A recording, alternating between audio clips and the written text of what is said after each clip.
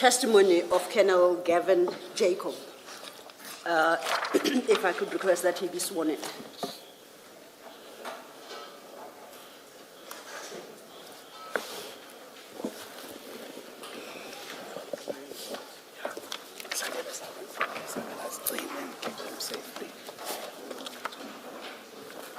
Chair. May I ask your assistant to please approach us? Please.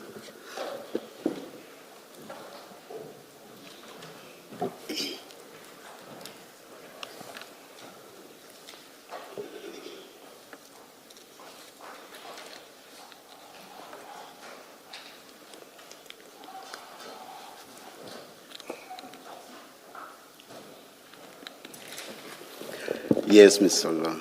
Thank you, Chair. That confirm for the record that we are leaving the testimony of Colonel Gavin Jacob this morning, and I requested that he may please be sworn in. Thank you. Please state your full names for the record. It's Gavin Houston Jacob, Chair. Thank you. Will you be swearing or affirming? He is swearing, Chair. Swearing. Thank you. Do you swear that the evidence you are going to give is the truth, the whole truth, nothing but the truth? If so, please raise your right hand and say, "So help me God." So help me God. Thank you. Thank you, Chair. And good morning, Colonel. Good morning, Colonel, Commissioner. you should have around you a number of files. I'll try and guide you to each file as and when we need to get to that file. For the moment, we need to locate your statement, and that will be, Commissioners, in the consolidated statement bundle at tab 3.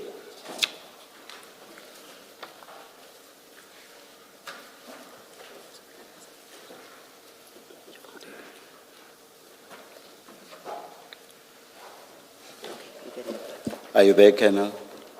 Yes, I'm ready, Thank Commissioner. Thank you, Chair. Colonel, do you confirm that you have deposed to a statement for the purposes of the commission? I do confirm. I have referred you to a specific document in the statement bundle.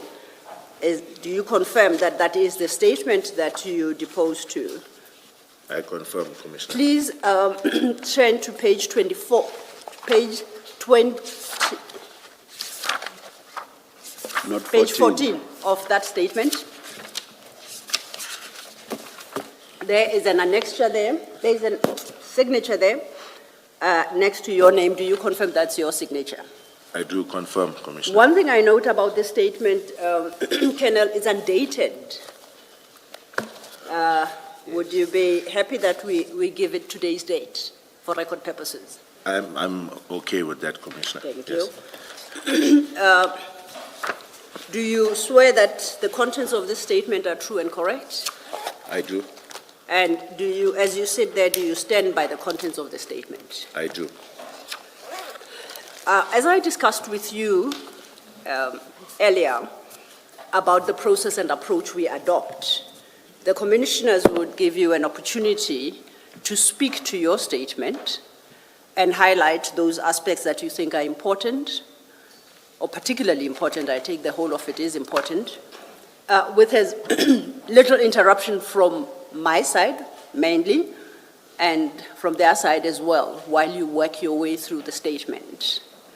There will, however, be times when some clarification is required, and that those issues will be posed to you. However, at this juncture, there will not be any interrogation of your statement as it stands. That will take place after you have had your opportunity to state your full case. Do you understand? I understand. So, on that basis, then, can I invite us to go to the statement, and we deal with it in the terms that I've explained. If you could turn to page 1 of your statement. Are you there? I'm here. Okay. Please do not read your personal number. Thank you. And any other personal details that may be in the, in the statement. From paragraph 1, to paragraph 8, you give a brief background, your professional background. If you could just quickly work through that. Okay. You may, where you deem it necessary, choose to read from the statement, or where you are able to, you may speak in general to what is in particular paragraphs of the statement. Is that acceptable to you? It is, Commissioner. Thank you. Please go ahead. Okay, I'll read from paragraph 1. I'm a colonel in the South African Police with Purcell. I am attached to the Directorate for Priority Crime Investigation. I'm the unit commander of the Durban Serious Organized Crime Investigation Unit. I completed a Bachelor of Science degree majoring in chemistry and biochemistry from the University of Durban, Westville in 1998. I joined the South African Police in January 2001. I was appointed at the rank of sergeant as a forensic analyst at the ballistic unit of the Forensic Science Laboratory. In April 2002, I joined the Directorate of Special Operations, commonly known as the Scorpions.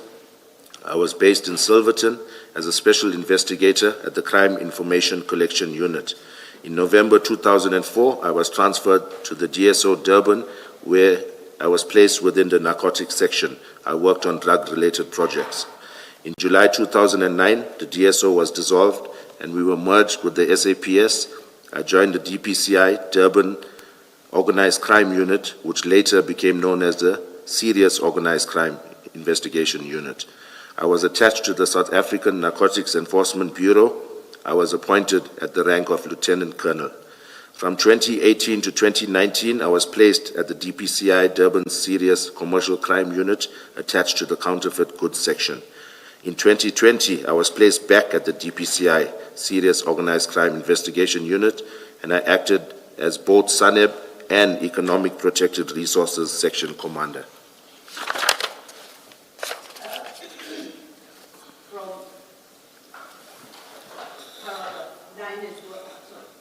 Please read paragraph 9 as well. In Still February deals with your background. 2022, I was promoted to the rank of Colonel and appointed as the unit commander of the Durban Serious Organized Crime Investigation Unit. The unit comprises a National Priority Violent Crime Section, I've got in brackets NPVC, SANEB, and EPR groups.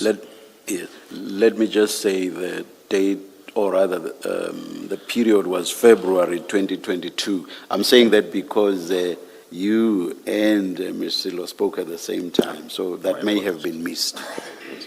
Thank you, Chair. Thank you, Colonel. Before then we move on, I just seek clarity? And it's because this seems to be the unit where you spend the most time, SANEB, the South African Narcotics Enforcement Bureau. Can you briefly inform us what the primary duties are and what your functions over the period have been within that unit? Thank you. Okay, I was initially a second in command to a full colonel, Colonel A.K. Hussein. And when he went out the police, I took over the narcotics group. But basically, our investigations revolved around drug projects, identifying drug syndicates, drafting a project on how to address them, dismantling of clandestine laboratories, harbor interdictions, seizures, undercover operations, all major or high-level drug-related investigations were conducted by the SANEB group. And you personally were involved in those functions? That is correct. Thank you. You may then take your statement from paragraph 10 at page 2. Okay. I have coordinated drug operations, managed drug projects, dismantled clandestine laboratories, and been involved in several drug seizures at the port and container depots. Prior to the drug seizure on 22nd June 2021, I had not conducted a larger seizure. Okay. You may continue. Okay. On 22nd June 2021, I received information from Captain Duma of Crime Intelligence regarding cocaine in a certain container. He called me just after 7 a.m. on the said morning regarding the information. Captain Duma also called Warrant Officer Mpangase regarding the same information. I called Pangase after the call from Captain Duma. He indicated that he would brief the brigadier accordingly. I think I missed a sentence, Commissioner. I'm just going to say that here I informed Warrant Officer Pangase that although I was on vacation leave, I was going to book on duty to conduct this operation or attend to this information. Right? So I see I missed that out. So, sorry, can you say that, which sentence do you say you missed? Okay, I called Pangase after the call from Captain Duma. Yes. He indicated that he would brief the brigadier accordingly. I think there's a bit of a miss in between. It doesn't really make sense. So I'm saying when I spoke to Pangase, I informed him that I would be attending to this operation, meaning we would operationalize it. Okay. Okay. Understood. Thank you. And what exactly was he to brief the brigadier on? Was it the fact that even though you were on leave, you were going to be part of the operation, or what exactly was the briefing? It was twofold, Chair. It was with regards to me booking on duty, as well as to brief the brigadier on the nature of the information. Thank you. And the brigadier, and the brigadier referred to here is who? My apologies, it's Brigadier C.M. Newswa. Thank you. Yes, yes. And is he your immediate superior? He's the provincial commander. He was not my immediate commander at that stage. He was one above the immediate commander. He was an acting unit commander. At that stage, when I look at my diary, it was a Colonel Dlomo that was the acting unit commander. Thank you. And on that score, you say it's Brigadier, what's his rank? Colonel Dlomo. Was that your immediate supervisor? Yes, Okay, thank you. Yes. Commissioner Kumar? Just to get the wording correct, in Exhibit File 2 on page 589, the sentence you want us to be included to your statement. So Exhibit File 2. It's Exhibit File 2 Yes. on page 589. Okay.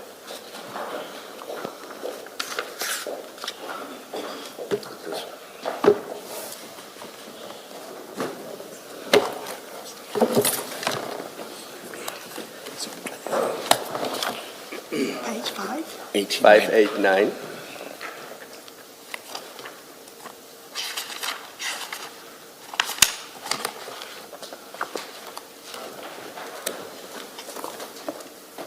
In paragraph 3, the highlighted portion, is that the part that you want us to include in your statement to the Commission?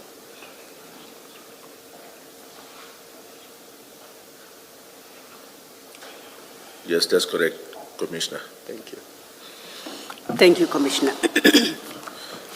And just to point out that the paragraph you just dealt with, paragraph 11, right through for the next 5 pages, you are now actually dealing with the actual, the incident of the 22nd of June 2021.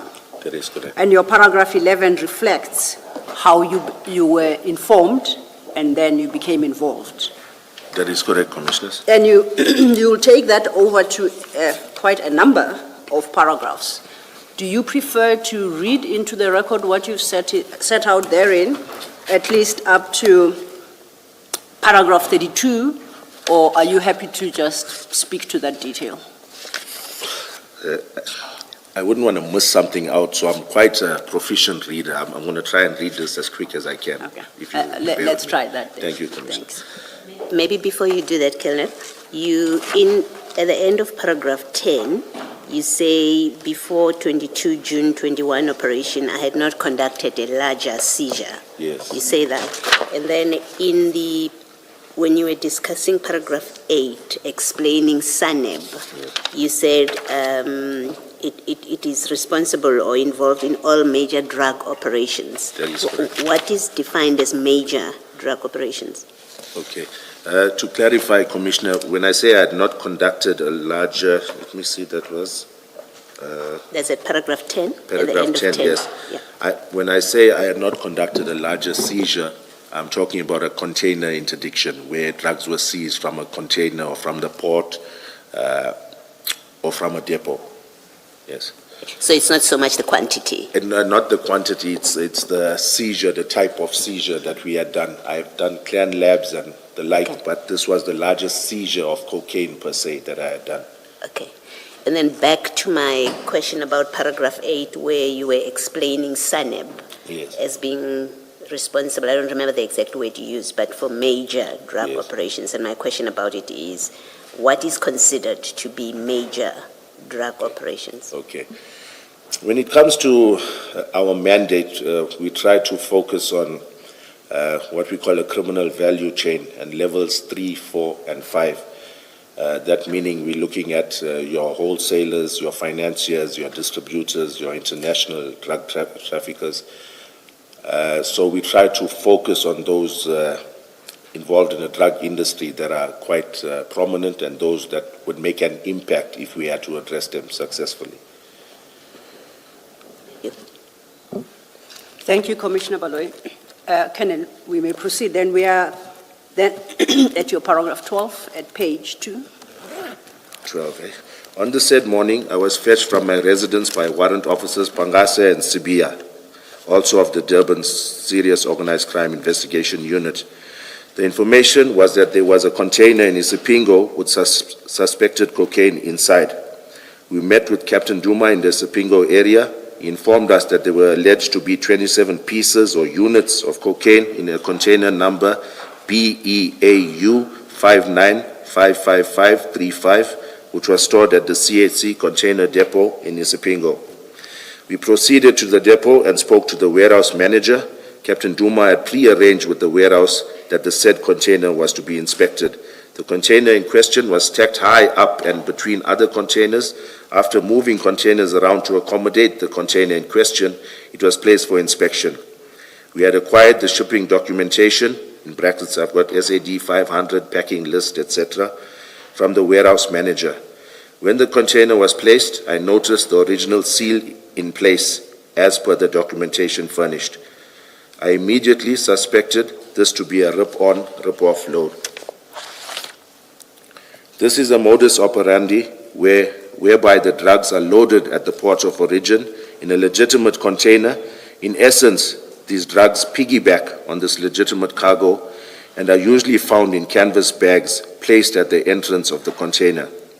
The purpose of this is to ensure easy retrieval once the container is opened. This usually occurs at the port with the assistance of port staff and possibly customs or police officials. The seal is cut, bags removed, and the container is resealed. Sometimes a duplicate seal is used when resealing the container, or a new seal is used. The consignee is none the wiser, as their commodity or goods are not affected. Investigations of this nature is difficult to link to a suspect. I am not aware of any arrests pertaining to a rip-on, rip-off case in KZN or within South Africa. In the absence of credible intelligence, arrests are non-existent. I can also state that from all the rip-on, rip-off matters that we have dealt with, we have not received any DNA or fingerprints results back from the LCRC. Warrant officers. Sorry, what's the difference between a duplicate seal and a new seal? Okay. Because if what they use is no longer the seal that they broke, Yes. I would have considered whatever they now use to be a duplicate seal. Okay. Just for clarification, Chair, you can get a duplicate seal that has the exact serial number of the original seal, or they could just put another seal that doesn't even have the same serial number, and the consignee is not that bothered because their commodity is still intact. When they get it, if they ordered, I'm just using an example, 50 bags of rice, and they've got 50 bags of rice there, it's not going to be that much of a red flag that they're going to complain, why is the seal not the same as our shipping documentation? Oh, thank you. Thank you, Chair. Thank you, Colonel. You may proceed. Okay. Warrant Officer Sbia and I took photos as the container was placed for inspection. The original seal of the container highlighting the seal number as well as the cutting open of the seal. Upon opening the container, it was noted that there were numerous black canvas bags placed on top of 50-kilogram bags of animal feed. In brackets, I've got legitimate cargo as per the packing list. We kept the civilians at the warehouse at bay so as they could not interfere with the offloading or the container itself. Upon inspection of one of those bags, we noticed it to contain suspected 1-kilogram bricks of cocaine. They were wrapped in yellow wrapping with Jaguar written on it and black and white wrapping with TikTok written on it. There were other border police, cargo operations, team unit, I think I've made a miss or a typo, right? It's cargo operations inspection team, uniform members at the depot that were inspecting other containers. I enlisted their assistance to offload these bags along with my members. We counted 27 such bags with warehouse staff. The container was locked with a new seal. We did not have adequate exhibit bags for this quantity of drugs. Upon offloading these bags, I noticed that the area that we were working in was congested. I looked at the area around the container and I realized that unpacking the bricks of cocaine would cover a surface area greater than the area available. I also noted that the depot was busy with machinery traversing our immediate vicinity. Umlazi is 11 kilometers away from the depot, which I saw as a risk, and we were working in an uncovered area of the depot. Before you proceed to 20, you know that Umlazi is 11 kilometers from the depot, Yes. and you saw that as a risk. Why? Umlazi is a volatile area. We know that you've got serious criminals, cash in transit, robbers. We know we've got also major players in the drug industry that reside there. It's known for not being that much of a safe place, a high-risk area. So, and it's the proximity of the depot to Umlazi that creates a risk. That is correct. Thank It was you. 11 kilometers away, Commissioner.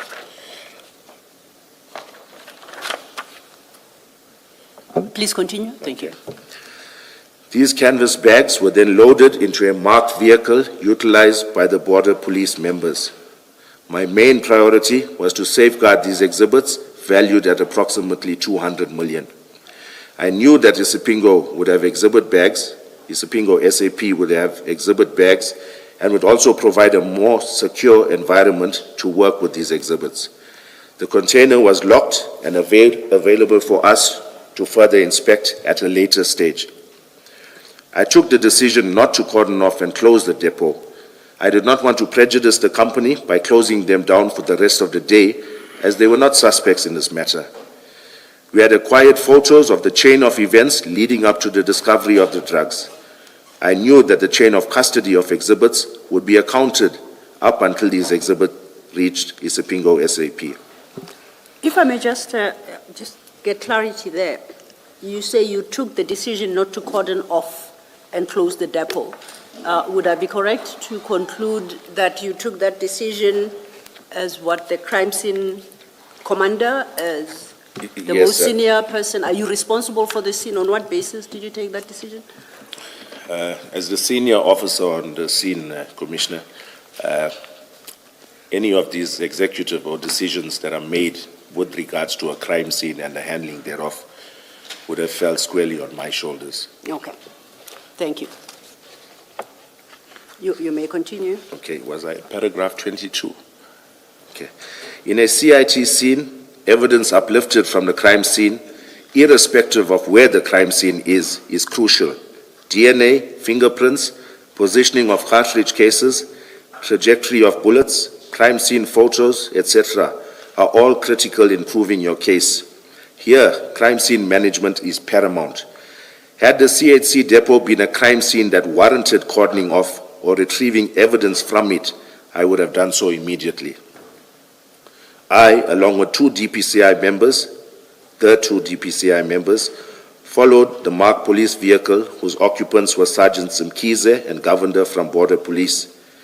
We did not lose sight of them the entire way until reaching Isipingo SAP.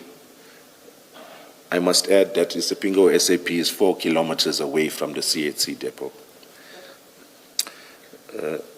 Upon arrival at the station, I called Brigadier Newswa to inform him of the seizure. The members started to offload the bags, and I went to call the SAP 13 clerk, Warrant Officer Perumal. He came to the parking area and viewed proceedings. When asked for exhibit bags, he indicated that they did not have any of the required size. I then realized that it was futile to call out LCRC when we did not have the required exhibit bags. My members had a few of the bags of the required specifications, but not enough for this magnitude.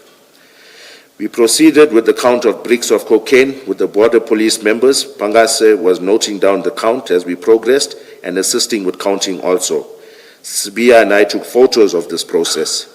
The number of 1 kilogram bricks amounted to 541. The border police members then left to attend to other duties. Pangase entered the exhibits into SAP 13, into the Isipingo SAP 13, and I booked them out.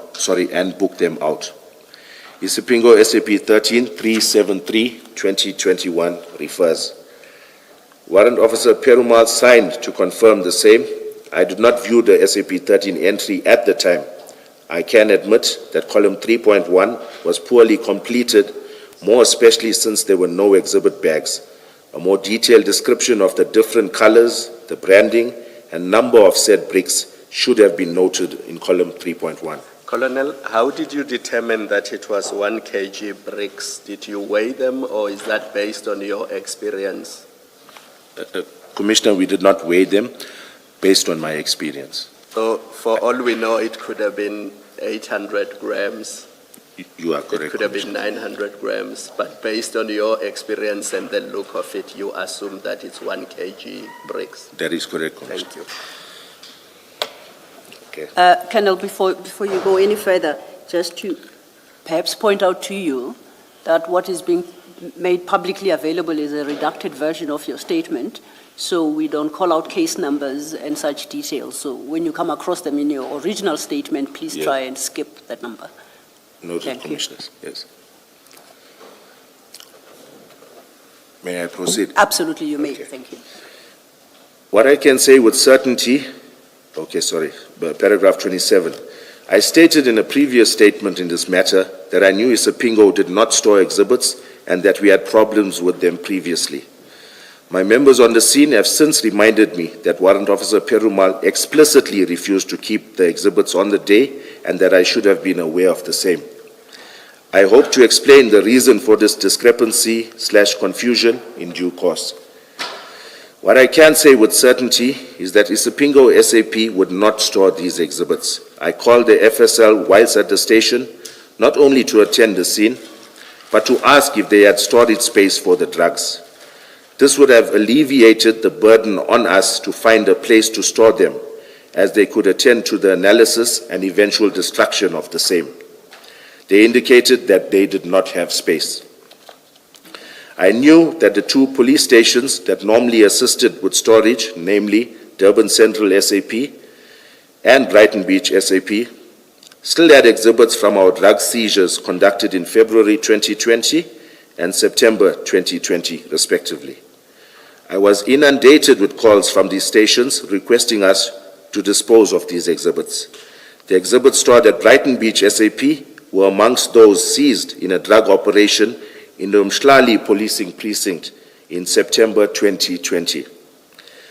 The FSL attended that scene and took samples of a precursor chemical called anthranilic acid. The rest of these 50-kilogram bags were stored at Brighton Beach SAP. Paragraph 30.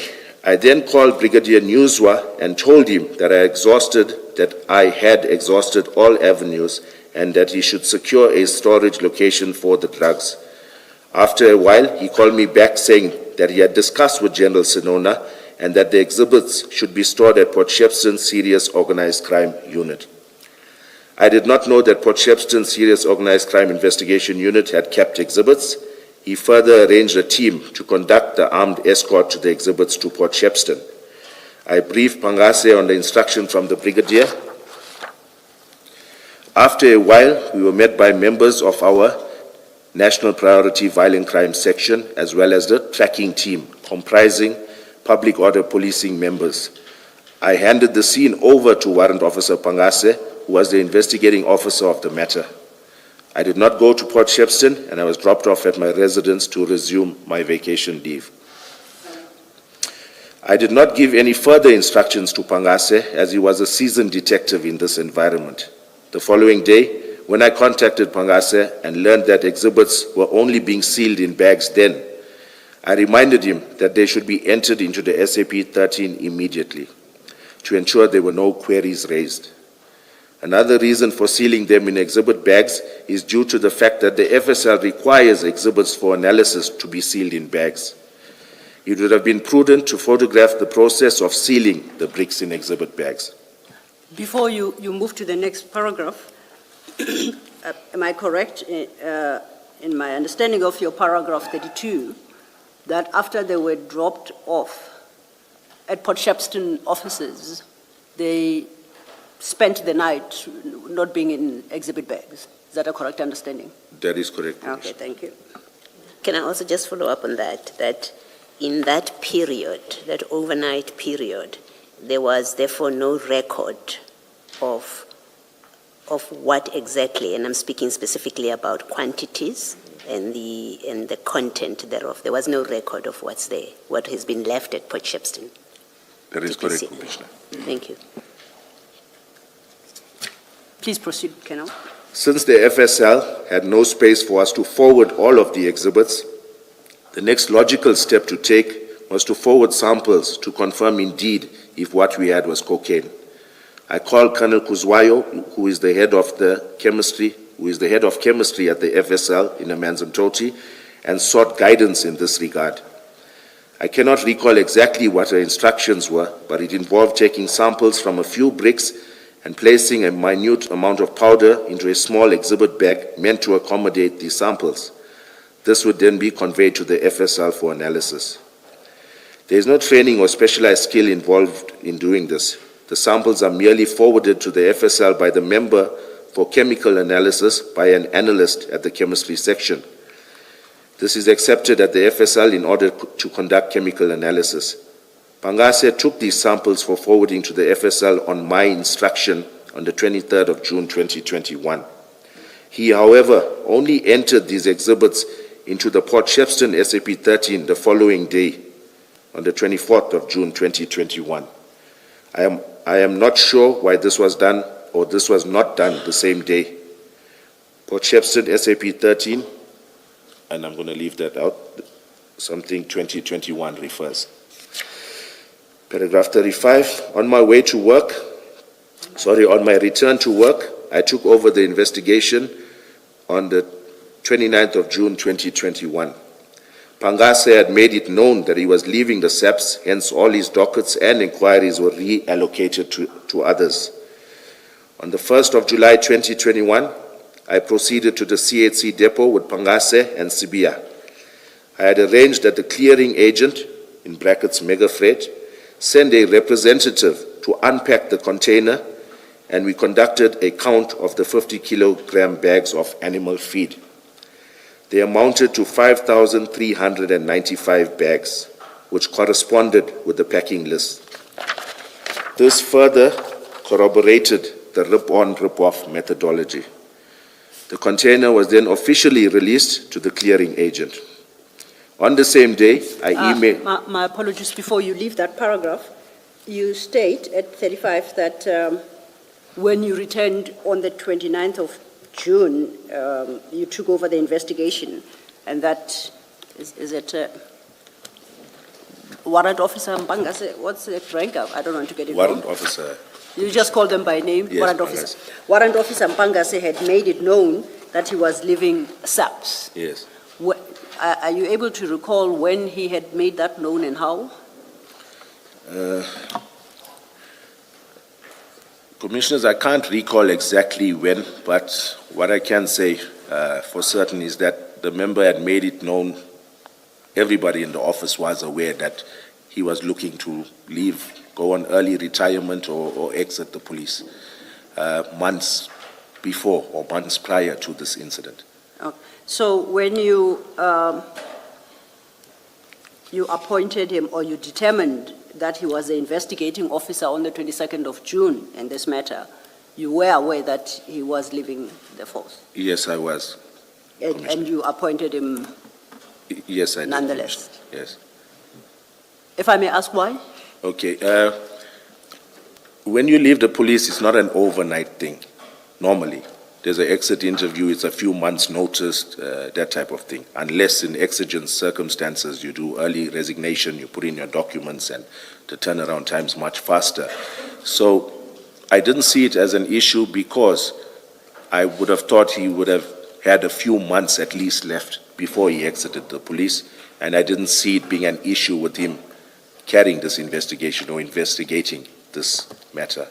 I was of the opinion that he would have finalized, or this investigation would have been concluded by the time he had left the police. And then just to read you paragraph 35, you took over the investigation on the 29th of June, 2021. Yes. So he was an investigating officer for 1 week, technically. Him, yes, Him. yes, Okay, Commissioner, thank that's you. correct. Just understand, when you go back to the depot on 1 July 2021, what was the point of that? What was the real purpose of it? Okay. On the day that, on the 22nd of June 2021, when we did remove these bags of suspected cocaine from this container, I merely did a physical inspection by looking through the container. I could see no anomalies. I could see those white bags of what seemed to be 50-kilogram bags of animal feed. Upon taking out these exhibits, we sealed this container. That's the closest thing to a crime scene that we do have. So it was sealed to keep the integrity intact. And obviously, when we didn't do a thorough search of it on the said day, due to the volume of bags, it was 5,395 50-kilogram bags. Hence, it was decided to come back at a later day where we arranged with Mega Freight, the clearing agent, to bring through laborers to assist in this regard. But when you sealed it and left it there on the day, Yes. did you leave instructions with the depot manager that the container is to be left alone? That is correct, Commissioner, I did.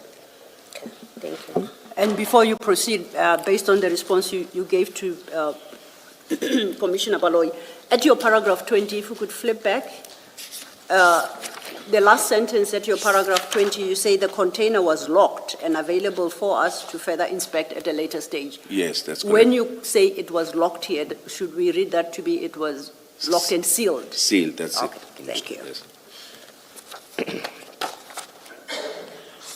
Okay.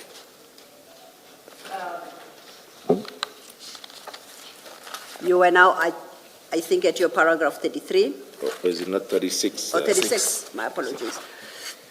Okay. On the same day I emailed, quite Okay, correct. thank you. On the same day, I emailed all the relevant shipping documentation to the DPCI, South African Narcotics Bureau. It's supposed to be South African Narcotics Enforcement Bureau head, Brigadier Devon Naika.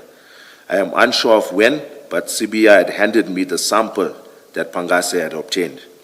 Pangase was not at the office. I am unsure why Pangase had not taken these samples to the FSL sooner. Colonel, I need you to clarify this so that we don't need to come back to it later. Yes. You've deposed to about 5 affidavits in relation to this matter, and you use the term sample and exhibits interchangeably. Yes. And we had a debate yesterday with the lawyers and warrant officer Setsedi. Let me see if I understand this, and if I'm getting it wrong, please clarify it for me. You take a sample, and FSL wants the samples to be put in an exhibit bag. Am I correct so far?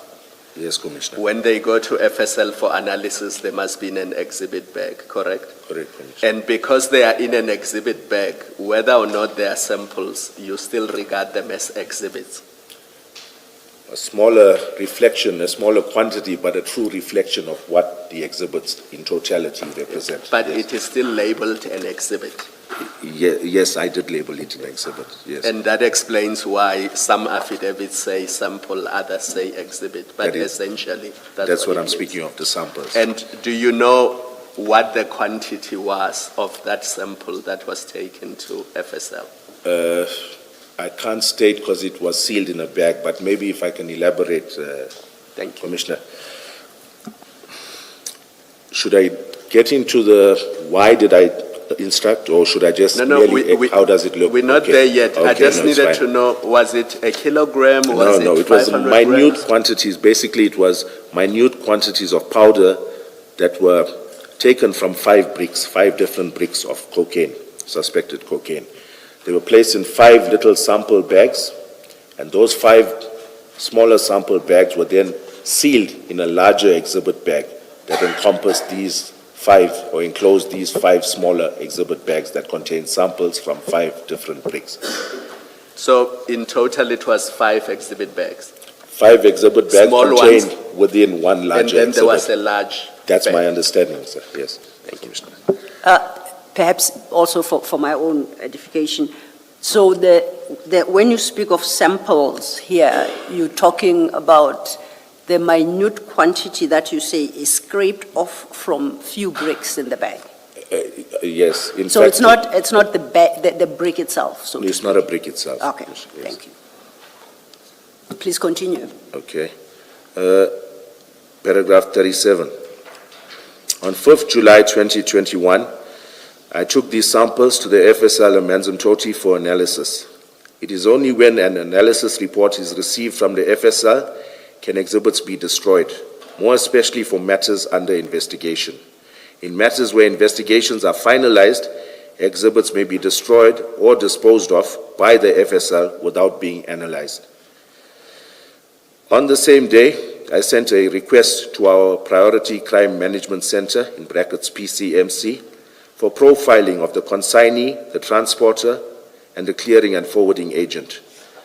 On 19 July 2021, I sent an email to Advocate Governor of the DPP's office with regards to assistance in this matter. Advocate Ram Kalawan was assigned to the matter. I discussed the matter with her, and she indicated that statements should not be obtained at this stage from any of the entities mentioned above. I was in contact with SARS Customs, and they indicated that the container in question was one of 10 that they had a detention notice on the 23rd of June 2021. They did not share any specific information on why they had flagged this container. And before you move to the next paragraph, you say at paragraph 39 that Advocate Ram Kalawan advised that statements should not be obtained from any of the entities mentioned above. Which entities are this for precision? Okay, you're seeking clarity there, Commissioner? Yes, you say from Okay. the entities Okay. mentioned above. Yes, So I just want to know at that which stage, according to her or the DPP's office, we should view them as suspects until we can, with certainty, say that they are not. So at that stage, she thought it was premature to obtain statements from these entities. And there's, when you say from any of the entities mentioned above, are you talking about the transporter and clearing company and the forwarding agent? Are those the entities, or are there any other? That is correct, Commissioner. Okay. Yes. Thanks, you may proceed. Okay, paragraph 40.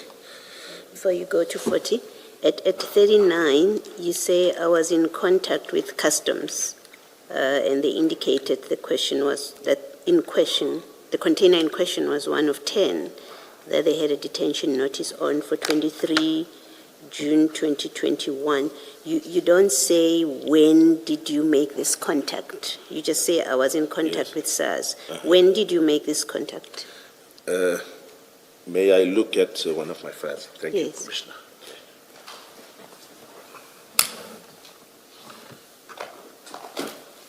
Is it something that we have in the exhibit files that might help if you Yes, it describe? would be in my investigation diary Yes. for this inquiry, 28. Okay, then we will have to go to the exhibit file.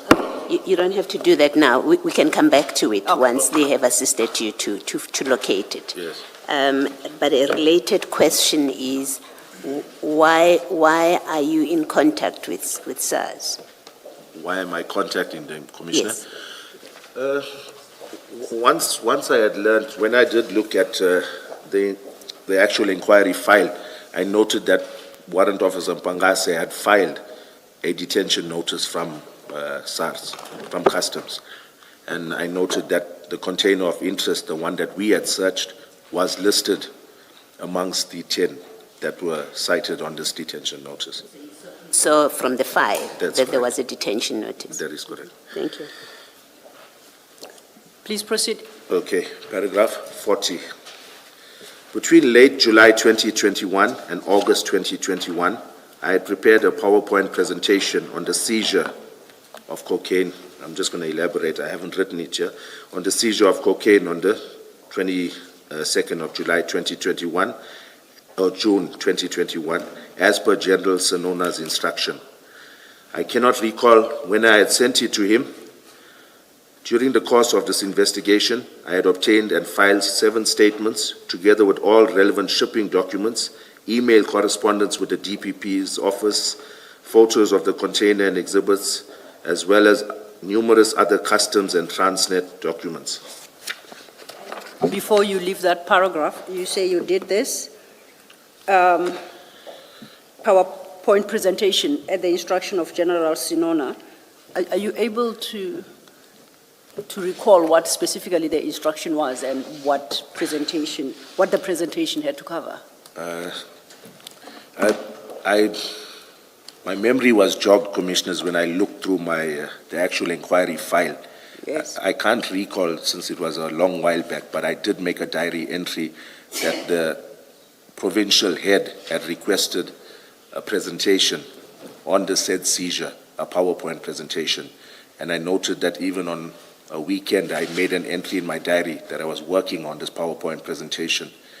And in my investigation diary pertaining to the said investigation, I don't cite a specific date, but it's between, I would say, July and August 2021 that I had prepared and sent this presentation to General Sanona. Okay. Now, you haven't availed that actual PowerPoint presentation. Do you still have it? Are you able to make it available to us? I can check, Commissioners, offhand. I can't say that I have knowledge of where it may be, but I can search or try and find it somewhere. Would appreciate that. Thank you. You may then move on to your paragraph 41. Since investigations were amounting to nothing, my only option was to expedite the analysis of the samples forwarded to the FSL. It is only when an analysis report is furnished can the inquiry be finalized and filed as undetected or negative. In some cases, drugs are destroyed or disposed of without an analysis report. During the next few months, I kept in touch with the FSL in Manzimtoti and made calls to the FSL Pretoria in respect of these exhibits. I also made inquiries into the exhibits booked out of Isipingo on the 6th of February 2020. Both laboratories were unable to accommodate these exhibits for either analysis or disposal. Most of our communication with the FSL is telephonic. Sometime in October... Apologies, Colonel. In the body of your statement, you do indicate who at FSL Amazimdoti you engaged with. Yes. And the commissioners had testimony of 3 of these persons yesterday. Yes. At your 42, you said you also made calls to FSL Pretoria in respect of these exhibits, but nowhere in your statement do you indicate who you spoke to. Yes. Are you able to Yes. inform us who those were? Yes, Commissioner. It would have been a Colonel Shole from FSL Pretoria. And what position does he hold and why? I'm not sure of his exact title, but in essence, whenever we have liaisons with the Pretoria FSL, he's our go-to man. He's always assisting and the one trying to accommodate us. So it's Okay. Colonel Shole. I'm not sure of his exact designation there. Is that just the one, just Colonel Yes, Shole? it's only Colonel Shole. Yes. And just in very brief summary, what was the content of your conversation about these exhibits? Why were you calling him? Yes. You know, I can't recall every, Commissioners, I can't recall every conversation verbatim. But what I can say is that when I did engage with him, I inquired about these exhibits kept in Port Shepstone, as well as the exhibits that were initially kept at Isipingo and now stored at Durban Central, because both of them were, more especially the ones at Durban Central, were causing me a lot of botheration. I've been getting calls, inundated with calls about them, hence my calls to FSL Pretoria. Okay, now we know that you indicate that as at the 22nd of June, the day of the seizure, FSL is, Amanzimtoti did not have capacity to accommodate them, right? That is correct. So you say during the next few months, you kept in touch with FSL Pretoria. Do you recall when it is you started your engagement with FSL Pretoria? Working from the date of the 22nd of June, when you knew that Amanzimtoti cannot accommodate? Yes, I can't recall, Commissioners, but what I can say, it would have been at least maybe a month or 3 weeks to a month from the date of seizure. And if I may ask, why did you wait that long? Because I was already aware of, we were trying for those exhibits that were laying at Durban Central for already a long time, those that were seized in Isipingo on the 5th of February 2020. So I was aware that even Warrant Officer Sanders was making inquiries in that regard with Colonel Sholia at Pretoria. So hence it took me a longer while, because in my mind I knew obviously they would try to accommodate those exhibits laying at Durban Central first before they could accommodate these that were now seized in June 2021. Okay, thank you. Please proceed then from your paragraph 43. Sometime in October 2021, I was contacted by Brigadier Newswa informing me that there was an attempted break-in at the Port Shepstone office and that I should look into expediting investigations and the analysis of exhibits so that exhibits could be disposed of. I had already been trying to get these and other exhibits accommodated at both labs unsuccessfully. I was only able to escalate my challenges to individuals within the FSL that were up to the rank of colonel. On 27th October 2021, I was at the FSL and spoke to Warrant Officer Sachedi. He is an analyst that normally attends our scenes and has the FSL standby cellular phone.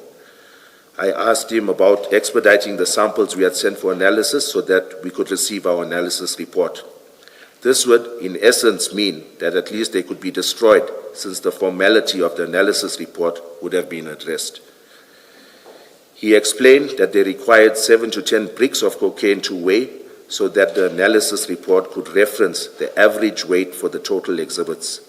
If Colonel Kuzwayo had explained this to me when I had asked her about, asked her about sending through samples, I would have asked the members to do it then. And in brackets, I've got either the 22nd or the 23rd of June. I'm unsure when that call was made. Right? Noted. Is this now, Colonel, the difference between the qualitative analysis and the quantitative analysis? That is correct. So the quantitative would relate to the average weight of the exhibits. And qualitative, And the qualitative would be the actual analysis. the quality of the substance and the grade. That is correct, Commissioner. Thank you. Thank you, Commissioner. You may proceed. On the 4th of November 2021, I called Advocate Ram Kalawan inquiring about the status of the matter.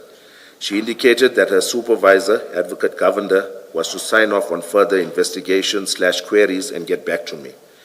I undertook this exercise to expedite investigations and dispose of exhibits as soon as possible.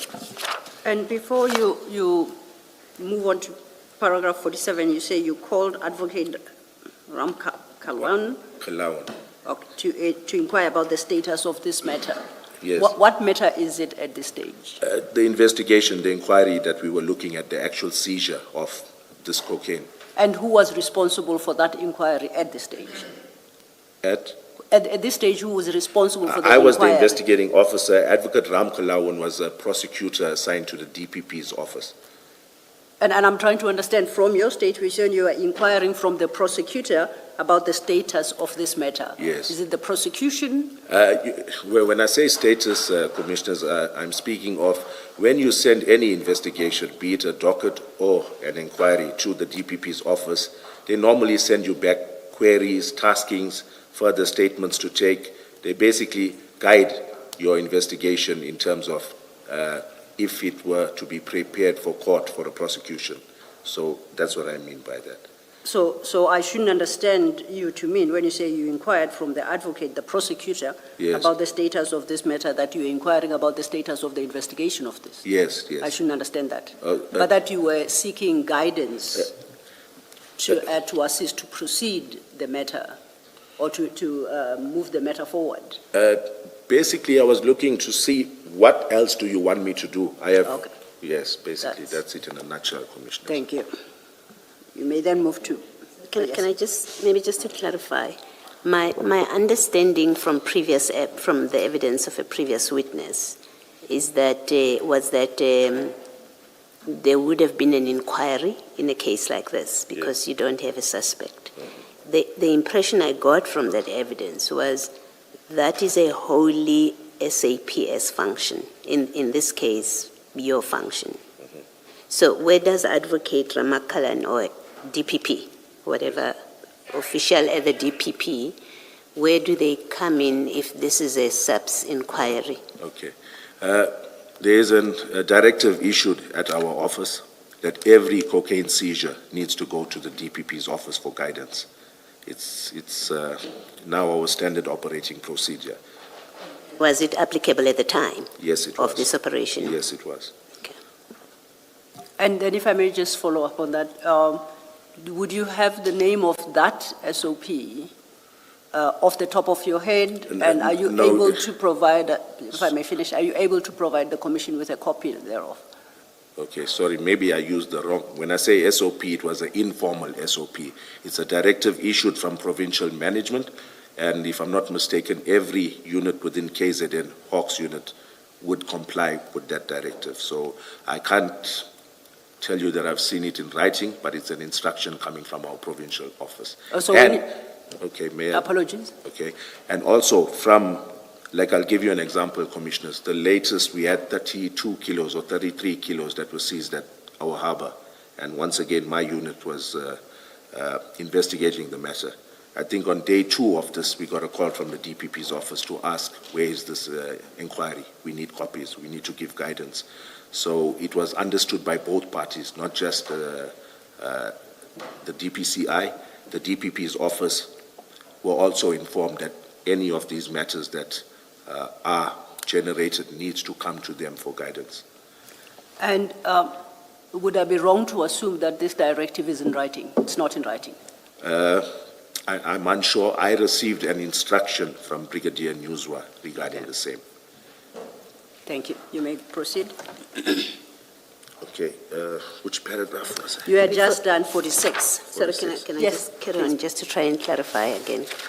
So what do you refer to the DPP? And because my understanding, and you know better than I do how things work, my understanding is the docket, ordinarily, a docket is what the DPP would make notes in with instructions, what to do.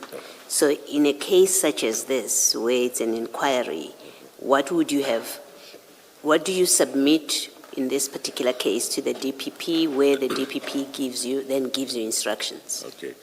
It's either you can submit the physical inquiry. The physical inquiry, Commissioners, it works on the same principle as a docket. It's only that this inquiry is not yet at a stage where you can charge a suspect. An inquiry is just for purposes of you using resources, sending exhibits to the lab, but in essence, it has the same, you compile it in a similar fashion as you would a docket. There's an A clip with your evidence, your statements, anything of evidential value. There's your B clip, where all of your correspondence is filed, and there's a C clip, which is your investigation diary, where everything you do on that investigation, you note down in this investigation diary, which is contemporaneous notes. So copies of that, or either the original inquiry, would be handed to them. They would peruse it. Normally, prosecutors make entries in the investigation diary of their taskings to you. The DPP's office, for whatever reason, our DPP's office did not do that regularly. However, they used to in some occasions, send us an action log or some sort of communication as to what is the way forward in terms of this investigation. Okay. So if there is an investigation file or an inquiry file, Yes. for this operation, we would expect to see notes that indicate this exchange or interaction with the DPP That would and be the correct. instructions that you say the DPP gave. That's correct, Commissioner. Okay, thank you. Thank you, Commissioner. You may proceed, Colonel. Okay. By 47. 47. 47. On Yes, the same you should be day, 47. I called the acting unit commander at Port Shepstone, Lieutenant Colonel Prinsloo, and indicated that I wish to come through with Warrant Officer Setshedi of the FSL, who would take 7 to 10 bricks to the FSL for weighing. He indicated that he was going on a wildlife workshop from the 8th to the 12th of November 2021. I told him I would come through when he returned. I received no feedback from Pretoria FSL and was aware that Warrant Officer Sando of my office was also making inquiries to the FSL with regards to the exhibits seized at CHC Depot on the 5th of February 2020. On 8 November 2021, I was called by Brigadier Newswa, who informed me of the theft of drugs incident at Port Shepstone. I was unaware of any of the security issues at the building prior to this. I proceeded with Captain Majola to the scene. General Senona and Brigadier Newswa arrived a short while later. LCRC was in attendance, and Captain Majola and I canvassed the area for CCTV footage. I must add that I bore no knowledge, neither am I involved in the theft of drugs. I was questioned and polygraphed with regards to this incident. I passed the polygraph test, but I understand now it doesn't carry much weight, Commissioners, but in response to the allegation I'm sorry, it may be of interest to you to know that there were all sorts of problems with the polygraph test. I've been following. And some Chair. people who supposedly failed the test, in fact, didn't, basically because a lot of things went wrong. So what would your comment be if I say passing the test may not necessarily be proof that you actually passed it? What would your comment be?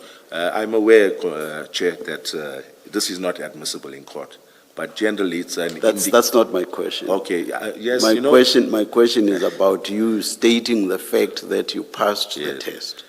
So I want you to comment Okay. regard being head to the fact that yesterday we got to know that a lot went wrong Yeah. with the polygraph test. Okay. Be that as it may, when I did pass, I felt vindicated. I felt a good sense of relief, Yes, So yes. I took No, that. how we can't take that away from you. That is how you felt when you got the Yes. result. We can't take that. All right. But what we make of that is something else altogether. Yes, Chair. Yes, yes. All right. Thank you, Chair. Okay. Please proceed. Paragraph 50. In response to the allegation that Warrant Officer Perumal did not object to storing the exhibits seized on 22nd June 2021, I wish to add that I have submitted further statements to General Flynn's team over the years. I had expressly stated that we had an issue with storage at Isipingo SAP, more especially Warrant Officer Perumal. A statement was obtained by General Flynn's team from Warrant Officer Perumal in respect of availability of storage space and exhibit bags, in brackets I've got, on 22nd June 2021. I'm speaking of that incident. A statement was obtained by General Flynn's team from Warrant Officer Perumal in respect of availability of storage space and exhibit bags subsequent to the theft of drugs on 8 November 2021. At no stage was he canvassed regarding the previous problems I had cited with the Isipingo SAP.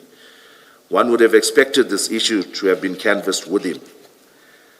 The previous seizure at the CHC depot on 5th February 2020 involved approximately, I've got it wrong, it's 547, but I put 570, my apologies, right? Involved approximately 570 kilograms of Mandrax tablets and powder. I cite the inquiry number. According to evidence tendered, Isipingo has never had a problem with storing exhibits before.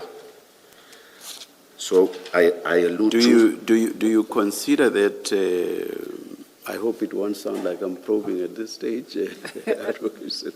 Clarification, I'll Yes. take it, Chair. Do you consider that to be a useful comparator if you are talking about Mandrax as opposed to cocaine? I know where you're headed, Chair, and I understand that, yes, in terms of...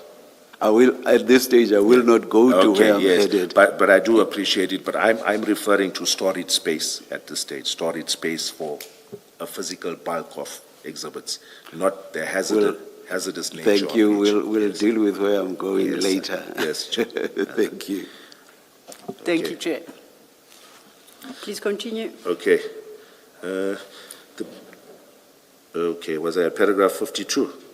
Yes, you were, Okay. and you had just, about third line, you had just stated Isipingo had never had a problem Okay, with storing Isipingo had exhibits. never had a problem with storing exhibits. See attached affidavit of the IO of Durban Central CAS, I cite the CAS, annexure GYJ1, and it's my colleague, Warrant Officer Sanders' affidavit. And I state, this may have been the reason for my confusion regarding my interaction with Warrant Officer Perumal on the 22nd of June, 2021. And based on the Chair's reminder, I'm quite mindful that I don't start interrogation, I needed clarification, however. You state, according to the evidence tendered, Isipingo has never had a problem with storing exhibits. That's your main point there, right? That's correct. At the conclusion of that paragraph, you state, this may have been the reason for my confusion regarding my interaction. Is there Yes. something missing there? I don't understand Okay. the interrelation between the two Yes, all points. right. I see where the confusion comes from, Commissioners. On the 22nd of June 2021, Yes. when I was later interviewed, or even when I made my statement, all I knew in my mind, and bear with me, I know it may sound, as though I'm maybe lying, that's why I'm confused, but this is it. On the 22nd of June 2021, when engaging with Warrant Officer Perumal, all I know that I can state 100% for that day with certainty was that he was not accepting those exhibits, neither did he have exhibit bags.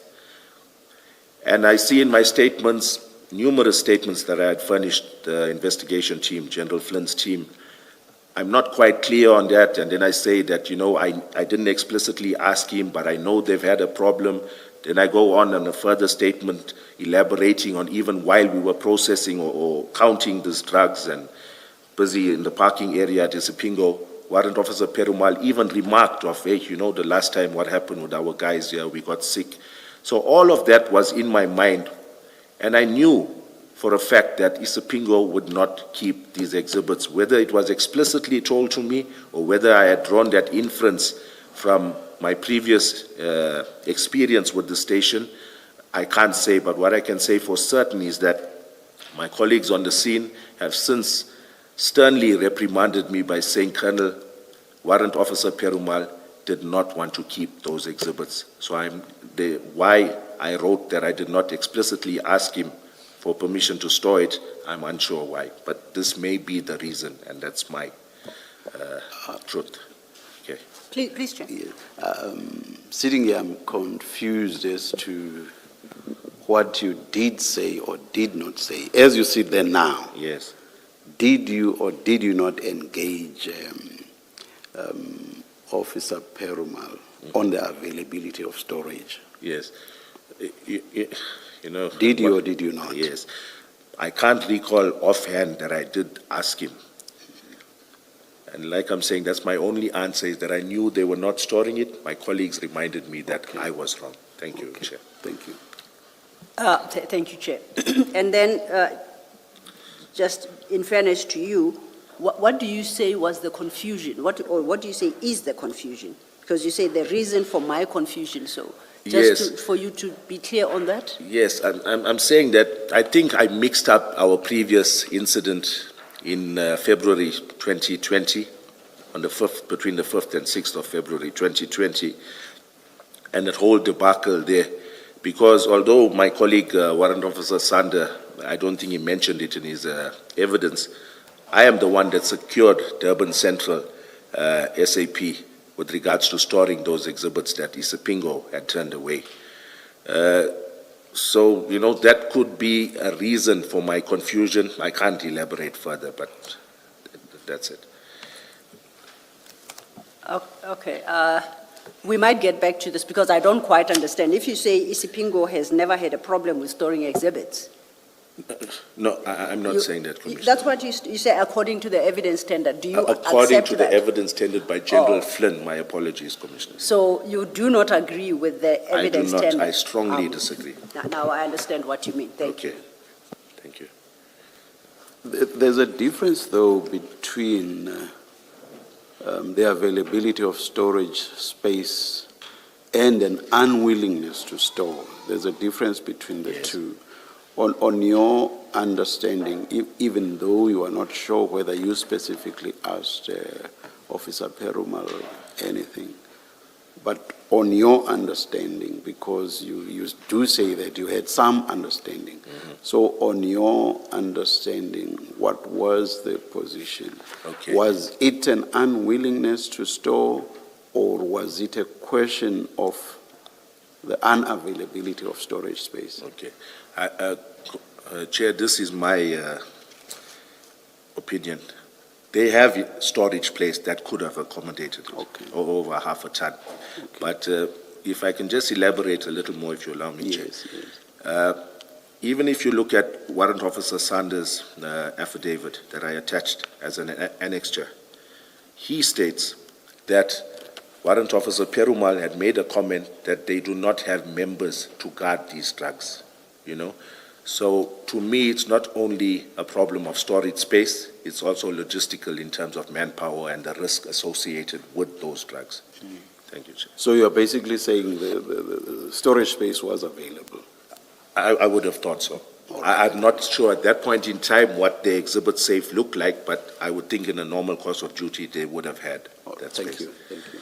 And if I then, just to close off this point in response to the chair's question, you reference what Warrant Officer Sanders said Yes, about concerns, is it Warrant Officer Perumal had, which Yes. is that not having manpower to guard. yes, That was in 2020. yes, correct. What was the issue in regard to this particular seizure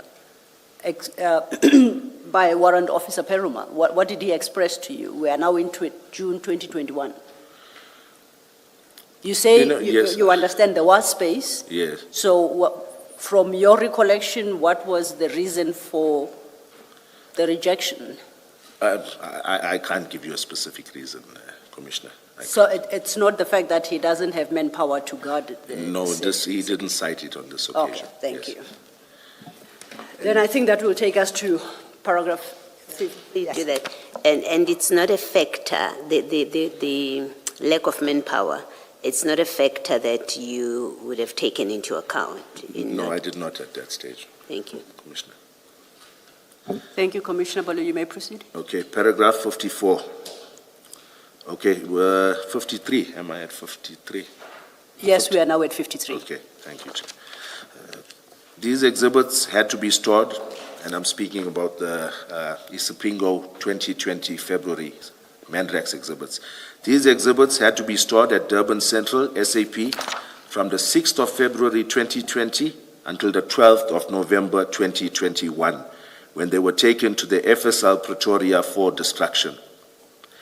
If there was indeed no problems with storing exhibits at Isipingo SAP, then the IO would have taken them back to Isipingo upon being turned away from the FSL in Manzimtoti on the 6th of February 2020. See copy of Isipingo SAP 13 as per Annexure GYJ2. So that's there. To further substantiate my claims, I attach a copy of Isipingo SAP Occurrence Book 386 to 387, and I won't read the rest out. As per Annexure GYJ3, see headings, consultation and injury on duty, respectively. Entry 387 is made by the very same Warrant Officer Perumal, and it pertains to a member getting sick due to the drugs stored there. Surely this speaks to the credibility of Warrant Officer Perumal. And before you move off this, am I reading your statement correctly that the drugs you reference at 53 are the Mandrax tablets, the 547 kilogram of Mandrax tablets? That is correct, This Commissioner. okay, thank you. The evidence led states that I should have inquired with Durban Central SAP, and when I say the evidence led, I mean by General Flynn. The evidence led states that I should have inquired with Durban Central SAP and Brighton Beach SAP, Maiden Wharf, and some other station to store the 22nd June 2021 exhibits. At that stage, Durban Central still had the exhibits booked out of Isipingo SAP on the 6th February 2020. See copy of itinerary to travel from Durban to Pretoria for disposal of said exhibits as per GYJ 4. Before you move to the next paragraph, just to understand your 54, you say Durban Central still had the exhibits booked out of Isipingo in February 2020. That's correct, Commissioner. What does that mean? Does it mean, therefore, Durban Central did not have capacity? Is that your conclusion? That is my conclusion. And you know that for a fact? I'm Or based- you knew it no. for a fact at the time? I knew that the drugs were stored there. I knew that they were. No, I'm talking about capacity. I just want to be No, clear what I you're wasn't talking. sure of their total capacity. Okay, I thank can't- you. You yes. may proceed. Brighton Beach SAP still has exhibits from a September 2020 drug seizure in the Umhlali area. They allowed us to store exhibits via Durban Central Organized Crime. I won't mention the entire numbers. Being a smaller station, Umhlali SAP stored some of the exhibits in this matter. We tried all other stations to assist and were ultimately assisted by a rural station, Glendale SAP, where we stored less valuable exhibits. Brighton Beach SAP was the only other station to assist storing some of these exhibits after we had exhausted police stations closer to the Umhlali area. Brighton Beach SAP is 70 kilometers away from Umhlali SAP. To date, these exhibits are stored at Brighton Beach SAP in an unused cell. There is a prospect of an arrest, hence these exhibits have not been destroyed. See attached annexure, GYJ 5, photos of exhibits at Brighton Beach SAP. I recall that Sechedi was the same analyst that had acquired samples of this precursor chemical stored at Brighton Beach. He had conducted this exercise with an IO from my office.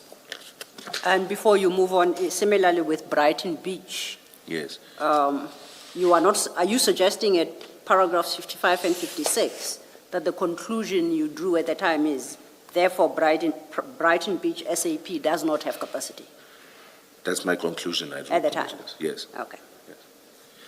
If I may just ask a follow-up, do you know what their capacity was at the time? No, I don't, Commissioner. Okay, thank you. These above-mentioned police stations would continuously call inquiring about removing these exhibits. I did not exhaust every police station in the vicinity, as I knew how difficult it is to get assistance in this regard. I certainly knew that I could not request Brighton Beach SAP or Durban Central SAP for further assistance. I knew the difficulty in securing a police station to store exhibits, especially in light of the challenges at the FSL. It was suggested that taking samples is unheard of. I did call the head of chemistry, Colonel Kuzwayo, and inquire in this regard. I have since spoken to Lieutenant Colonel Songa and Warrant Officer Sechedi of the FSL. It became apparent that the investigation team had obtained statements in respect of my interactions with them.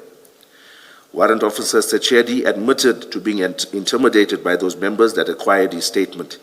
He indicated that he was first accused of stealing the drugs before the interview began. In no uncertain terms, he made it known that his statement was made under duress. I inquired from him regarding our discussion on the 27th October 2021, when he agreed to assist with the obtaining of 7 to 10 bricks of cocaine for weighing purposes.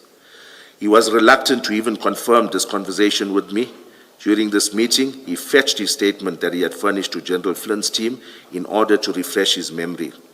When reading it out, I noticed that he had stated that on 27th October 2021, that I had told him that people were planning to break into Port Shepstone office to steal the drugs, when in fact I had told him that Brigadier Newswa had informed me that there was an attempted break-in at the Port Shepstone office. The intimidation of witnesses shows clear biasness from the investigation team investigating the theft of drugs. I believe that in the absence of any evidence pertaining to the actual theft of drugs, a false narrative of what transpired was created. The investigation seems to have been directed towards this false narrative. The exhibit sees that the CHC depot in February 2020 lay in storage at Durban Central SAP for over a year without the IO being accused of never intending to submit it to the FSL. Before you move to paragraph 61, you may probably have omitted certain issues. At paragraph 58, you see at page 11, you state that it was suggested that taking samples is unheard of, Yes, the taking of samples. yes, I did call the head of chemistry, Colonel Kuzwayo, and inquire in this regard. yes. Thereafter, you then, at paragraphs 59 and 60, you speak about the events of the 27th of October 2021 regarding the 7 to 10 bricks that were required. Yes. But you no longer address yourself to the issue of samples. Did Yes. you discuss the matter of samples with Colonel Kuzwayo? You said you inquired from her in this regard. Yes. And if so, maybe this is an opportunity to state what advice you were given at the time by Okay. Colonel Kuzwayo. Yes, thank you, Commissioners. It would have been, from my recollection, on the morning, most probably, of the 23rd of June, whilst I was still on leave, right? I know I called Colonel Kuzwayo to ask advice, seeing as how I knew that the lab was not accepting this. I just tried to get the ball rolling with regards to an analysis report. I did call her. She advised me how to take samples, and from my recollection, it was a long time ago, but the way I recall it, I called Warrant Officer Mpangase directly afterward and advised him on exactly what Colonel Kuzwayo had said. And on my instruction, that's how he went about to obtain those samples in the manner in which Colonel Kuzwayo had guided me to do so. So Yes. maybe if I elaborate, or will there be time later? I just want to add a little bit regarding that. With the chair's leave, I guess you may, lest you. we forget Okay. to come back to the point, yes. Okay, thank you, Chair. I did try to obtain my cell phone records from 2021 for the period of interest for the Commission. I have it on official record. Vodacom does not have these records since they're older than 3 years. But I would like to say that the onus should not be on me. I am stating it from the very beginning. I have stated that I had called Colonel Kuzwayo. And even if you look at the duration of the call, it would give you an indication as to the nature of our conversation. So I was hoping that General Flynn's team would have provided my itemized billing. It would have been either on the 22nd of June or on the morning of the 23rd of June that I would have called Colonel Kuzwayo, and shortly thereafter called Warrant Officer Pangase, guiding him as per the guidance of Colonel Kuzwayo. Thank you, Chair. Thank you. Ms. Sillo, I assume we should be able to lay our hands on this or not? We will have to make a request Yes. and call for the records. Thank you. Michelle, thank you.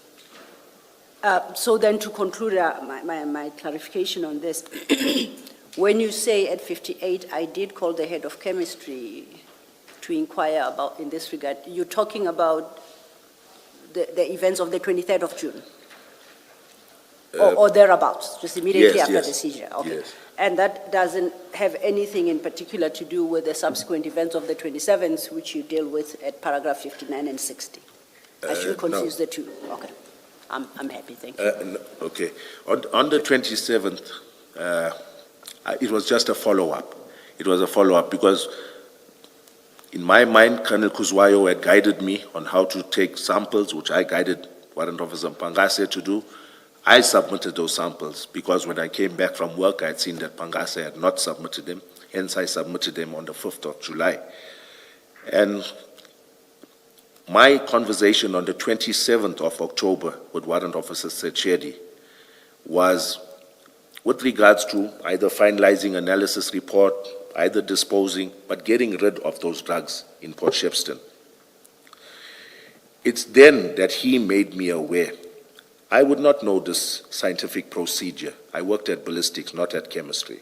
I would not know this procedure, but Warrant Officer Sechedi is the one who guided me on how this would be done.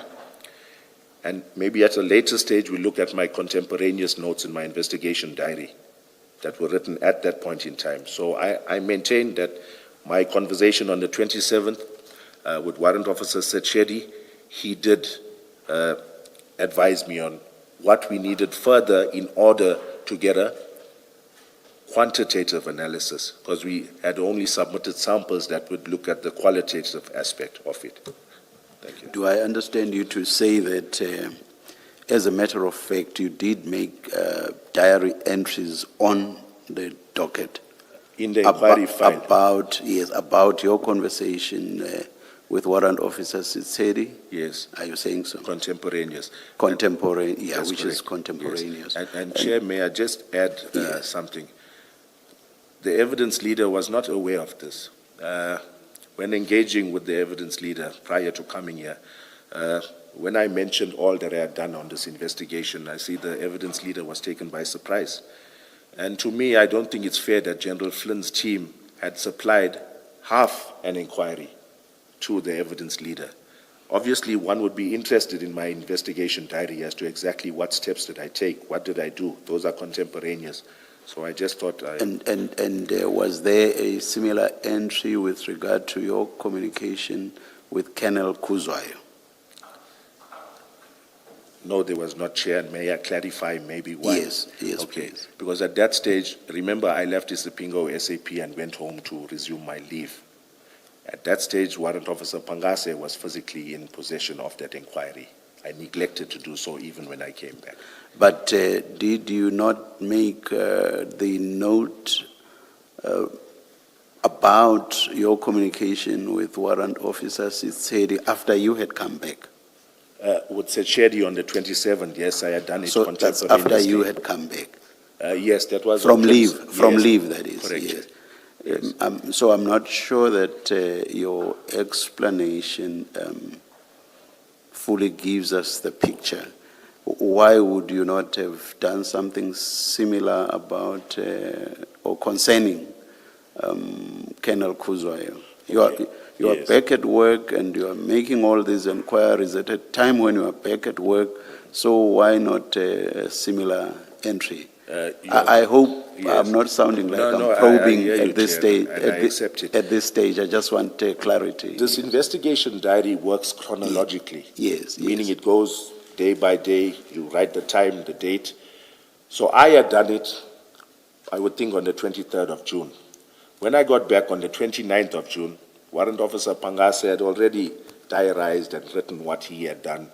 So, yes, it's partially neglect on my part, but Do I misunderstand the facts? I thought you communicated with Warrant Officer Sitsedi after you had spoken to Colonel Kuzwayo to inquire about what needed to be done, or not? No, All I right, just all inquired from Colonel Kuzwayo during that period, Chair. Which happened first? The Colonel Kuzwayo, the samples, the guidance on how to obtain samples came from Colonel Kuzwayo. And then you spoke to Warrant Officer Sitsedi afterwards? Afterward, yes, that's correct. Much still- afterward, on the 27th of October. I still don't understand then why you would not have made an entry that related to Colonel Kuzwayo.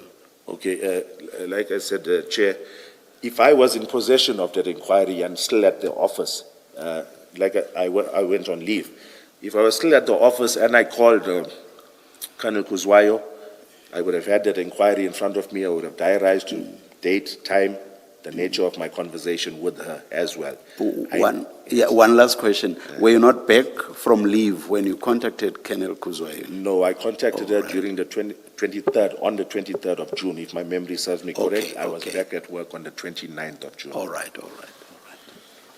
Thank you, Chair. And Before we break for tea, I just wanted to clarify 58, because that's where you were the first sentence, because this has caused a lot of confusion, even with warrant officers, as I said yesterday.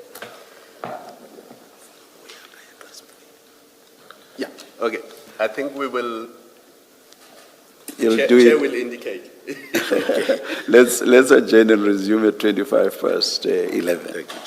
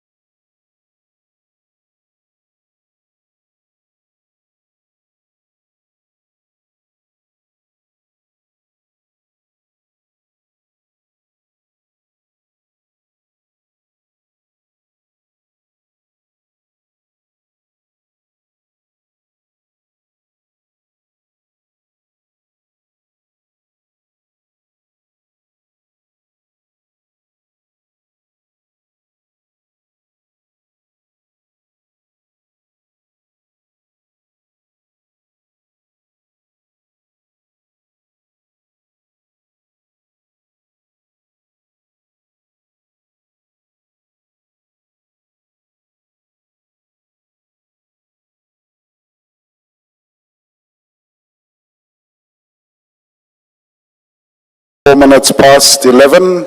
We're about to resume. Please make sure your devices are quiet. Thank you.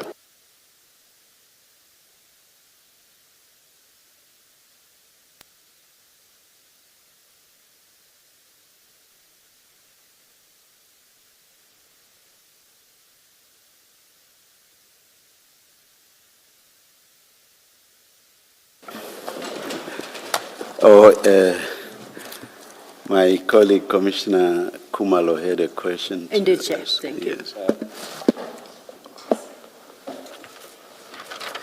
Colonel, good morning again. We were in paragraph 58 of your statement, the first sentence. You say it was suggested that taking samples is unheard of. And it's not clear who you're referring to because in various other sections of your statement, Advocate Sillo asked you to clarify and you mentioned that you were referring to General Flynn's evidence. Yes. So here, who are you referring to when you say it was suggested that taking samples is unheard of? Yes, a point of correction. It is General Flynn's It is testimony I'm General referring Flynn, to. yes, Commissioner. because I did not want you to confuse what General Flynn said Yes. with what Warrant Officer Setsedi said. Yes. Because Warrant Officer Setsedi was engaged by Chair yesterday, and in 6.3 of his statement, he refers now to the 27 October discussion he had with you, and he says, I told him that since the case, open brackets, the limited exhibits or sample, close bracket, was brought to the FSL as opposed to the crime scene analyst bringing it, the case could be analyzed by anyone. Yes. So he didn't take issue with the fact that a sample could be analyzed. And two paragraphs earlier, or a paragraph earlier, 6.2, where you were now dealing with the total mass of exhibits and what needed to be weighed for the purposes of destruction. Yes. So as you and I discussed, those are separate processes because one is qualitative, the other one is quantitative. And as far as Kuzwayo is concerned, she says she understood the discussion to be about analysts going to the crime scene to do the sampling. So it was in that context that she understood it, and there may have been miscommunication because you say you were talking about samples being taken from Port Shepstone and being sent to FSL. That is So correct. that's really where the confusion is, and all three witnesses, I tried to engage them on the issue just to try to understand what exactly they are saying. Yes. Yeah. Thank you, Commissioner. Thank you, Advocate. Thank you for that clarification. You are clarified, Colonel. We actually had gone back to your paragraph 58 after you had dealt with 59 and 60 already. I just wanted to clarify what exactly we're talking about in 58 compared to 59 and 60. Yes, Commissioner. So that would then lead us to your paragraph 61. 61. Yes. I must add that none of my actions at the crime scene or at Isipingo SAP amounted to criminal conduct. The non-availability of exhibit bags was the reason these exhibits were not sealed in bags as per National Instruction 8 of 2017. The non-acceptance of exhibits by the FSL was the reason that they were not forwarded to the FSL within 7 days. None of my actions were a deliberate attempt to ensure that the drugs were stored at Port Shepstone. During my interaction with the DPP's office, at no stage was contamination of the crime scene or the integrity of these exhibits ever cited as an issue. Before you move on to paragraph 62, just clarify what is the purpose of referencing your interactions with the DPP insofar as the question of contamination of the crime scene is concerned? Because Okay. you don't speak about that beyond this point. Yes. Okay, thank you, Commissioners. I think the reason I added this bit in there was just to highlight that at the time that this seizure was done, yes, in hindsight, I realize now there were a lot of things that could have been done better, but at that stage, faced with my challenges, I'm going to try and get into that a little later. I did what I did. However, when this docket reached the DPP's office or this inquiry reached their office, generally they are the first ones when they peruse statements, look at the content of your docket or inquiry. If they're not satisfied with the level or the standard of work in terms of handling exhibits or chain of custody, integrity of the exhibits, all of the above, they would cite the same and basically indicate to management that this case is, we're not taking it on, we are not satisfied with A, B, and C. So I put in this paragraph to show that at that stage, in terms of prosecuting this matter, if it had to go to court, the DPP's office had no issue with regards to the investigation thus far. Thank you, Commissioner. Then, just as a last one, the point you make is that the DPP did not raise any concerns about the integrity and the contamination of the crime scene. That's the point. That's it, Commissioner. You don't go so far as to say that the DPP confirmed the integrity of the crime scene. You're not taking it that far. No, I'm not. Okay, thank you. Then you may. Sorry, before you move on, you, in that paragraph where you refer, in the second sentence, Yes. the non-availability of exhibit bags was the reason these exhibits were not sealed in bags as per national instruction. What does the national instruction that you're referring to say? Okay, with regards to exhibit management, Commissioner, Yes. it says that drugs need to be sealed in an exhibit bag upon entering into the SAP 13. It needs to be sealed at the scene Yes. in exhibit bags. And you say they were not sealed at the scene being at the depot That is correct. because there were no exhibit bags? Yes, But the same at Isipingo, is your Yes, same, correct. you give the same explanation? that is correct, Commissioner. What do you normally do when you are running short of exhibit bags? Where do you normally source them from? Because surely you have to source them from somewhere. Yes. There's no go-to place, I would say, Chair, with regards to getting exhibit bags. You try whichever station is closer to you. You try a few stations. Some have, some don't have. And just to elaborate on that, Chair, when I go through the inquiry, I see that even on the day, I didn't know this until I perused it, even on the day of the seizure when they proceeded to Port Shepstone, there were no exhibit bags because I see they made an entry the next day that they had to go to Port Shepstone Police Station to acquire those exhibit bags. So I'm just letting the Commission know that although my colleague may have alluded that we've got tons of exhibit bags, it's not always the case. Thank you.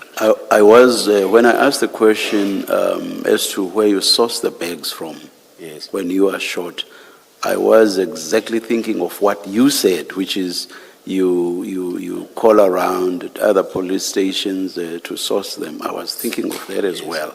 Yes. We have seen from the evidence that I think one of the police stations that have been mentioned is only about 20 kilometers away. Yes. And I think another one is about 24 kilometers away, Yes, Chair. give or take. I'm not sure about the third one, which is made on WAF. Yes. Or rather, let me just say, one is 20, another is 24, and then there's another one. Do you know how many kilometers the third one is? I would think it's a shorter distance from. Even shorter I than would 20 think and so. 24. Yes. No inquiries were made from those police stations. No. Was those, but you agree that that's a very short distance? It is a short distance. Were inquiries made? If not, why not? Firstly, Chair, the time delay to send members, sometimes they come back with 5 or 10 bags. What's worse? Yes. What's worse? Saving time and not complying with prescripts which require that exhibits should be placed in exhibit bags. What's more important, saving time? Yes. No, I agree, Chair. All right, I agree. Thank you, Chair. Can I, Yes, am Commissioner. I understanding your evidence correctly to be that you and your team did not have evidence bags with you, or enough evidence bags with you, but as you were at the scene, you did not make any inquiries with any police stations. You are correct, Commissioner. Thank you. Yes. Thanks, Commissioner Baloyi. In response to a question from the chair, you indicated, did I understand you correctly, that you learned later that they were transported to Port Shepstone, not contained in evidence bags. Is that your statement? Can you repeat that I had question? understood your answer to a question posed by the chair, that you subsequently learned that they were transported from Isipingo to Port Shepstone, not in evidence bags. I knew that from the onset, Commissioners, yes. Okay, that's what I needed to clarify. So by the time you left the scene at Isipingo, you knew that they were being transported to Port Shepstone, not in evidence bags? I did know that, Commissioners. Thank yes. you. So basically, you knew even before you handed over to, is it Warrant Officer Mpangase? Yes, So even before the handover, you already knew. I did know that. Thank Chair. you, thanks.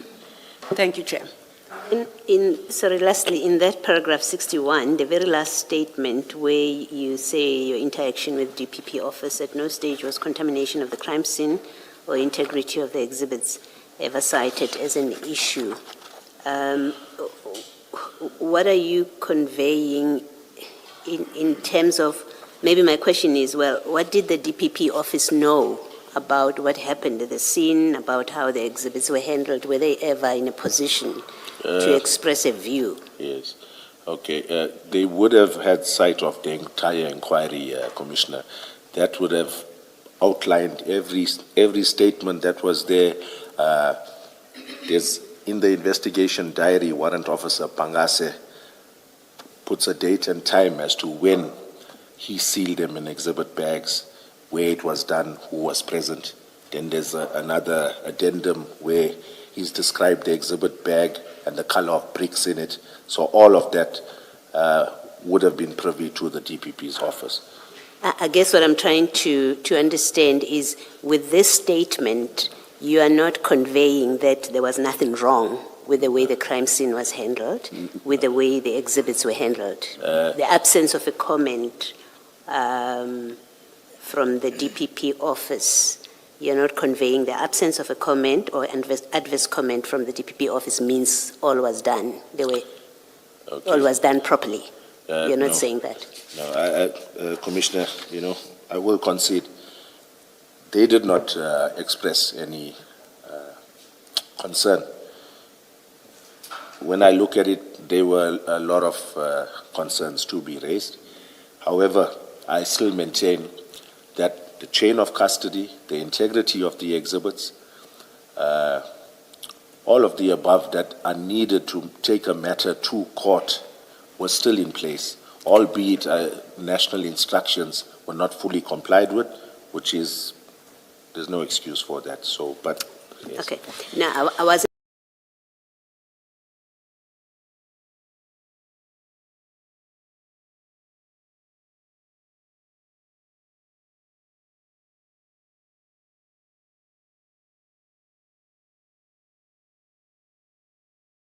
engaging yet in the Testimony of General Flynn, you see that?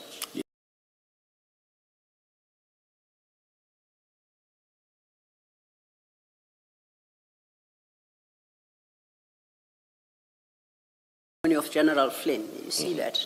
Yes. And perhaps before we do so, can I ask you to go back to your paragraph 26 just to clarify? At page 5, there at paragraph 26, you deal with the entry made into the SAP 13 Yes, by Warrant Officer Mpangase. that's correct. Okay. Now, you say, I confirm that I did not view the SAP entry at the time. Yes, correct. Then you make certain admissions, but Yes. those admissions are based on your reading of the SAP 13 long after the fact. That is correct.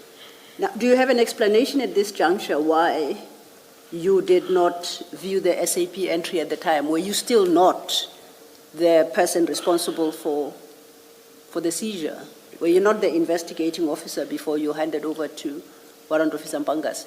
It was Pangase who was the investigating officer, Commissioner, at that stage, from the inception up until the 29th of June, 2021.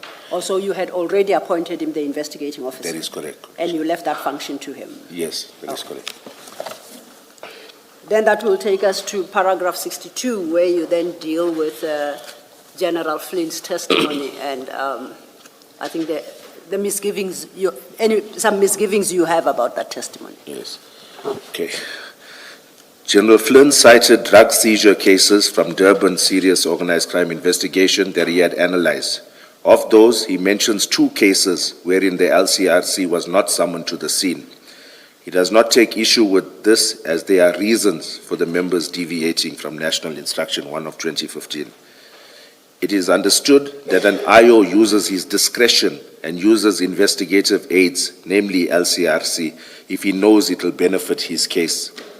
The seizure of these drugs on 22nd June 2021, it says 2022, was never under suspicion until they were stolen. Before you proceed, we need to make a formal correction. Yes. Which date is that? The It's date 22nd June 16? 2021, Commissioner. Duly done, thank you. The seizure of these drugs on 22nd June 2021 was never under suspicion until they were stolen. I did not have any hand in the decision to store the drugs in Port Shepstone Serious Organized Crime Investigation. Neither did I know that the location was not suitable at the time. I followed an instruction that I deemed lawful when allowing the drugs to be stored there. On 22nd April... Before you move to 63, you say, I followed an instruction, but you don't indicate from who? From Brigadier Newswa. Brigadier Newswa. Yes, that's correct. Thank you. You may proceed. On 22nd April 2026, General Flynn was at my office conducting inspections on all our cases on hand. I also asked him if there were any questions he had regarding any of the 10 cases he had drawn from us previously. I explained my challenges on the 22nd June 2021 seizure, as well as other cases of interest. He did not bother to ask any pertinent questions or seek clarity on any issue regarding this matter. Even during this meeting, I did not ever imagine that I was a suspect in the theft of drugs. I will now point out what I believe will show the Commission that the team investigating the theft of drugs was not acting in good faith. During late January 2026, my office conducted investigations into certain drug-related killings and feuds in the Durban and surrounding area. There's an inquiry number as a reference. These investigations were initiated by myself, Lieutenant Colonel KG Sbia, Lieutenant Colonel Dina Govender, amongst 2 other members of the Durban Serious Organized Crime Unit. This led to an individual coming forward in early February 2026 who claimed to be involved in the planning and execution of the theft of drugs that occurred in Port Shepstone on the 8th of November 2021. This informer/whistleblower/suspect was directed to a senior police official outside of the DPCI on the same day. We had done this as we felt it would be appropriate for a neutral party to further investigate this. The head office investigation team was situated in Gauteng and would not have been in a position to immediately respond to this. During the same meeting with General Flynn on the 22nd of April 2026, I informed him of this new information regarding the theft of drugs in Port Shepstone. I missed a sentence there. It's not going to make sense if I don't add Yes, it, may I? please. Okay. Just tell us where to insert it. Okay, paragraph 68. Yes. After the first sentence, right? It ends with Port Shepstone. Then I Correct. need to add this bit. General Flynn wished to meet or interview this whistleblower/informer/suspect, right? I immediately called in the relevant member who was in touch with the whistleblower to engage with General Flynn, and I left the office. I later heard that General Flynn had sent out a team to interview this individual. From what I understand, he did not go out with his team to interview this individual who had vital information on the theft. I can also confirm the authenticity/credibility and veracity of this new information. I was left in total shock upon viewing General Flynn's evidence before this commission. It is understandable that all of us that were involved in the seizure would have initially been viewed as suspects.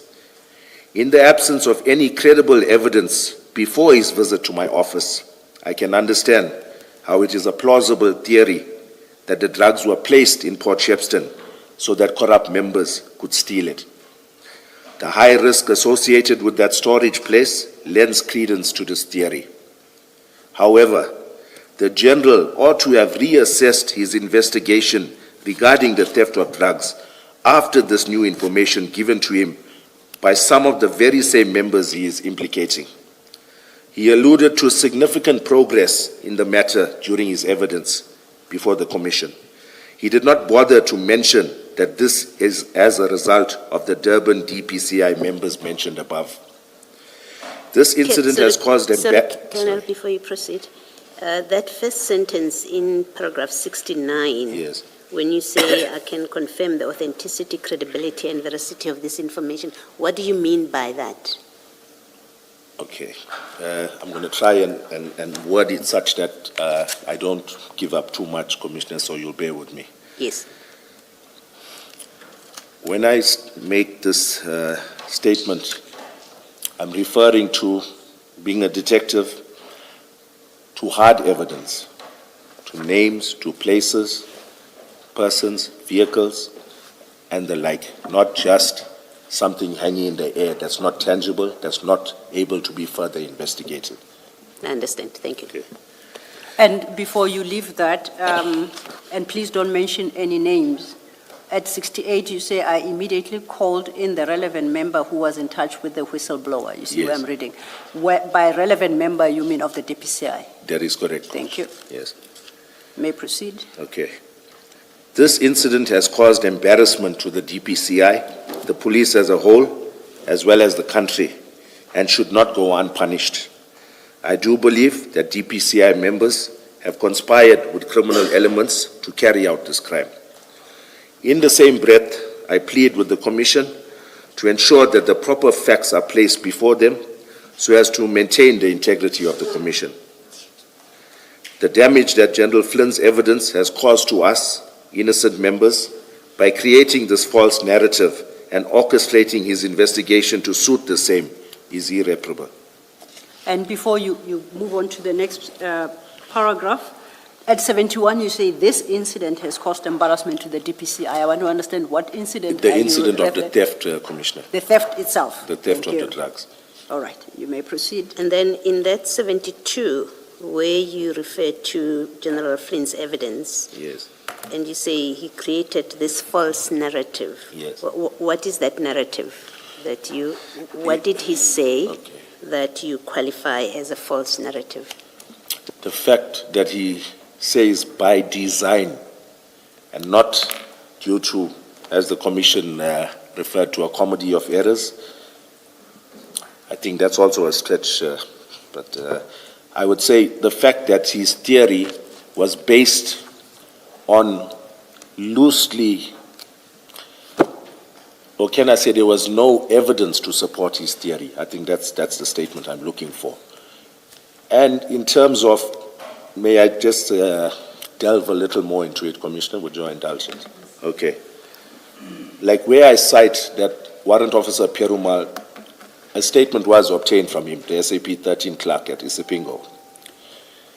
As a detective, when you go to obtain Warrant Officer Perumal's affidavit, and this is subsequent to the theft in November 2021, the drugs have now been stolen.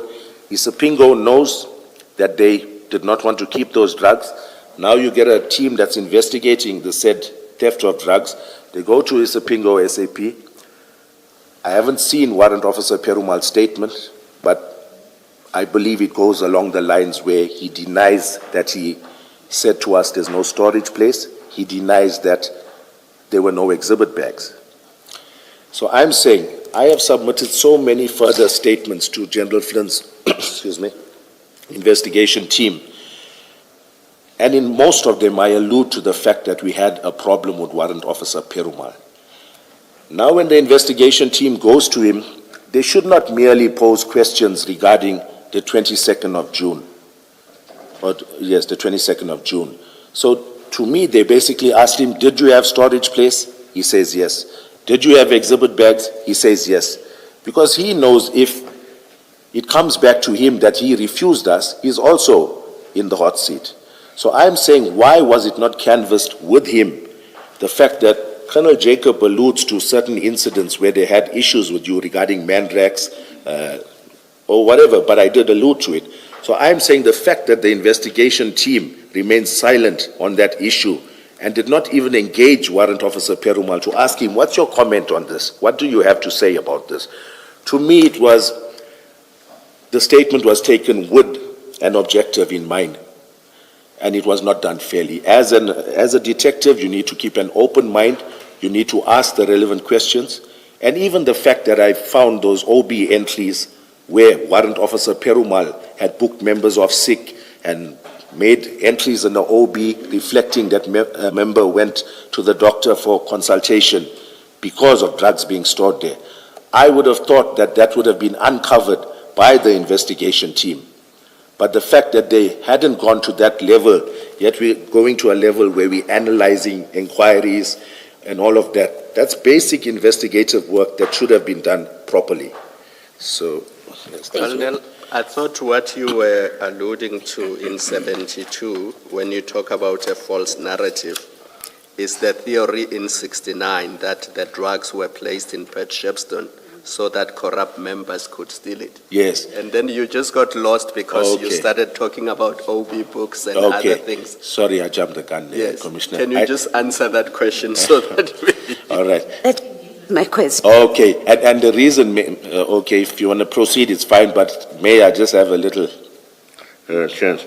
Okay, now I just lost my train of thought with this. It's fine, you can proceed. It's okay. No. Actually started there in answering me. Yes. That's where you started. You said the narrative that this was all deliberate so that the All drugs right, can yes, be no, stolen. I think I got my point now. May I just, all right, my point being was that it's clear that I was not involved in the decision to store at Port Shepstone, but it's being insinuated that I initiated or was part of this planning by closing off this gap of storing it anywhere else. The fact that I said to the brigadier, I've exhausted all avenues, I've got no storage place. So I'm saying that General Flynn ought to have investigated properly, because the fact that he cites, I should have used Brighton Beach, I should have used Durban Central. Did he not find out from those stations, did you have capacity? He had clearly not known even about the fact that these exhibits were stored there. In his evidence to the Commission, at no stage did General Flynn allude to the fact that Isipingo had turned these exhibits away and that they were lying at Durban Central for 1 year, 9 months, untouched. And I will go on further to say, there's no official record of those exhibits being stored at Durban Central. I followed up, I couldn't find an OB entry or a SAP 13 entry for when Durban Central accepted these exhibits on the 6th of February 2020. And I'm not doing this, Commissioners, to point fingers at others, to show that others are doing wrong, so I should be left alone because I'm doing wrong as well. I'm doing this, I'm highlighting it to point out that firstly the challenges that we face, and secondly the fact that General Flynn, I would think, misled this Commission by not highlighting a pertinent point by saying to the Commission that I find it strange, Isipingo has never had a problem with exhibits. That was his statement to the Commission. How can you say that in light of all of this? So hence, I'm saying what I say. And before I forget, Commissioners, there's one other thing. I've perused an affidavit of General Flynn's where he cites this Mandrax case, and like I highlighted, he did not point out the fact that it was stored at Durban Central for 1 year, 9 months. He goes on further to state that the exhibits were confirmed to be Mandrax. In his statement, he says the exhibits were confirmed to be Mandrax. Now, I find this strange, seeing as how the date of destruction by the FSL was the 12th of November 2022, or 2021, that this was destroyed. Those exhibits from Isipingo that moved to Durban Central, it was now taken out the vault. On the very same day, the members took it up to Pretoria, and the exhibits were disposed of. They were taken to an incinerator at some undisclosed location. So I fail to see where there is confirmation that this indeed was Mandrax, because no analysis was done. It was merely destruction or disposal. So once again, it's a concern to me that General Flynn covers those bases when it comes to another member. Yet when it came to this case of ours, the investigation, like I say, was, to me, not done objectively. Thank you. Colonel, I wouldn't want you to be misunderstood or what your testimony is. If I can try again to take you back to Commissioner Baloyi's question, and I'll do that with reference to your own statement, okay? If you look at your paragraph 72, the question by Commissioner Baloyi is, what is the false narrative that you say General Flynn created? You understand that? And I want you to consider a response to that question in the context of what you state at paragraph 69 and at paragraph 71. At 69, you say, and I read midway, in the absence of any credible evidence before his visit to my office, his being General Flynn, I can understand how it is a plausible theory that the drugs were placed in Port Shepstone so that corrupt members could steal it. The high risk associated with that storage place lends credence to that theory. Do you see that bit? Yes. Now, if you go to 71, Yes. where you talk about the theft, the incident, Yes. you conclude 71 with the following words: I do believe that that DPCI members have conspired with criminal elements to carry out this crime. Yes. So this is what you testify to. Yes. Now, in the context of what you say, what is the false narrative that you say General Flynn Yes. presented to the commission? Okay. Thank you, Commissioner. I would say the fact that on the 22nd of April 2026, this information that I can put my neck on the block to say is credible was furnished to General Flynn. He had ample time, or I wouldn't say ample, to finalize the entire case. But obviously one would have expected him to now compare this newer information, compare it with his initial theory, and look at the two, whether they gel. Investigation is all about a process of elimination. Initially, we all are suspects. As you further investigate, you start narrowing down your suspects to a few individuals, I would think. But none of that happened, despite us furnishing such credible information. And I must add, we had no clue that General Flynn was to come before the commission to give evidence. So it was not done with any purpose in mind. It was done in good faith to inform him, because they were investigating this theft. So I'm saying that the fact that we furnished this info, yes, it still does not or exclude us as suspects, those of us who furnished this newer information. However, if you've had a few weeks to try and further investigate this, one would have expected you to have had something that a little more credible than this theory of it being by design, which there's no factual evidence to corroborate it.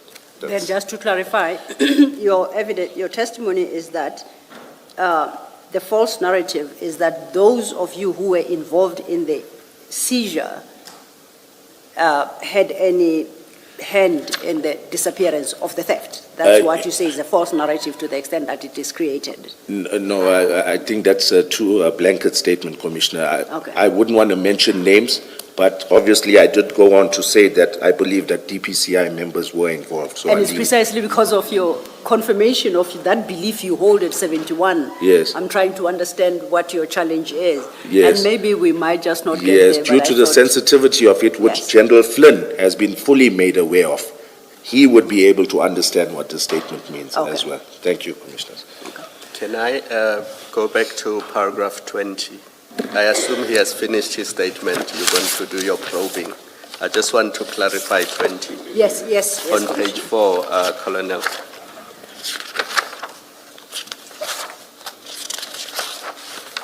Colonel, sitting here, we have taken it as a given that what was stolen in November 8, 2021 is cocaine, and the value of that cocaine is approximately 200 million rands. We've taken it as a given. But because we are a fact-finding inquiry, facts are important. Now, in the absence of a qualitative analysis and a quantitative analysis, are we sure sitting here today that A, it was cocaine, B, the value of that cocaine was 200 million? I'll tell you why I'm asking these questions. I've had to do some reading, the UN report on drugs and cocaine and other things. Depending on the grade, even if the kilograms are 1 kilogram bricks, depending on the grade, the value could range, and it could even be 400 million. So if an analysis had been done and the quality, the grade of the cocaine had been tested, its market value or its street value could easily have been 400, or it could have been 200, or it could have been 300. You are correct. Now, it is in that context that I seek clarification of paragraph 20. Yes. So, because you say in your statement, your priority was to safeguard the exhibits, and then you say approximate value 200 million. How did you arrive at that 200 million?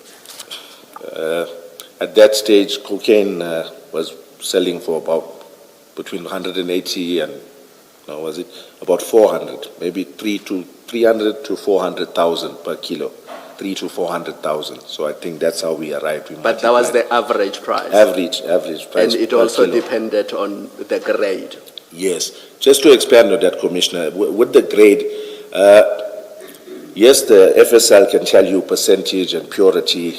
If we don't normally get that, but I hear that they have that capacity now. But with regards to grade of cocaine, generally the price will depend on what the criminal networks call whether it's a one-way or two-way cocaine. Meaning one way is cocaine that you only sniff, which will fetch a lower price as compared to cocaine that you can sniff and cook into crack cocaine or rock. Just to give you an example, a kilo of cocaine that's now two-way, the one that you can cook, can produce 1 kilo of cocaine, can produce approximately R1 million worth of crack cocaine. So, you know, it talks to what you've just alluded to, the price will definitely change. In my engagement with FSL people yesterday, I was deliberate because I'm assuming, I don't know, because I don't have the facts. I'm assuming that even the people who stole what we believe to be this cocaine and they were going to sell it in the black market, it would have mattered to them what the quality of the cocaine is, because when they sell it in the black market, they need to determine the price. The buyer and seller need to say, this is this type of quality, therefore I'm selling it to you at this price. Yes, you are correct. That's why yesterday I was so deliberate about what happened to the analysis at FSL, why did it disappear and why. Yes. So I want you to understand that context, and Yes, that's why all of this was important. Okay, thank you. Thank you. Thank you, Commissioner Khumalo. Colonel, that effectively would bring us to the end of your written statement. Now, I'm aware there is a document you would like to briefly touch on, which we will do in the next couple of minutes. But just to inquire from you, is there anything that you think you may have overlooked or omitted to bring to the attention of the commissioners that you deem absolutely critical? Okay, can I just take a minute?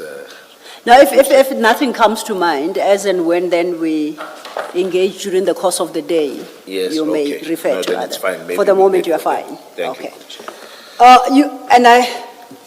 I refer to this document because I think over the course of the morning you have consistently referred to it. And you indicated earlier that it would appear that it was not made available to us as part of the docket, and you made it available to the evidence leaders preparing your testimony. Is that correct? That is correct. And I do confirm that you did give us such a document, and that is the investigation diary that you assured the chair that it reflects activity regarding this seizure and subsequent events, and that the notes were made contemporaneously, right? Correct? That's correct. Now, for your comfort, that document is part of the exhibit bundle as CJC 268. Would you like to go there? Yes. And confirm that is the document you say you availed us? Yes, it Okay. is the Now, same. it starts at page 800 to 812. I'm not going to ask you to read this, but you want to highlight some issues from it as part of your testimony. Yes, okay. Thank you. Just before you do so, I'm going to give you an opportunity. Perhaps you might start, when you do engage with it, by advising us how to read the document and how to engage with it. Not so much the content per entry, right? Yes. Sorry, number? CJC 262. 268, 268. My apologies. So it's the new file? Your file's updated? Yes. Yes. Yeah.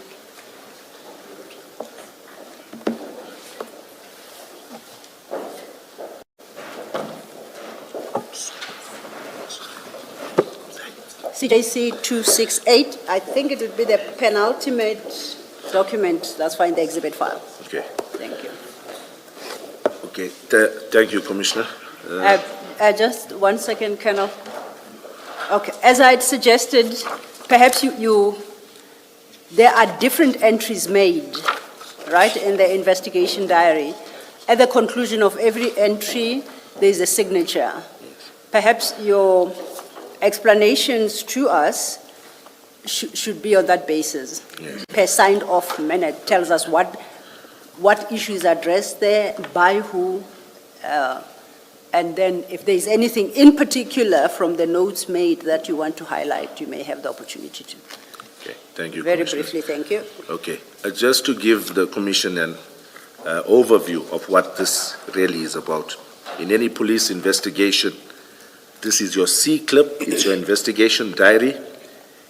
It's where the investigating officer will diarize every little incident, tasking, every duty he has conducted, every investigation he's conducted in respect of this investigation. So it's labeled with pages. The first page is 1, C1, C2, and so forth. Right? The member puts a date, puts a time, makes an entry, and signs off with a full force signature. That's unique to every member. So initially on the 22nd of June, on C1, that's page 800, you can see its entries from Warrant Officer Mpangase, highlighting that information came through, where did we proceed to, what transpired.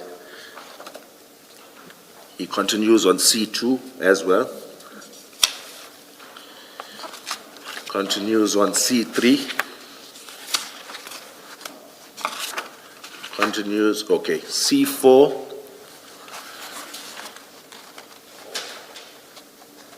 Is an entry from myself, and I think I'll read that out just to show the preliminary or initially what taskings was given to Warrant Officer Pangase in respect of this investigation by myself. The entry on C4, page 803, it's dated 23rd of June, 2021.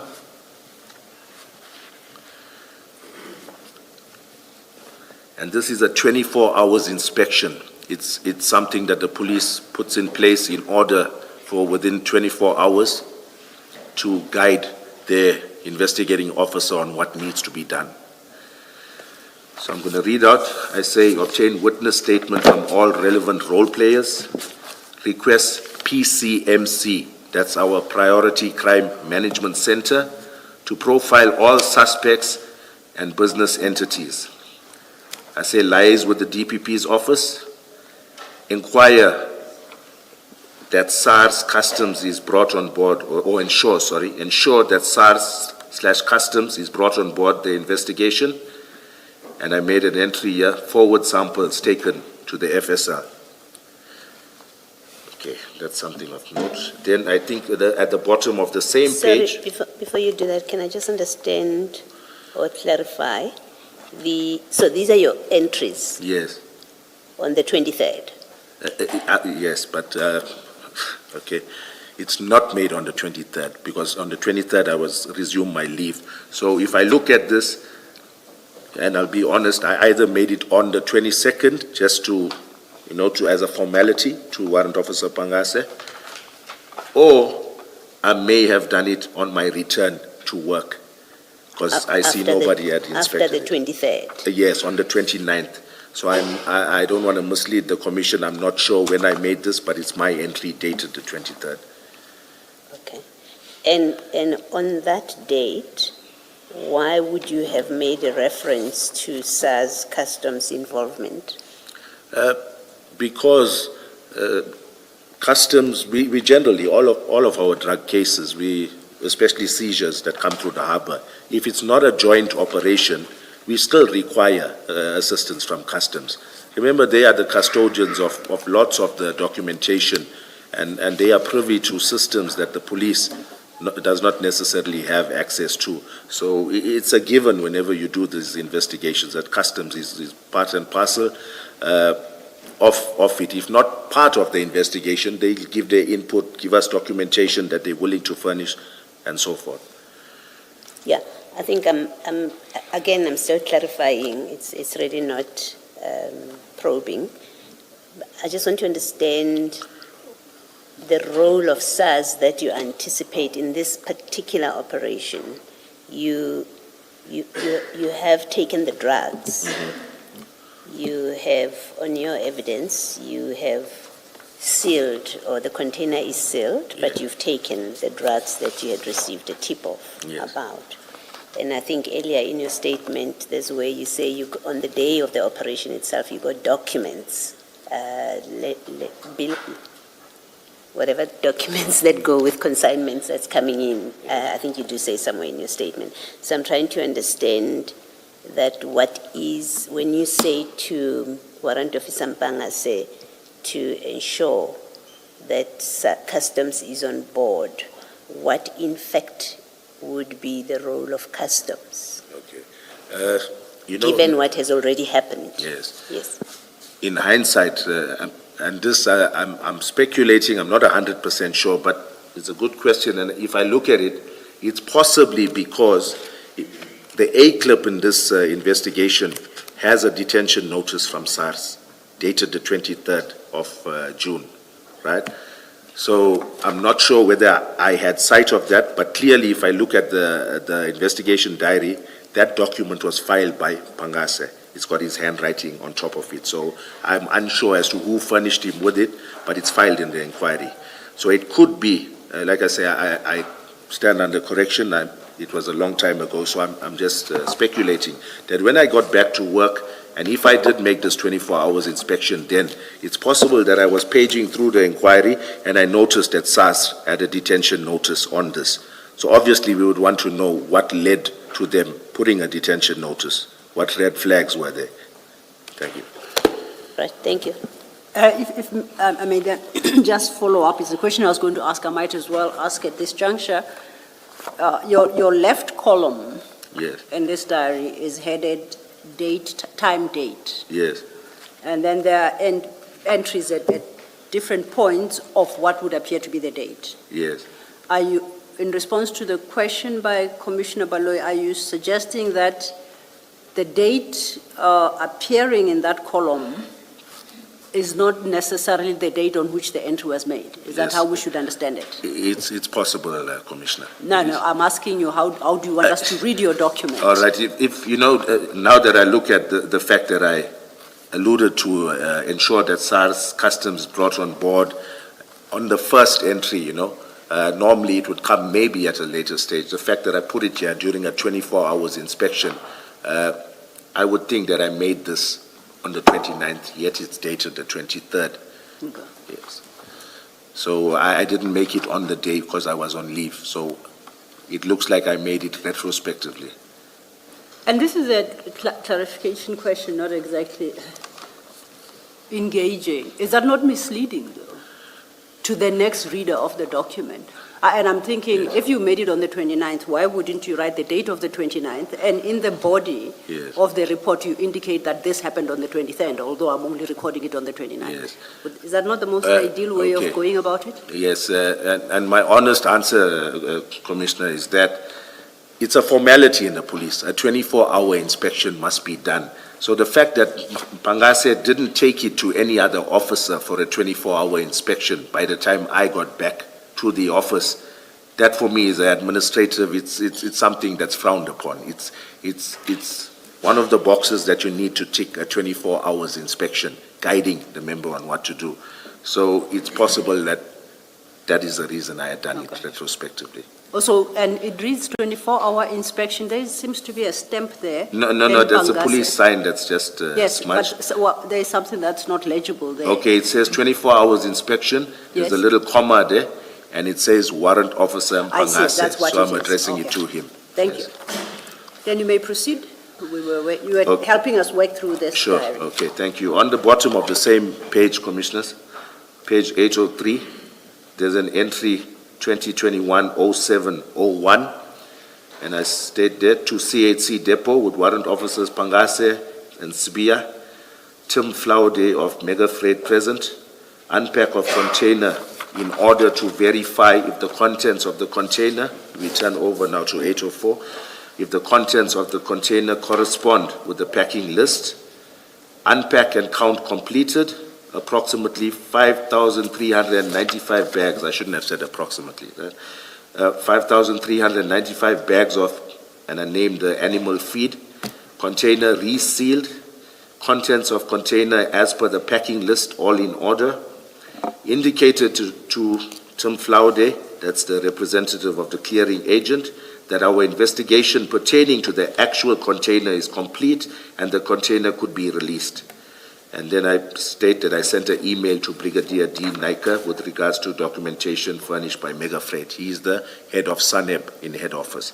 So, okay, that's another entry. That's showing that I did go back at a certain date to re-inspect, if you want to call that, or to confirm that there was nothing else further in that container of interest. Yes. Can I just understand where you say container could be released? Yes, This is on the 1st of July. yeah. Where is the SARS customs detention situation here? Their detention notice, Commissioners, was dated the 23rd of June. Yes. So I'm not sure whether they, they did inspect those other 9 containers. So if they had engaged with us to come through and further inspect this container that we had already inspected, I don't think that would have been a problem, but we did it without them. Yeah, this I guess stage. my question is, Yes. if you are aware, and I really am just trying to understand the facts at this stage, if you are aware, as you are at this point, that the container is under a detention notice by customs, as you have told us previously, when you, without the involvement of customs, at least according to your entry, there doesn't seem to be a recognition of customs involvement. When you, without the involvement or reference to customs, you instruct the clearing agent, or you inform the clearing agent that the container can be released. Yes. I'm trying to understand how that works in practice. Customs Commissioner was aware of our find at that container. I can't say with certainty, but I would think that their interest in it had waned since we had already discovered the narcotics in it. So I'm not 100% sure of the sequence But of as we events. understand, their interest is the bone meal. No, So it has no. Yeah? In fact, sorry, Commissioner, to just hope that wasn't rude. No, I'm saying they put a detention on this containers I can't say with certainty, but I would think for the drugs itself, not for this bone meal, because there was nothing wrong or there was nothing amiss with this commodity. You know, there was nothing that was a red flag about the commodity itself. I think what was of interest was the port of origin, which was the port of Santos, which comes up frequently as one of the ports of origin of drugs, large consignments of cocaine. So it's possible it's based on that, but my suspicion is that they put a detention notice on it for the very same reason that we searched it. Thank you. Thank you, Commissioner. We had just gone past page 803, if we could perhaps pick up the pace. Okay. Don't have to read every entry, just guide us on how to read this document. Yes, okay. Maybe, all right, no, it's fine. I don't know if it's of interest, but I've diarized here on the 5th of July, 2021, on page 805, at the Yes. bottom, you'll see to FSL and Manzimtoti to drop off samples for analysis. So I call it samples, yeah, Commissioner. The entry on the other side, we know the entry on your side, you say it's samples for analysis. Yes. You even mentioned that exhibit bags, and you mentioned there are still numbers. Yes. And you specifically say they are handed over for analysis. Yes. And an acknowledgement of receipt per B. I was hoping it would be here, but it's not. But on the other side, Yes. does the entry also say it is analysis of samples? Because you have to make the Yes. request. They must know what this thing is here for. Yes. So what is the entry on the other side? Thank you, Commissioner. You know, when I did hear this come up at the commission, I went through my notes. Unfortunately, or maybe not unfortunately, I neglected to. When I sent it for analysis, I just sent it, I said it's suspected cocaine, and I'm sending it through for analysis. It doesn't make provision, but still, I think maybe I should have stated that it's a sample of a larger consignment of 541. Just to go a little deeper, it's maybe because I had already touched base with Colonel Kuzwayo on this issue that, I neglected to state that on my covering letter to the FSL, but it was not stated there, but I've got it here, Commissioner. It's fair then that there could have been confusion between you and FSL. I wouldn't say there would have been confusion. Commissioner, during every stage of my interaction with them, it was known that we're sitting with 541 kilos. The FSL can't house it. I'm trying to get rid of this, whether it be via an expedited analysis report, or if you tell me I can take it straight for destruction, whichever way. So they were fully aware. They were fully aware, Commissioner. Thank you, Commissioner Khumalo. We've made note of the entry at 805. Then if we continue. Okay, all right. Just look. We're now at 806. Yes. Yes. Okay. I see on the 2021-07-19, I said, email request to DPP, Advocate KD Governor for assistance, and I find my correspondence in my B clip as per B3. So that was a covering letter giving them a synopsis of what had transpired and basically preparing the DPP's office to now guide us on this matter. Okay, then we see there are other entries there. And I think if my reading of the document was correct, beyond this point, 806, Yes. all the entries are by you. There is. Well, except there is somebody called Yes, the one. Nunda. Yes. But there are no, in this context, Yes. there are no further entries by Warrant Officer Mpangase. No, they aren't, Commissioner. Yes. So you are now the investigating officer fully in charge. Yes. Okay. Yes. However, Commissioner, I must point out that wherever you see red writing in this investigation diary would be an inspecting officer that would have been looking at this inquiry and giving advice or comments or guidance in that regard.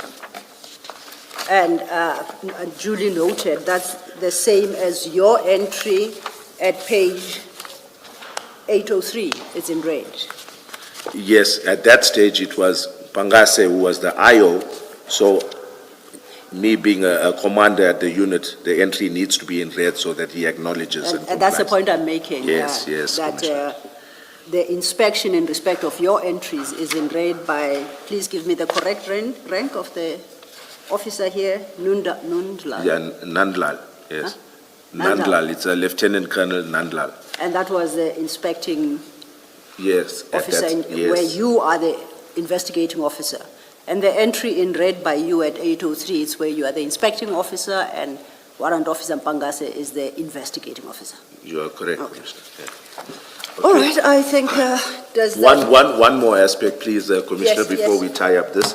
I'd like to draw the Commission's attention to my entry 2021-1104, or even before that, the one on page 809, which is C10. 809.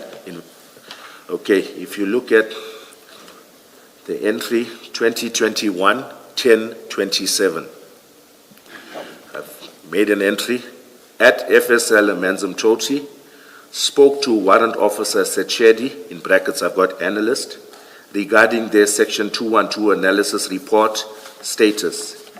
He indicated that he needed 7 to 10 kilogram exhibits for weighing in order to complete the Section 212 affidavit. Informed him that I would make arrangements with the Port Shepstone office to retrieve said samples with him present. So that's contemporaneous, that's made on the day. And then the entry after that, it follows in, on the page 809, the entry at the bottom, dated 2021-1104, called Lieutenant Colonel Prinsloo, Unit Commander, Port Shepstone Serious Organized Crime Investigations, to make arrangements that I come through with the FSL member to obtain exhibits for weighing. He indicated that he was on a wildlife workshop from the 8th to 12th November 2021, spoke to H. Nika of Customs SARS, arranged to meet the following week. So that's a commander at Customs that I was engaging with as well. So I think that's what I That's what- wanted to point out. Can I just get the following clarifications? If you go to 803, that is now your entry in red. Yes. You call that a 24-hour... 803 saying page 803, Yes, CJC 268. That Yes. is your entry, and you headed it 24 hours inspection of Yes. Warrant Officer Mpangase. yes, Then when we go further in the document, yes, and we deal with, is it Lieutenant Colonel Nundlal at page 807, once Yeah. again in red. yes. What is that? You called yours a 24-hour inspection. Yes. What inspection is this? This, let me see. This is a normal monthly inspection, or sometimes it can be a quarterly inspection. This, I'm trying to see, it could have been a month-end inspection. I see it's dated on the, towards the end of July 2021. So the- this is a month-end inspection? Yes, And how often must this be done? Logic would tell me every month. yes. Would I be correct? Yes, a monthly inspection of, by virtue of its name. Yes, it's Yes. monthly, but you get a quarterly. It depends sometimes on the type of investigation, or if it's not gaining momentum at a certain point in time, and then it starts to. But generally, in the police, there needs to be a monthly inspection. Okay, so Yes. preferably a monthly, otherwise quarterly. Yes, Okay, this one we see is dated 31st August. Overleaf at 808, there is another one. yes. It's dated October. That's, I'll write Yes, that there's one one. in September as well, I see. Where do you see September? The one in September is page 808, it's C9. There's a writing in red. That's 2021-10-20. The date stamp on it says 16th of the 9th, 2021. Or you go by the, Yes. so what, were there two? Yeah, this was another one. This was done by a provincial inspection team, meaning this was a team comprising of officers from throughout KZN who would now come to my office and inspect all of our dockets, inquiries, registers, and so forth. All right. Then working through that document, now that I understand the theory behind the colorful entries, it goes up to C11, right, at 812?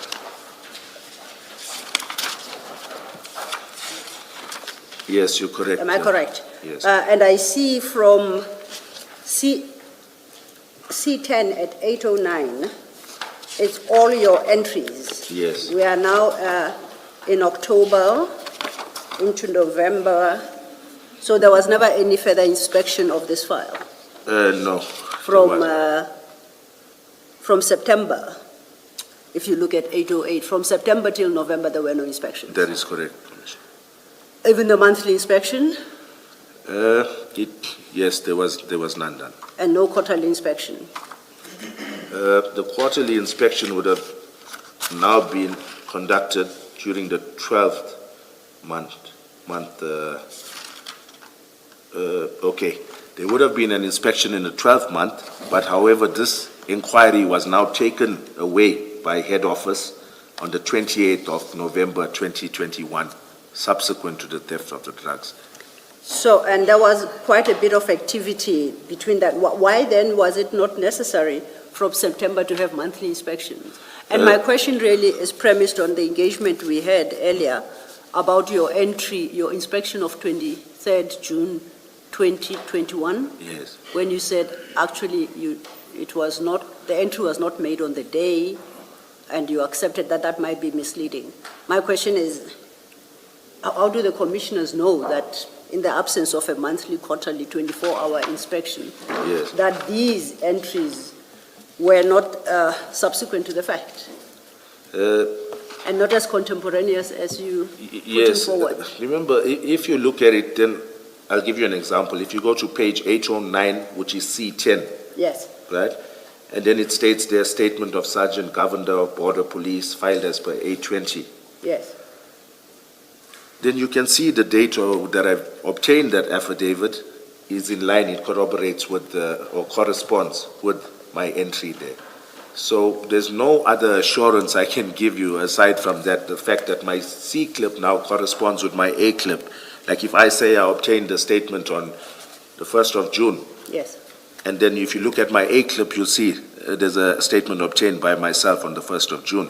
So I can't, there's no other safeguard, Commissioner. No, I appreciate that. So Yes. you're saying the fact that there is no monthly or quarterly inspection, Yes, the commissioners may draw comfort from the dates of the statements you obtain as you list in the investigation diary itself? yes, yes. Okay. Thank you. No, I'm happy with that approach. Thank you. Can I just check that 807, CO8, the very first entry on the 30th of July, Yes, and you've got item 3, which is SARS is assisting with investigations. This is a month, 5 weeks later after the Yes. operation. What is SARS's continued involvement in your investigation? What exactly are they doing?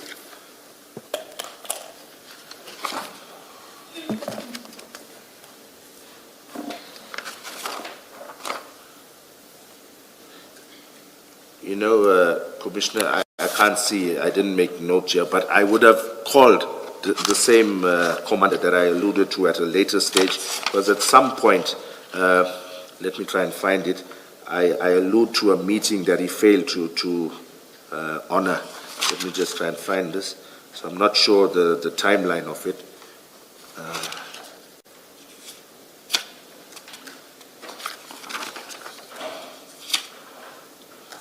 Okay. Yes, I think he may have been otherwise engaged, Commissioner. If I look at 809, page 809, the entry right at the bottom, that's 2021-1104. I say spoke to H. Nika of Customs SARS, arranged to meet the following week. So I'm not sure whether he was not available but we did engage, we did touch base. I would assume there was nothing forthcoming from them for me to really diarize and make and file something that SARS had furnished us. So I can't say what their involvement was, but I was touching base with them with regards to this. My question is trying to understand the role of SARS in Yes. what is now a police inquiry. Yes. The container is not with them anymore because you did say that it can be released. Yes. So customs is done its part. So I'm trying to understand exactly what would have been their continued role with your investigation. Okay. Commissioner, sometimes SARS they've got their own profiling team, similar to Border Police, to SEPS. So it wouldn't hurt to make doubly sure that you're getting whatever information is at the disposal of either customs or the police. So hence we bring them on board. But if I had to be honest, they're not very forthcoming in sharing intricacies of where their information came from, what led them to profile a certain container, So we bring them on board as a formality, but I think their mandate is first and foremost customs and excise. So with regards to law enforcement, further investigation in terms of drug investigations, we don't have that much cooperation, or maybe they're not in a position to assist with further investigation. It's not their mandate. But I'm saying the reason we bring them on board is basically to ensure that we're covering all our bases in terms of whatever container had come in. We're not missing out on paperwork, customs declarations, and all of that. I think my difficulty with understanding the explanation is I come from, and call it an ignorant position, for lack of a better word, that I don't know, and it's not obvious to me what in this particular operation. Yes. After all the facts that we now know, which is you got to a point where you said the container should be released. It's not clear to me, it's not obvious to me what would be the continued involvement of the SARS in your investigation. And if you speak about it, if your answer to me is the way you're handling it, which is in general terms, you're saying, usually this is what we do, it still doesn't answer it doesn't give me any better clarity about what role, in fact, did you have the continued role of the SARS in this particular operation, not generally, but in this operation, because for me it's not obvious. Yes. Yeah, I think the main objective was to try and find out why did SARS put a detention on this. Obviously, there must have been something that was a red flag, maybe something other than the port of origin, maybe something that could assist us. So it's done. I'm covering my bases. They've put a detention notice on the said container. It wouldn't hurt our cause to engage with them. Let's put it that way, Commissioner. So we had them on board. If they come through with something good, because even part of the DPP's taskings from the prosecution side is to say, get SARS on board, liaise with SARS. So that's what we did, although there was not much forthcoming from them. Yeah. Is it not the case that even the SARS people you are liaising with are law enforcement people who are seconded to SARS? I'm just looking here at 808 where you say arrangements made with Commander N of SARS. Yes. I won't mention the name for obvious reasons. I'm assuming that's a law enforcement person who conducts investigations also. Yes. And whatever they uncover in that investigation may be useful when you take the full exhibits to the prosecutors or other people. Exactly. Because there may be photos, for example, that you don't have, but they have of the scene and other things. Yes, Commissioner.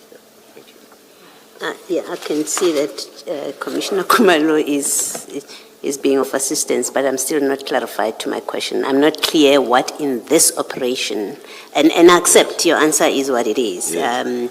But I have to say to you that it's still not clear to me in this particular operation what the SARS continued involvement was about. You made reference to a detention notice, I think on the seat clip or something. And I would expect that it provides a reason why they have put this under detention, and I think we saw this. It's Yes. supposed to be seen by a vet.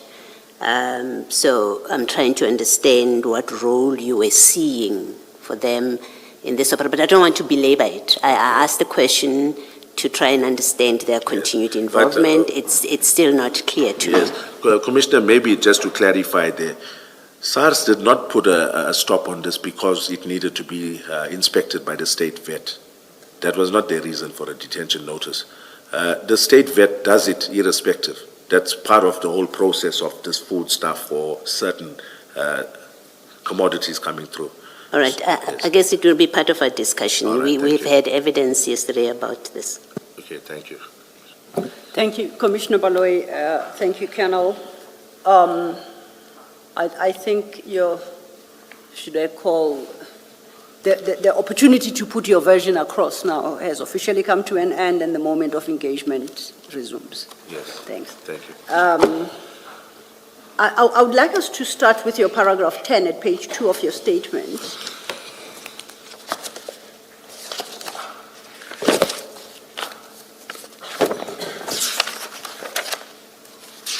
And as I understand, if you have regard to from paragraph 8, from paragraph 6, you have been involved with SANEB, which is the South African Narcotics Enforcement Bureau, from technically 2009 to 2018. You had a break for about a year, and from 2020, at paragraph 8, you went back to SANEB, and this time in a senior position, and by February 2022, you were then promoted to the rank of colonel and appointed as the unit commander. And under your unit included SANEB, correct? That's correct. So that's quite a long career in, I nearly said in narcotics, but that would be wrong. In the area of investigation of narcotics. Yes. Is that fair? Yes, yes. Okay. Now, at paragraph 10, you say, I have coordinated drug operations, managed drug projects, dismantled clandestine laboratories, and been involved in several drug seizures at the port and container ports. Yeah. Okay, then you deal with the specific seizure of the 22nd of June. My interest here is, would I be correct to understand you to mean that you've done a number of seizures, drug seizures at ports and container ports, including the Durban container port? Okay, Would I be correct? Yes. Or am I wrong? That's why I've put they have been involved. Personally, this was my first, the one on 22nd June, seizure that I've investigated personally. It was the first seizure at a depot. Usually my investigating officers would do that. This was the first one that I took on personally. Now, let me understand. I understood the last sentence of paragraph 10 that reads, prior to the drug seizure on 22nd June 2021, I had not conducted a larger seizure. Yes. I thought the point you sought to make there was the size of the seizure, Yes. not involvement in seizures. Just to clarify, Commissioner, when I say I've been involved in several drug seizures at the port, meaning I was involved, I played a role either as a commanding officer, just overseeing operations, or physically there assisting with whatever needed to be done. But this was the first one that I took hands-on to investigate, where I was the investigating officer. So it's not a question of size of seizure, as that after more than 15 years of being involved in SANEB, this is the first time you set foot at the Durban Harbour to conduct a seizure, a drug seizure. No, it was the Where first. am I missing you? Okay. Please try again. Yes, okay. I've been present at seizures. I Yes. was not the investigating officer. I've been there since the inception. We went and opened up containers or reefer containers and discovered drugs in hidden compartments. I was there from the inception, from A to Z, Yes. but I hadn't been the investigating officer Okay. thereof. Yes. Yes, no, I appreciate that. Why do you seek to draw that distinction? Being an investigator or being involved?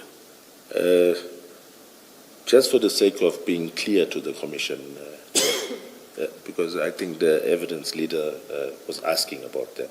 Does that distinction matter for purposes of what you would know or what you would consider necessary in terms of process. I hear you, Chair. Because Yes, surely yes. surely you were not there purely out of interest. You were there as a police officer, That's and correct. surely you would have had an interest in what was going on. So it's not just a visit, Yes. a curiosity visit. So the distinction should not really make a difference. Yes. Chair, just for clarity, when drafting the statement, I was part of the email that was sent to me by the investigators and the Can you evidence leader. just answer the question Well, it was to directly? include this, sorry, Chair. Can you It was- answer the question Yes, it directly? was to include this. I was asked to include this, but whether I had done a larger seizure of drugs at a port. No. I'm interested in the value of drawing the distinction between involvement, not being an investigator, and being an investigator. I'm interested to know, yes, that's all I'm asking you. You know, Chair, I think maybe I mentioned Because, it. and bear in mind, I have made the point that surely, as a police officer, you were not there as a curious visitor. So now tell me why you draw the distinction, or what's the practical value for drawing the distinction?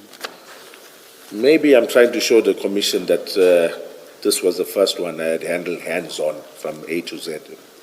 But in terms of what needs to be done, the distinction does not take No, us anywhere. No, I won't shy away from that, Chair. That, Thank you. yes. Thank you. That's all I want to establish. Yes. Thank you. Thank you, Chair. Before I pose a question to Colonel Jacob, Commissioners, I would like to refer us to CJC 250 in the exhibit file.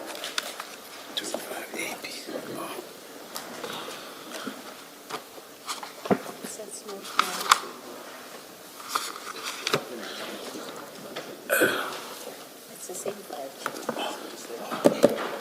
It would be the same file. To say 250. Oh, no. No. There's a correction. It's 256. It's Yeah. changed to 256. Mine starts at 255, that's why I was. Yes, no, confused. it starts at 255. The Commissioner is correct. Okay, no, then I'm it's here, 256. I'm referring specifically to 256 Okay, I at think page it's- 705. This is 256, okay. Yeah, okay, I've got it. Sure. Yes. Now, I reference this particular document, that is the SAPS Operational Response Services Durban Harbour Standard Operating Procedure, Cargo Operations, Sector 2021-2022. The Commissioners will recall, and it starts at page 705, the Commissioners will recall that we came across this document yesterday during the testimony of Captain Duma, and it was part of the confidential exhibit file provided to us by Crime Intelligence. And there was sensitivities on the part of the Commissioners whether or not it has been declassified.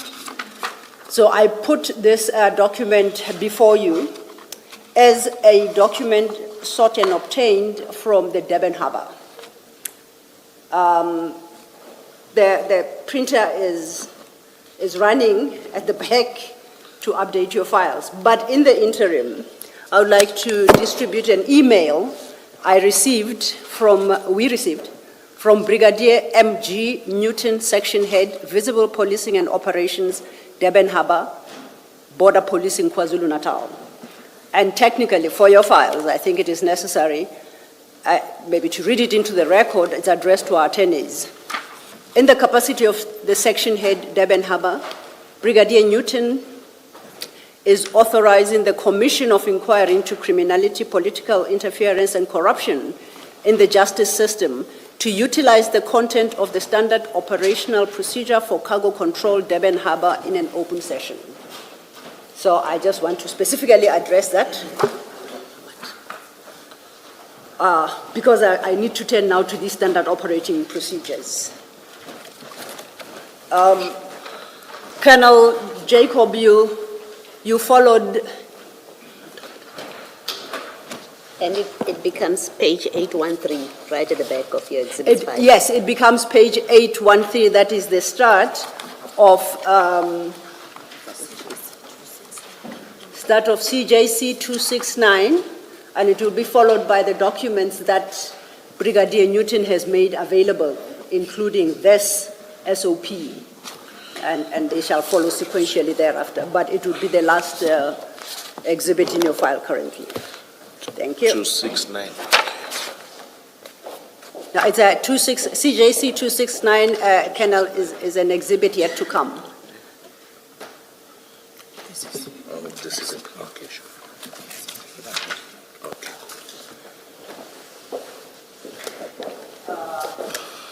Now, I just wanted to check, you followed my conversation with, my interaction with the commissioners. Yes. I was explaining the status of the document. Sorry.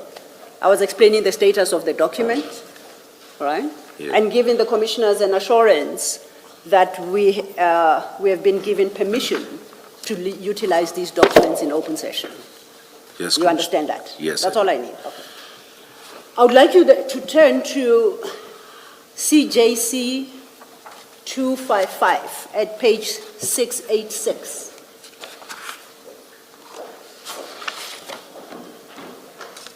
If you keep your finger there,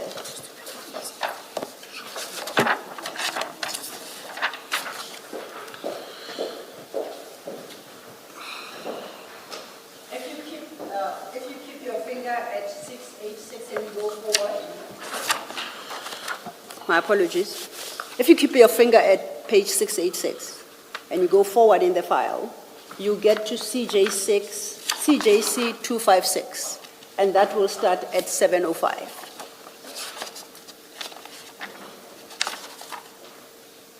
Do you see, they follow each other? 705, Commissioner, starts at 705, CJC 256. Yes, starts at 7:05. Yes. Is that what you have? Yes. So both of these are standard operating procedures for the Durban Harbour. You understand? Yes, yes. Now, the difference really is the first, CJC 255, is for the period 2020 to 2021, as it's reflected as page 686, you see that? Yes. And the second one, starting at page 705, is for the period 2021 to 2022.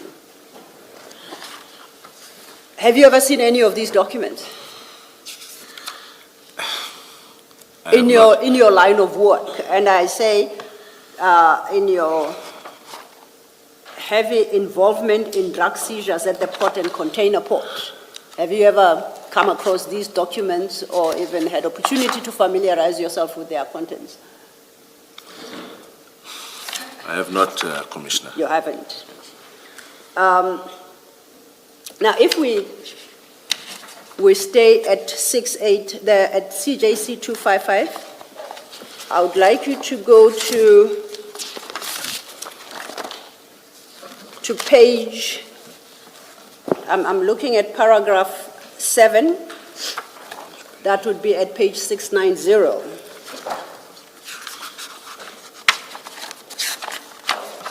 And if paragraph 7 is headed duties of inner perimeter cargo operations. It's got subparagraph 7.1, you see that? Yes, I do. Let's skip to paragraph 7.2, depot inspection team. And overleaf, first bullet point, it notes the following. The inspection report is dispatched from the admin profilers once the container has been booked for inspection at the licensed depots. Do you see what I'm reading?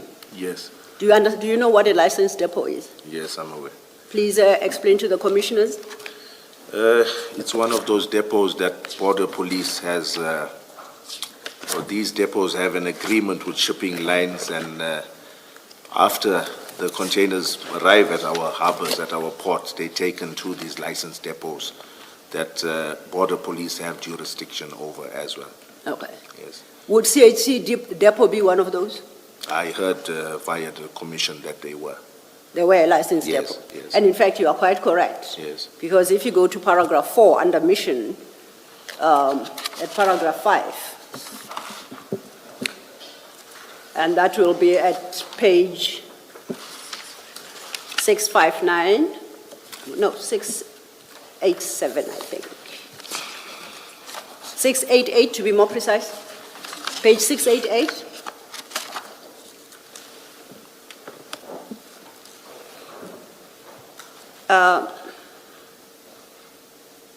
My apologies, I just want to check. Yes, It's the 688, fifth, I'm the correct. fifth bullet from the bottom, just above paragraph 6. Yes. It is area of responsibility, that's paragraph 5. You see that?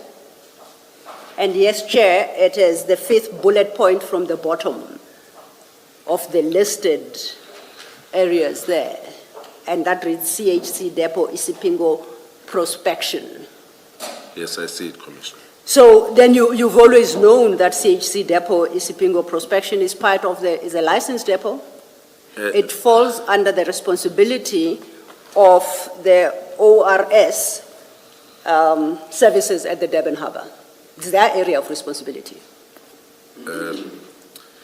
Or is that an understanding you didn't have? I didn't have that understanding. So in the times that you were executing these drug busts at ports and at the Durban port, you didn't know the layout of the Durban port and the areas over which ORS has got responsibility? Not specifically as indicated in this point 5, Commissioner. No.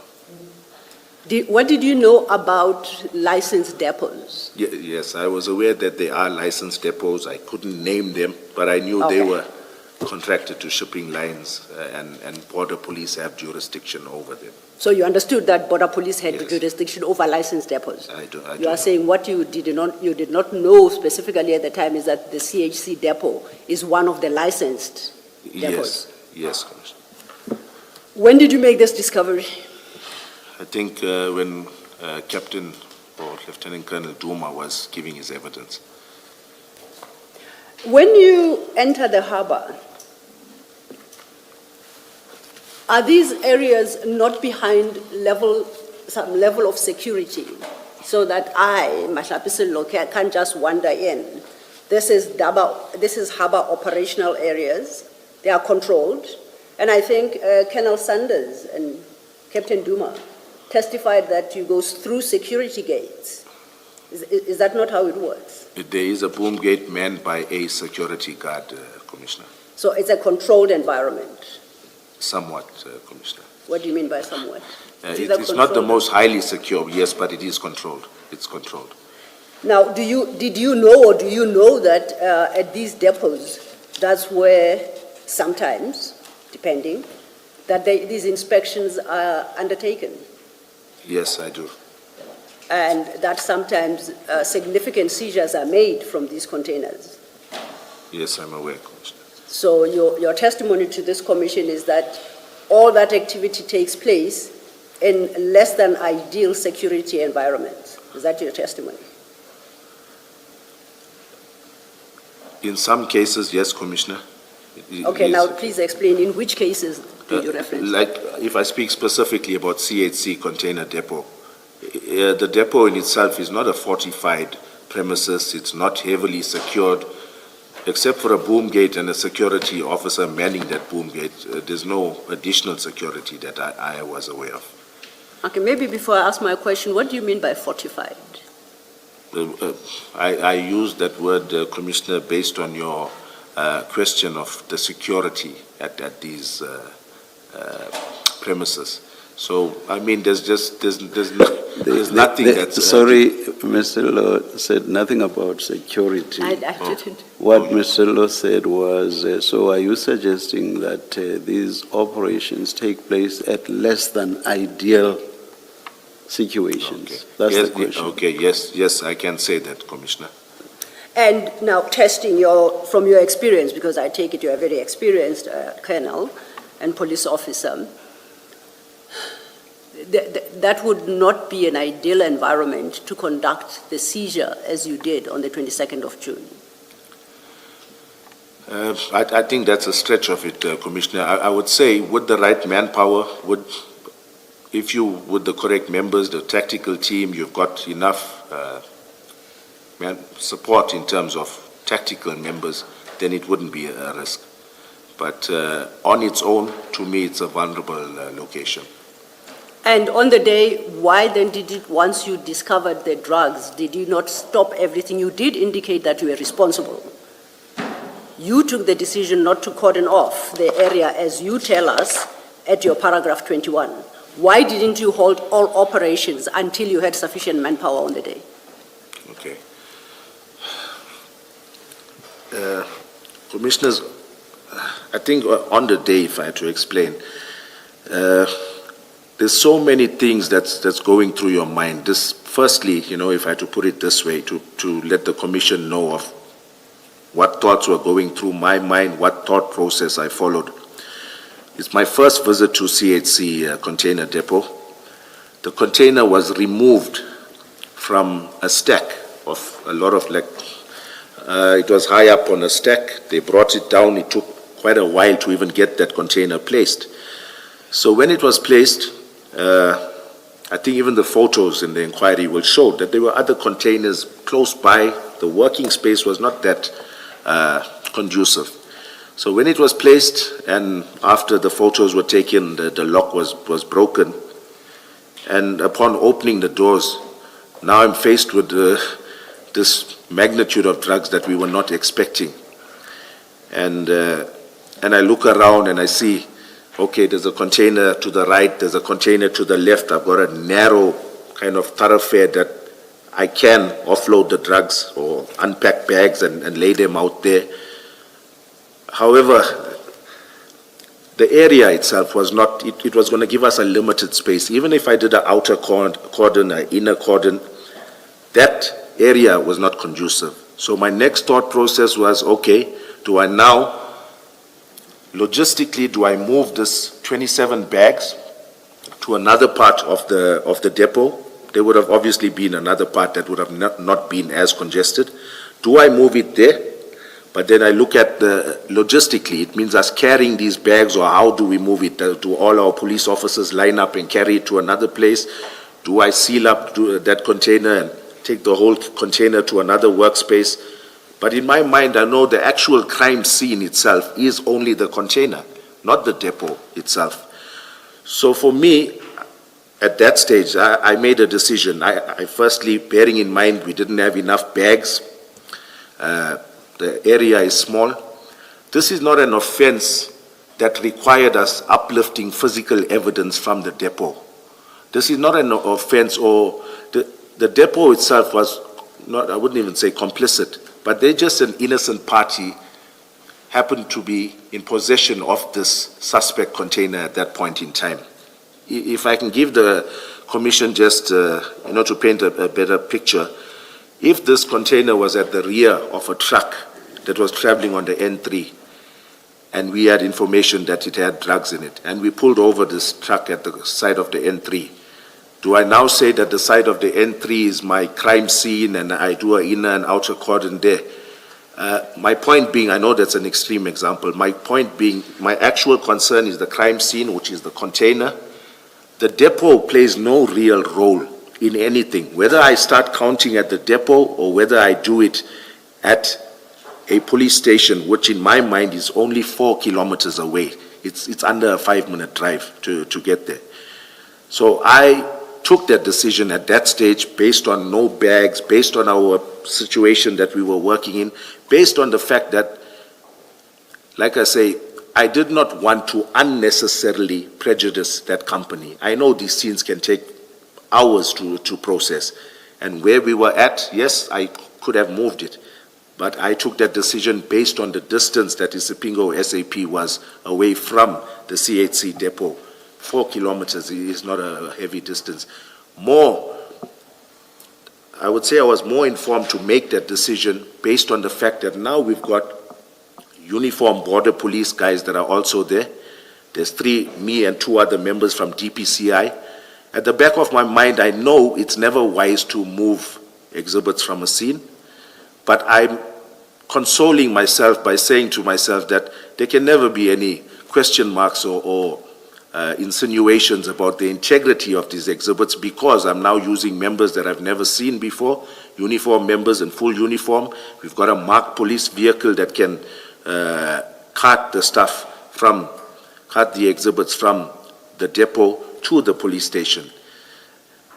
All of those factors, at once, and I knew in my mind, I knew the Isipingo SAP is going to have exhibit bags. So when we get there, it's going to make putting them in bags, sealing them, all of that much easier, and we enter them into the SAP 13. So that was my thought process, Commissioners, when I made that decision. It's a decision that I will now rue, I think, for the rest of my life. It's something that I will regret. I made that decision on the day based on the factors that I've just explained. I'm sorry, I hope I won't interrupt your thought process. I have serious difficulties with that response.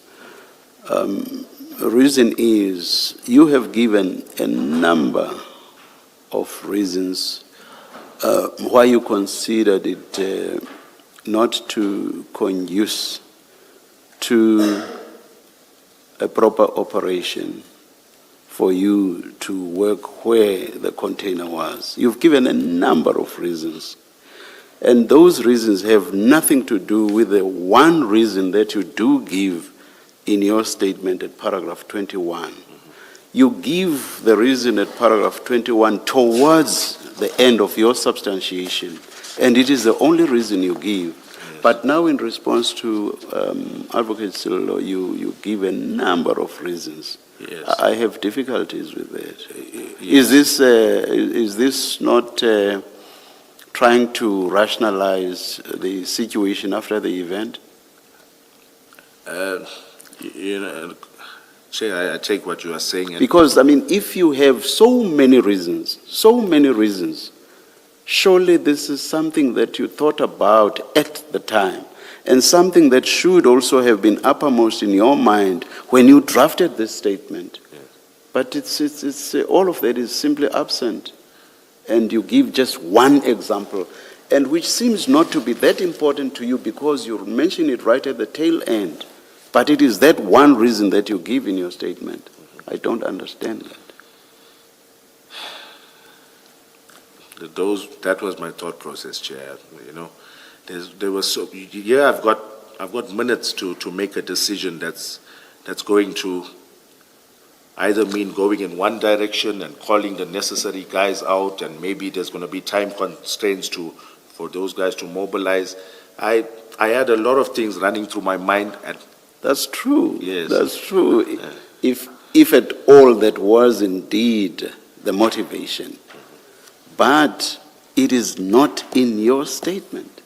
All of those are the important reasons, but they are not in your statement. Yes. There's the one reason, which when you substantiate now, yes, seems to be something not that important, but it's the only reason that you mention here. That's the difficulty I have. Uh-huh. Yes, I've got no comment to that, Chair. Thank you. Thank you, Chair. I am aware it's about lunchtime. Can I just close with one question?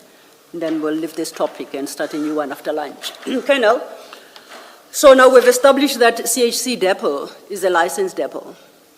We've established that ORS, Durban Harbour, has full responsibility over that area. Do you accept that? I do. And you knew at the time? You knew at the time? I didn't know specifically CHC was listed as this, but I knew Border Police worked there. Yes. Okay, yes. When you were at this particular depot carrying out the operation, you knew now you are under the auspices or the jurisdiction of ORS Durban Harbour?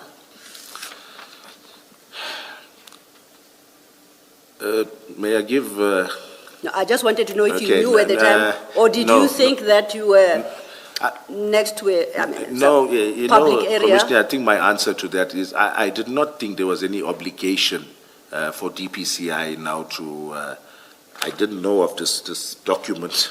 You're not being fair, Colonel. I asked you a simple question. Did you know at the time of the execution of the operation whether you were in the area over which the ORS Durban Harbour had jurisdiction? Did you know that fact? I knew they worked there. I didn't know they had sole jurisdiction, that they were there. So if there were any security concerns you may have had, you could have called on them. They are available, they are your members, they are part of SAPS. Yes, but Okay. yes. Did you call them to come assist? I called the members that were there, Commissioner. There were two that eventually drove the vehicle, but from my recollection, there were about 4 or 5, maybe even 6, 4 to 6 of them that were at the depot. Colonel, at this stage, you are a very senior member within SOCIU. If you say that there is that as a jurisdiction of, for ORS Durban Harbour, there's a command structure within SAPS that I'm sure you're familiar with. Yes, If you need assistance, you know who to turn to. Yes. And even that day, you knew who to turn to. I would take it you talk to the harbour commander or somebody. You just don't talk to random police members that you see walking past. Surely you don't. No, in fact, Commissioner, they radioed their commander to inform him that they were going to assist with regards to conveying exhibits to Isipingo SAP. Okay, we will get there after lunch, but my question is your Yes. conduct and your decision. You never called ORS commander. No, I did not. So would I be correct then to say the moving to Isipingo had nothing to do with security and had nothing to do with the fact that Umlazi was 11 kilometers from your work area? That was not relevant to your decision at the time. No, I disagree with that, Okay. Commissioner. Chair, it's 10 past Yes. 1. I've eaten Yeah, a bit just- at that hour. Thank you. For the record, let me just indicate what the one reason you give is. You say, paragraph 21, I did not want to prejudice the company by closing them down for the rest of the day as they were not suspects in the matter. Yeah, I just mentioned that you had one reason. For the record, I just want to state that reason. I'm not asking for a comment. Thank you. Let's Thank you, Chair. adjourn and come back at 10 past.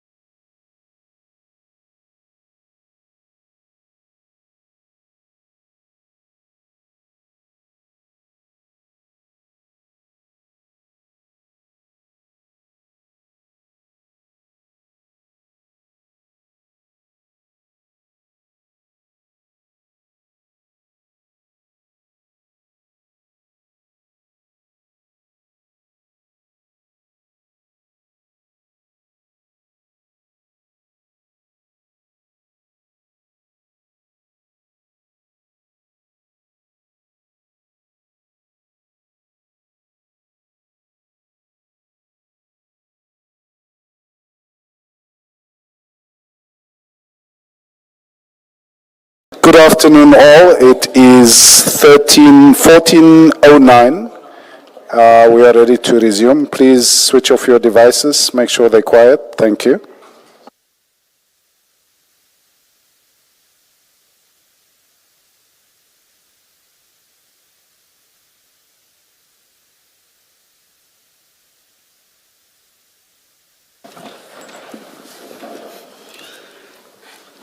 Thank you, Chair. Afternoon, Colonel. If you could just have your mics ready. Good Thank you, afternoon, Colonel. Commissioners.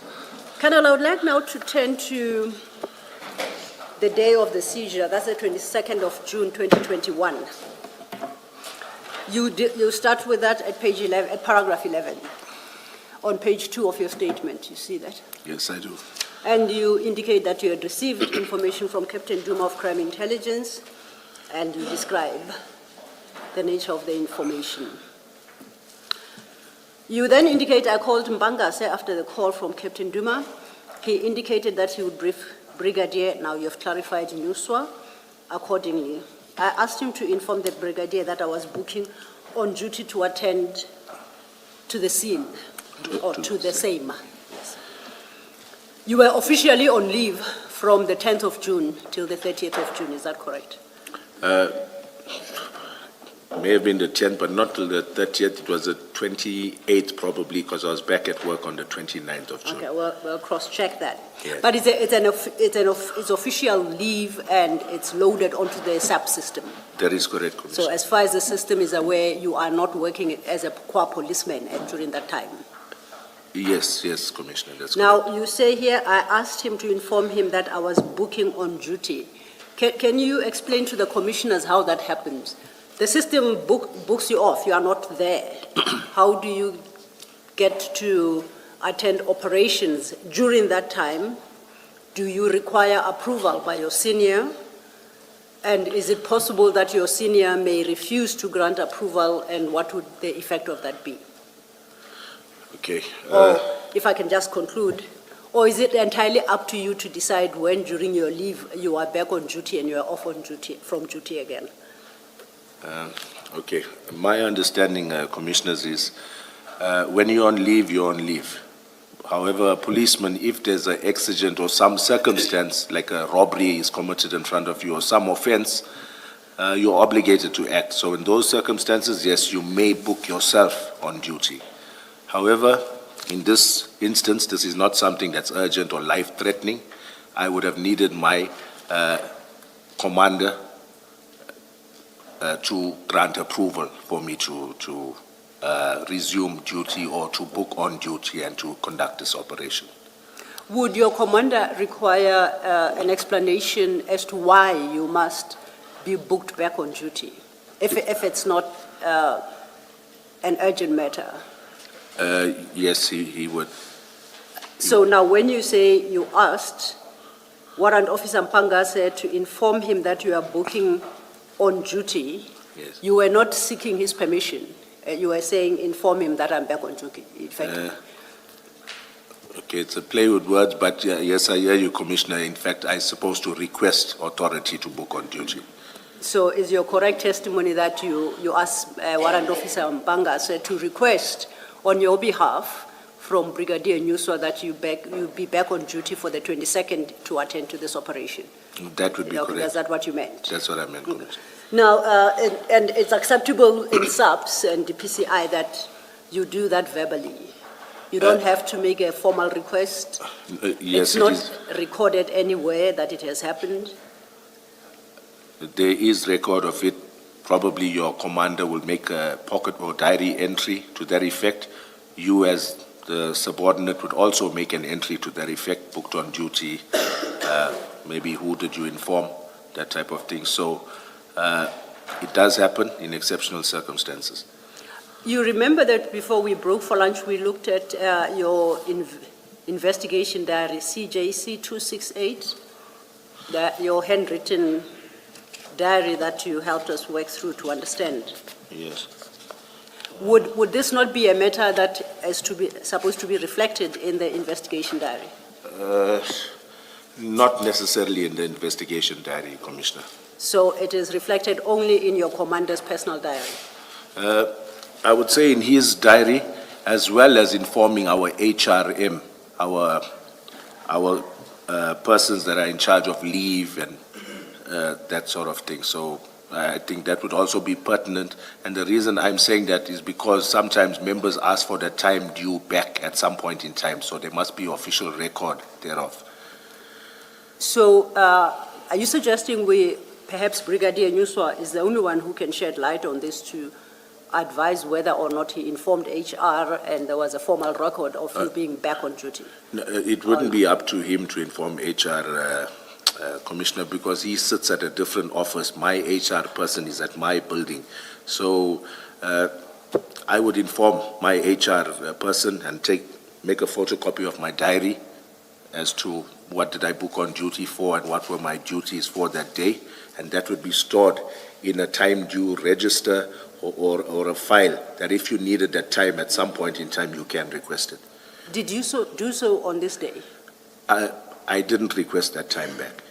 But Now, did you file the documentation that you just referenced? with HR? No, I didn't file it. I just made a diary entry.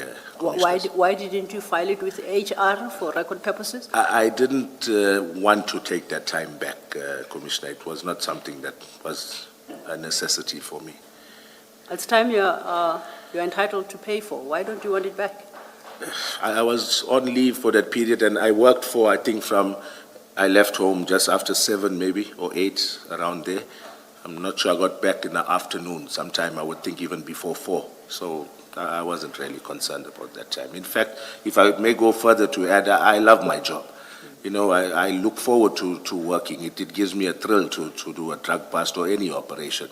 And maybe if I may go further, Commissioners, with your indulgence, when I looked at my diary, even I see on the 22nd of March this year, as recent as that, I had come back from a vacation in Margate and still on vacation leave.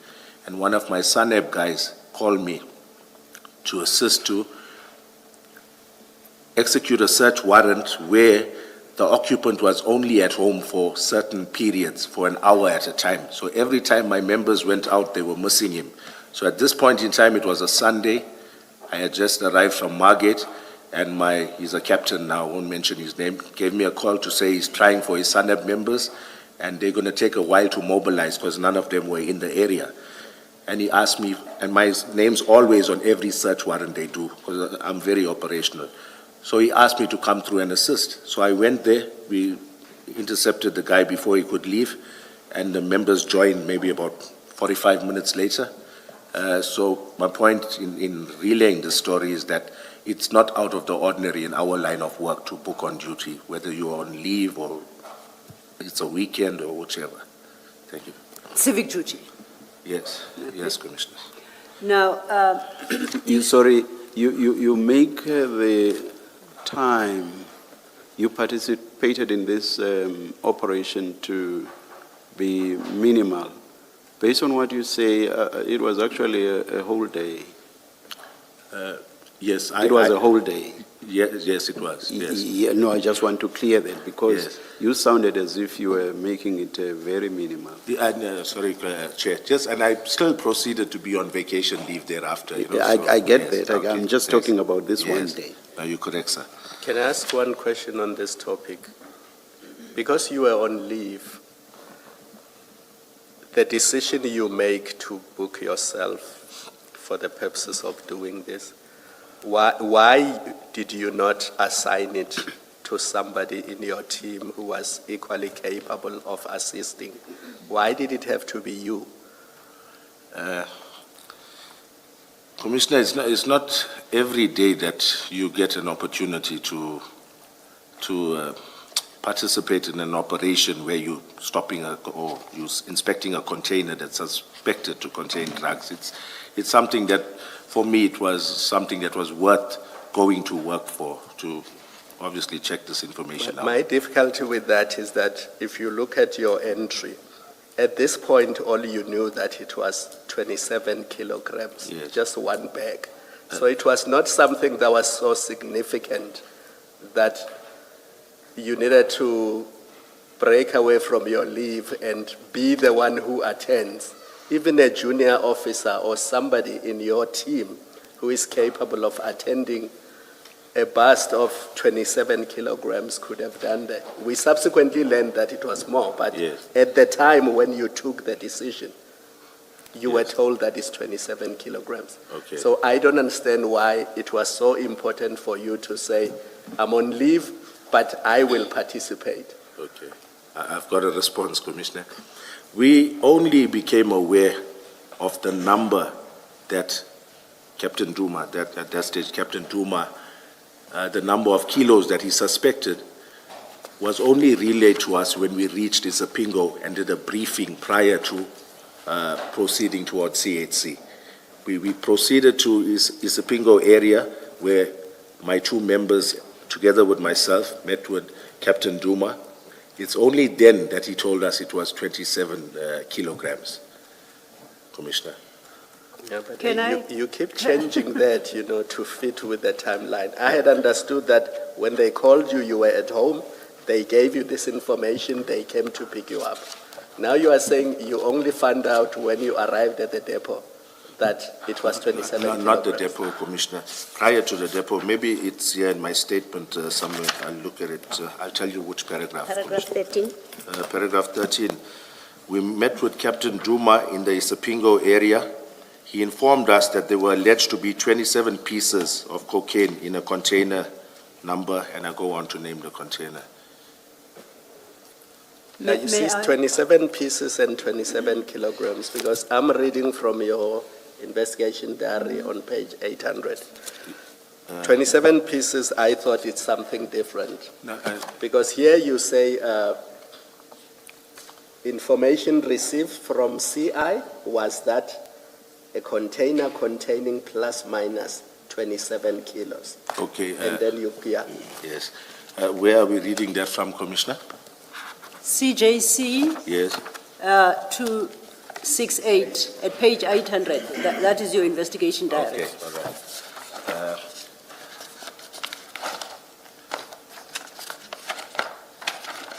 The first entry. Yes.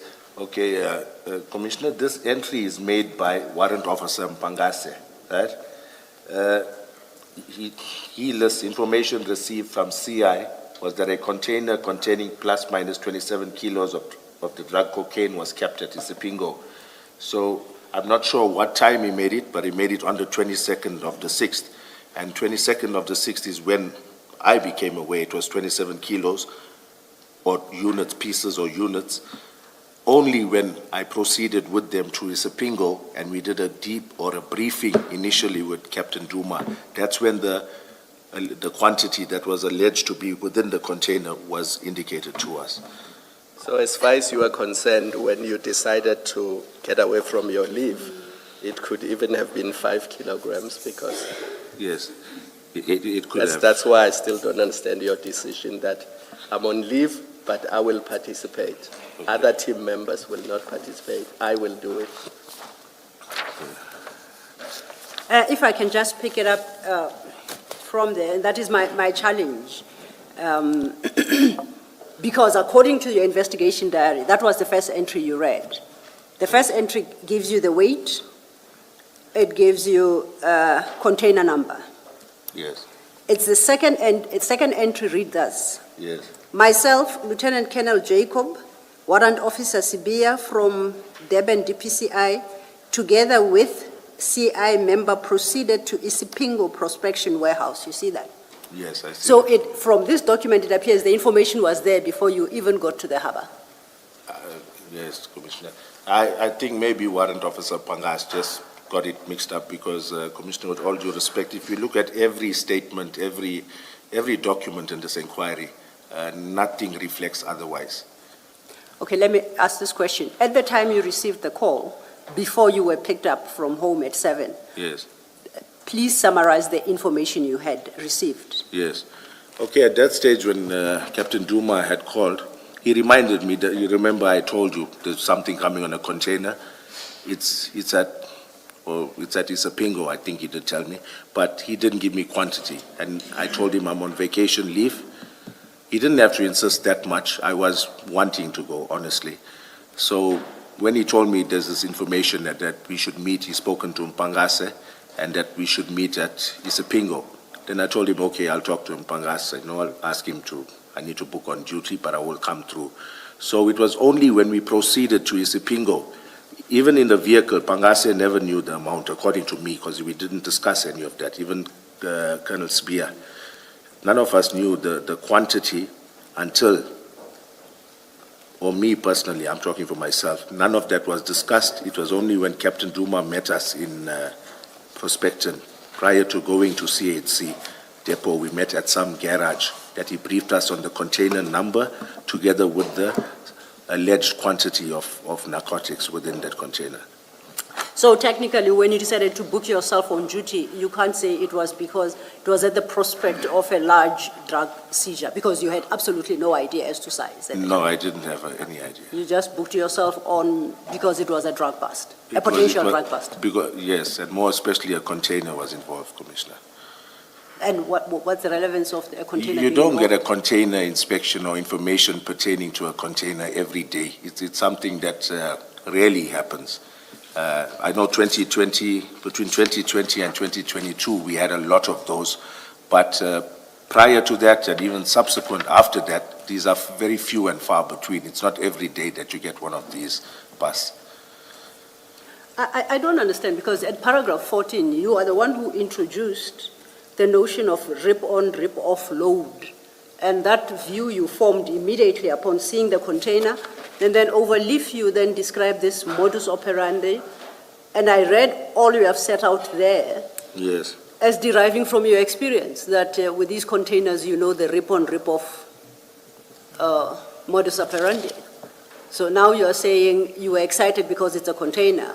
Yeah. But at 14-15, it sounds like you have had experience in rip-on, rip-off operations involving containers. So, unless I'm misunderstanding you.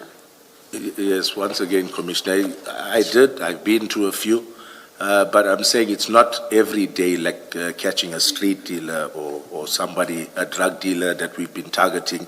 This is something that's coming from another country. It's a commodity that's originated from there. There's a little more. It's more satisfying when you seize or are involved in an operation of this nature. So. Okay. So can I please ask a slightly different question? I understood you to say earlier that your commander was, I think, Colonel Dlomo.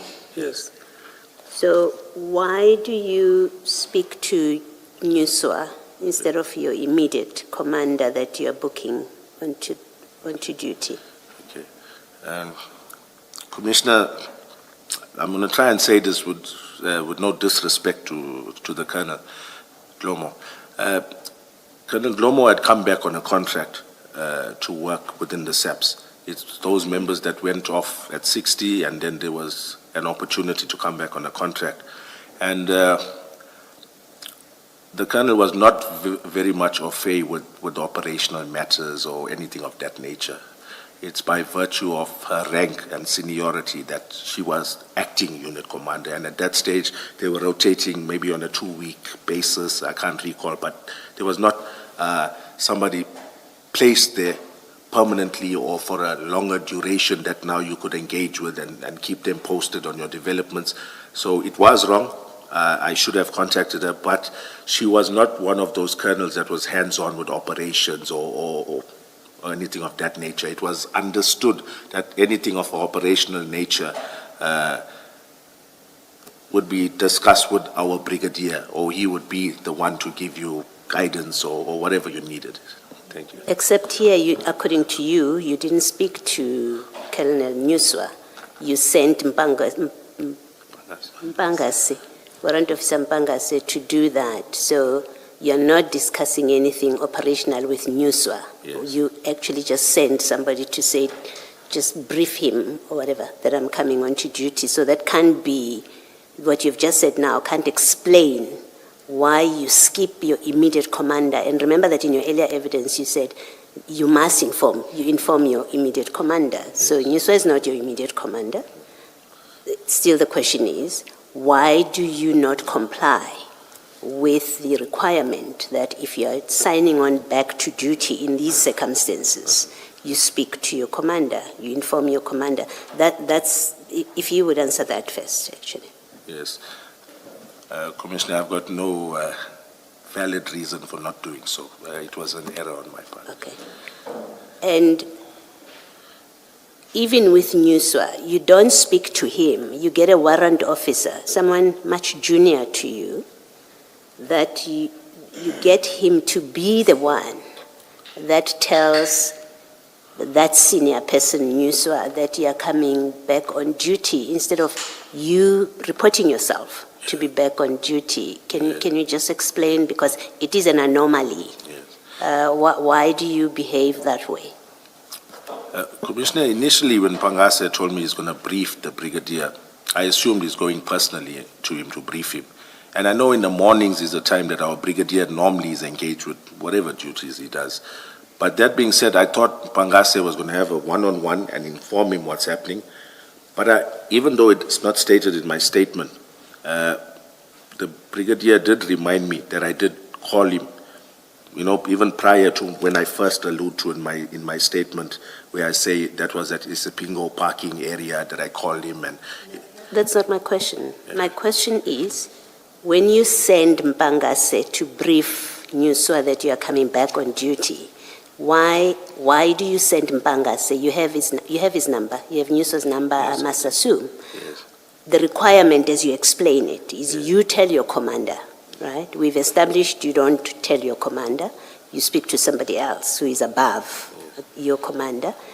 But the second question that I'm asking you now is, well, why do you not speak to Nuswa yourself to report yourself back on duty? Because you are reporting back on yes, duty, yes. right? Why do you not do that? I can't give you an answer, Commissioner, but if Pangase, he did give me feedback that the brigadier said it's okay. But if, Maybe he lied. Yeah. My concern is not what Mpangase said to you. Yeah. My concern is to get a satisfactory explanation for this obvious irregularity. It's an obvious irregularity. You are on leave, one. So the context matters. You are on leave. You get a call to be told there are these drugs. You don't speak to your commander to say, I'm signing on to duty. You don't speak to your commander, you skip your commander. You speak to Nuswa that eventually there are problems, his involvement with this eventually. But you don't speak to your commander. You send a warrant officer, someone junior to you, to speak to Nuswa. You knew he was not going to talk to your commander. You send him to speak. When he says, I'll speak to the brigadier, you say, you knew he was going to speak to Nuswa because your commander was on and off, and it was known that you speak to Nuswa about matters operational. So we know you never were under any impression that Mpangase was going to speak to your commander. You knew he's going to speak to Nuswa. And all I'm asking you is, why do you not call Nuswa yourself? Now that you've decided the person to speak to is Nuswa, not Lomo, why do you not call him yourself? I've got no response to that, Commissioner. I should have. Okay, thank you. Thank you, Commissioner. On that, Oh, yes, Chair. thank you. On the reason that you give about your immediate commander, which is that she was not involved in operational matters, I will not accept that at face value. You are on leave, and all that you needed to do was to report that I'm coming back. I'm no longer going to be on leave, just for this limited period. I see nothing operational in that. That's admin. I see you nodding your head, so you agree with me. That's pure admin. Yes. So basically, you have not responded to Commissioner Baloyi's question. Yes, Chair. I should have. It was an error on my part. I should have. So you accept that you did not do what you had to do, and you basically had no reason for not doing it. This thing about operational simply does not apply. Yes. I concede. Chair. Thank you. Yes. Thank you, Chair. So now we know that you and Warrant Officer Mpangase are now aware of this potential operation, and you decide to attend to the scene, correct? Yes, correct. Would I be correct to say, technically, the DPCI operation has started, or not yet? At which point, Commissioner? Once you decide you are going to CHC depot, to follow up on the information given by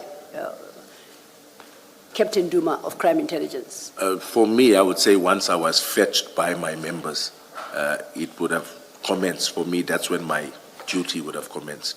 No, not duty. I want to know, when does the Operation. operation, yeah, in your understanding? Yes, in my understanding, the operation is actually at the scene where you're operationalizing this intelligence. So for me, the operation would have commenced upon our arrival at CHC depot. May I suggest that it has to be before, because, firstly, as to who turns up to follow up on the information is a decision that must be taken. Yeah. And that decision must be based on a purpose, Yes. right? And that is the start of the operation. It can't be when you all arrive and then you say the operation commences. That's not how you run operations. I would like to believe that even in this PCI, when you decide to move from your offices to a particular place in pursuit of something or intelligence received, you are already in an operation. Do you have a difficulty with that proposition? No, I agree with you. Okay. Now, accepting then that this is what happened here, you are the most senior. Yes. Am I correct at the time? That's correct, Commissioner. You are in charge of this, and I'll put it in inverts, if you are more comfortable, quote-unquote operation. Yes. Who decides the team to carry out this operation? In this instance, it was myself. It was you. Commissioner, yes. Now, so you decided to involve Warrant Officer Mpangazo. Do you say that decision was already made for you? That decision was made already by Captain Duma. Did you have any power to override it? If I wanted to, yes, they would have been. Okay. And then who's the next member of your team? It was at that stage Warrant Officer Sibia. And that was Sibia. your choice. He was your choice. Yes, he was. Was he also chosen by, and I say chosen in inverts, by Captain Duma, or was that your personal choice? That was my choice, Commissioner. And on what basis was that? Why did you decide on him that he is the best person suited for this operation? Okay. If my memory serves me correctly, when Pangase called me, when I called Pangase and he had informed me that Duma had already spoken to him, Yes. at that stage we knew we were going to operationalize this. And Pangase was at that stage going around the office checking who's around. So I'm not sure what he had said to me. I'm not sure, I can't really recall, but I asked him, check if KG is there, KG Sibia. Just for the purpose of, manpower, and we have our colleagues that somehow we tend to choose. Obviously, if there's 10 members and you only require 3, I'm just saying, you will choose those that you have worked with before, that you've got a good understanding with. So there wasn't that much thought behind it, but just put somebody that you normally work with and you've got a good understanding with. And also, it wasn't made on the basis that you appreciated this is a potential drug bust, that, do you say it's Warrant Officer Sibia? What? Yes. Warrant Officer Sibia potentially brings some expertise in that regard. That is not the basis of your decision. No. You just thought of a name and you decided he'll join. He's competent enough, although he was not a fundi in drug cases, he's a detective. Okay. Yes. Now you know you're going to the depot, which is around the harbor area. Earlier, in response, I think, to a question posed by the chair, you made reference to joint operations and you spoke of the involvement of SARS. Yes. Did you at that time consider this to be potentially a joint operation or not? No, not at all at that stage, Commissioner. No. At that stage you didn't? No. Okay. So if it wasn't a joint operation, then it was a pure DPCI operation. Yes, yes, and DPCI and crime intelligence. And crime intelligence, yes, your source. Did it at any juncture become a joint operation in your understanding? And if so, under what circumstances?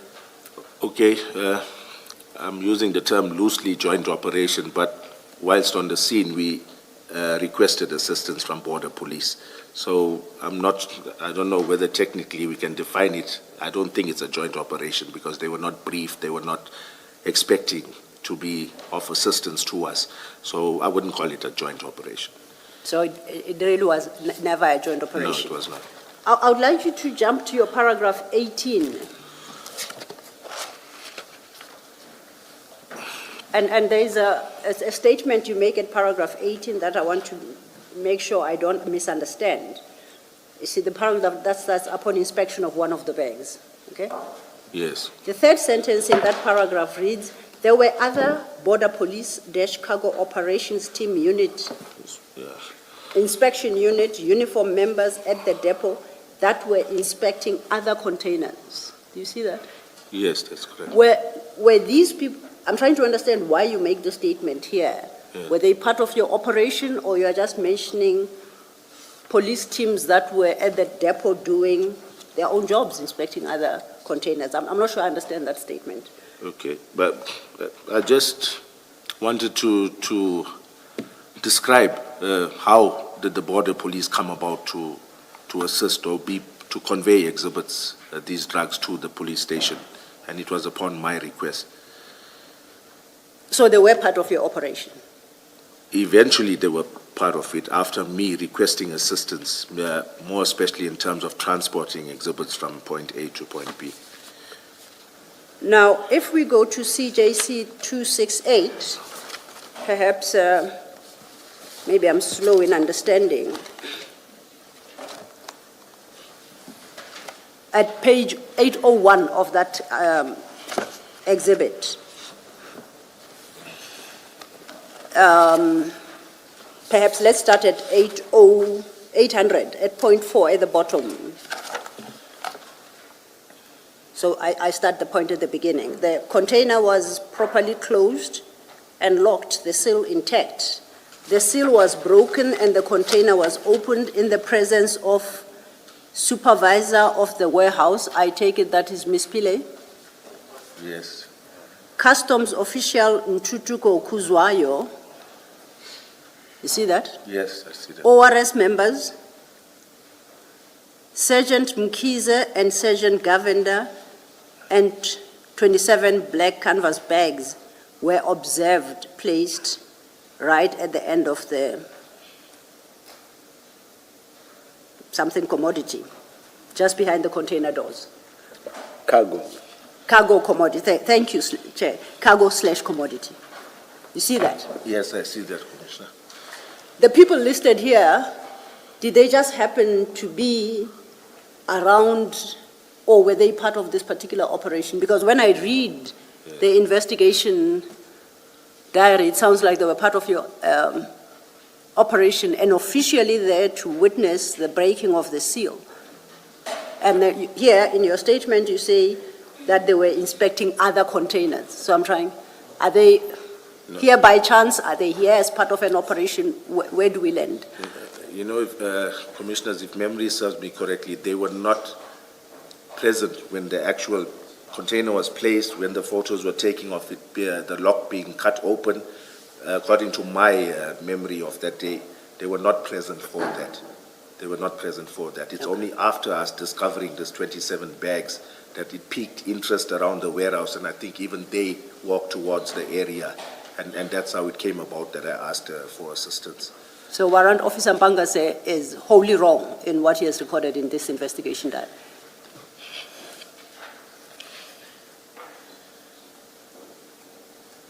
I stand to be corrected, but my memory tells me that the border police guys just came a short while after discovering the narcotics, the black canvas bags. Now, you recall earlier we discussed the issue of monthly, quarterly inspection. And You referred me to the statements you had obtained during your investigation, and you said that those statements have got a date attached to them, and that will at least demonstrate to the commissioners that these entries were not effected post-fact, okay? Yes.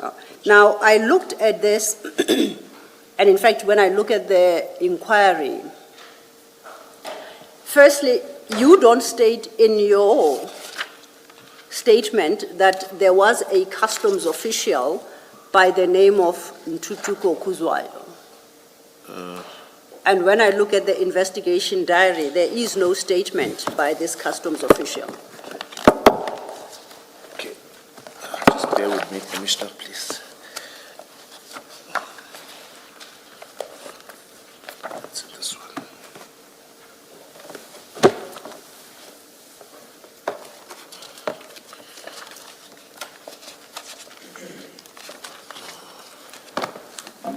Can I help you? What are you looking for? I'm looking for my original statement, Commissioner, that I did file in the inquiry. I'm not sure where it is in your bundle, but I know I've got it. Give me a date, I perhaps will be able to help you. Please try page 574, CJC 243.1. Take it there. 24? He said the first one. CJ? I want you to look at CJC 243.1 at 574.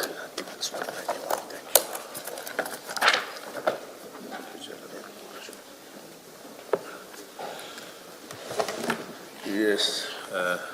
So that is, the first statement is unsigned that we find in the inquiry file.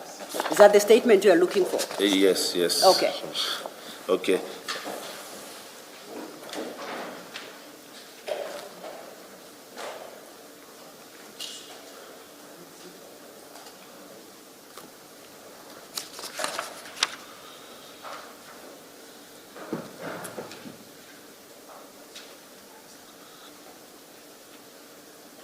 It should be the unsigned statement.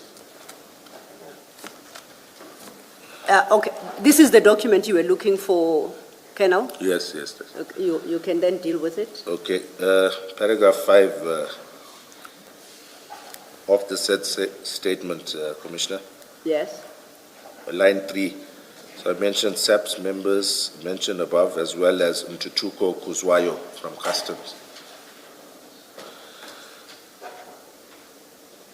Yes, continue. Yeah, I see that I did write here. Sergeant Simkize and P. Governor from ORS, I did erroneously, I would think, Commissioner. And maybe if I had to elaborate on that. When I looked at the statements, preparing for the commission, I saw that the border police guys did not, in their statement, state that they saw the breaking of the seal. So to them, so I think when I put it here, I just wrote from my memory thinking they were, but when I did go through the inquiry again, I noted that none of those two members mentioned that they witnessed the breaking of the seal. So this is not corrected, Commissioner. This is your first statement, Yes, it was. the very first you, Yes. and you say this statement, the very first you did, is not correct. So it would have been, when would you have made it? It's not dated. Yes. What day? It doesn't have a date, a month. When do you think you prepared this one? I can't say, Commissioner. Okay, I can tell you that your next statement, which is CJC 243.6, Yes. is dated the 9th of November, just to give you perspective. Okay. So when do you think this one would have come into being? Definitely before that. Before. Yes. And then if you go back to your investigation diary, why is it you, the investigating officer, never sought or obtained a statement from this customs official, Ntutuko Kuzwayo?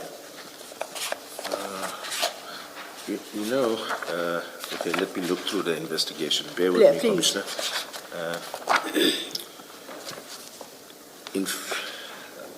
I'm not sure whether it was taken. Tell me, does this, Commissioner, does this bundle have all of the statements that were deposed to in the inquiry? I'm going by your investigation diary. Or my investigation? They are listed Okay. here. Okay, Yes. let me look at And that. this particular statement is Yes. not one of them.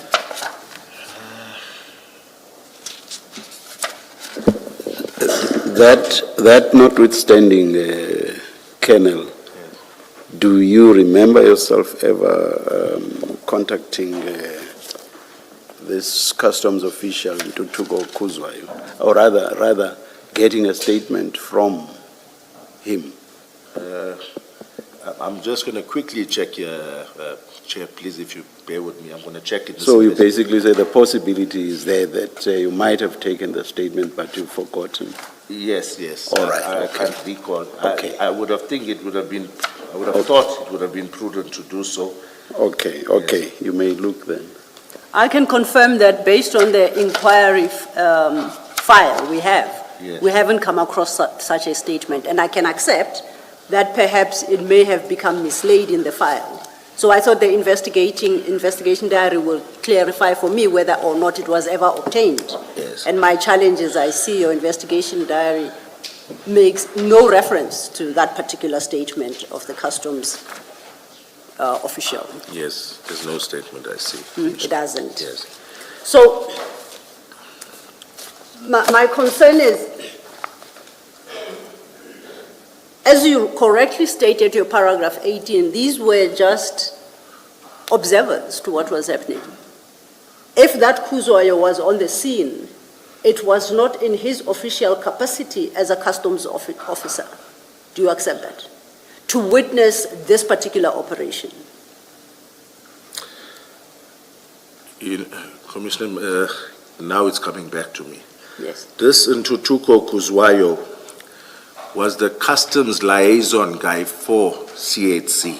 I had it wrong when I said he's from customs, because when they did identify him, all that stuck in my head, I think, was customs. So I thought of him as a customs official, but I think subsequently it turns out that he was somebody attached to the depot whose job it was to engage with customs, something of that nature. But, for now, that's what's coming to my mind, that when I said customs, I think at a later stage we realized, no, this guy is not really customs. When they said customs, he's the one who deals with customs issues.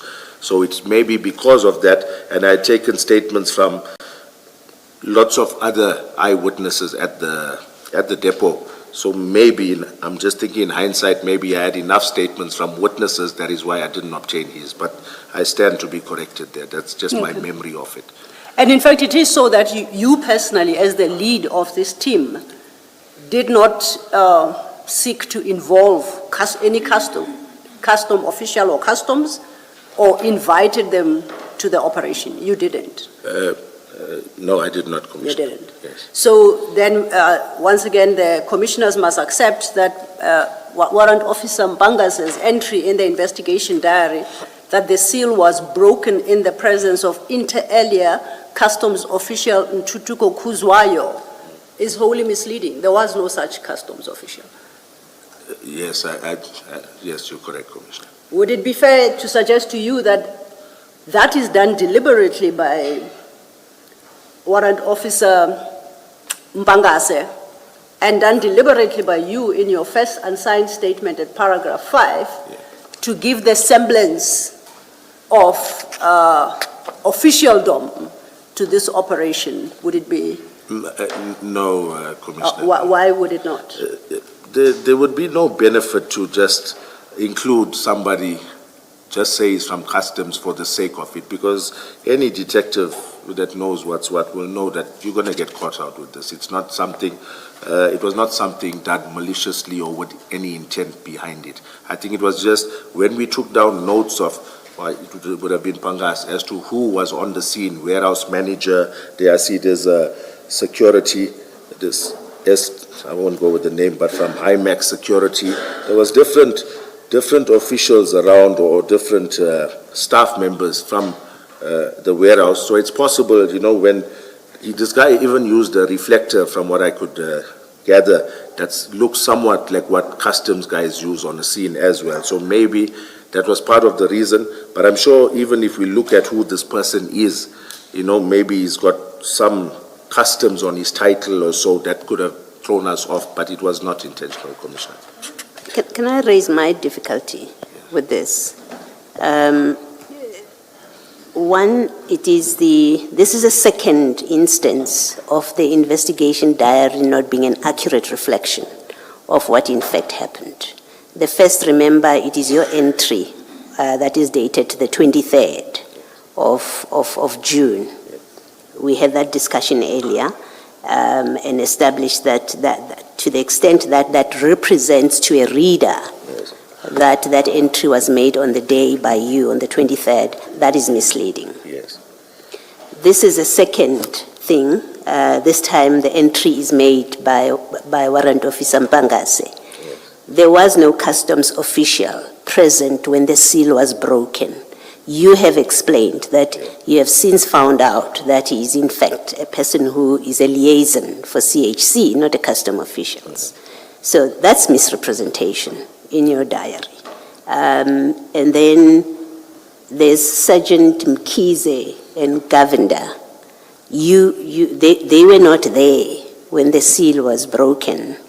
That is a misrepresentation. In fact, you say that you in your statement that to the commission, you don't mention them as present because you've seen their statement that they don't speak to being present. So that's another instance that this investigation diary, one, a reader has to be cautious when reading it, not accept without more that what it reflects is accurate. Do you accept that's a fair position to take? Okay. And lastly, my concern is you, in your statement, seem to, and this is the statement at 574, the one that you made in 2021, which is not dated, you basically copied what Mpangase said in the investigation diary or in your discussion with him at paragraph 5, where you say there's Ntutuko Kuzwayo from Customs, Sergeant Mkhize and P. Govender. You list exactly the same people that he entered in the investigation diary. You basically copied from there. This statement in 2021, immediately, fresh after the incident, whenever in 2021 that was, it would still have been very fresh, contains matter that is not correct. And you would have known that as you put it down as what you are saying and what you observed is in fact inaccurate. Yes, and it's misleading. I can concede it's misleading. Thank you. Thank you, Commissioner. And if we move to CJC,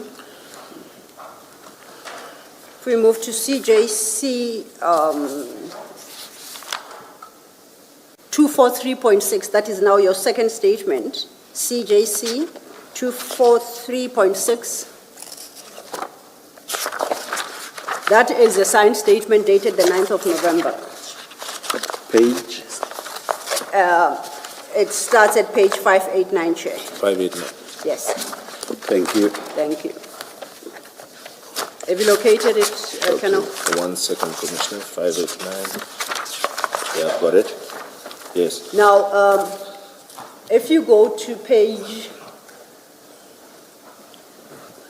592, that's where your signature appears, and it's dated 9th November 2021. Correct? Yes, correct. Now, let's go back a bit, and we go to your paragraph 7 of that statement. You say the seal was intact and correspondent with that on the document, seal number H1905754 refers.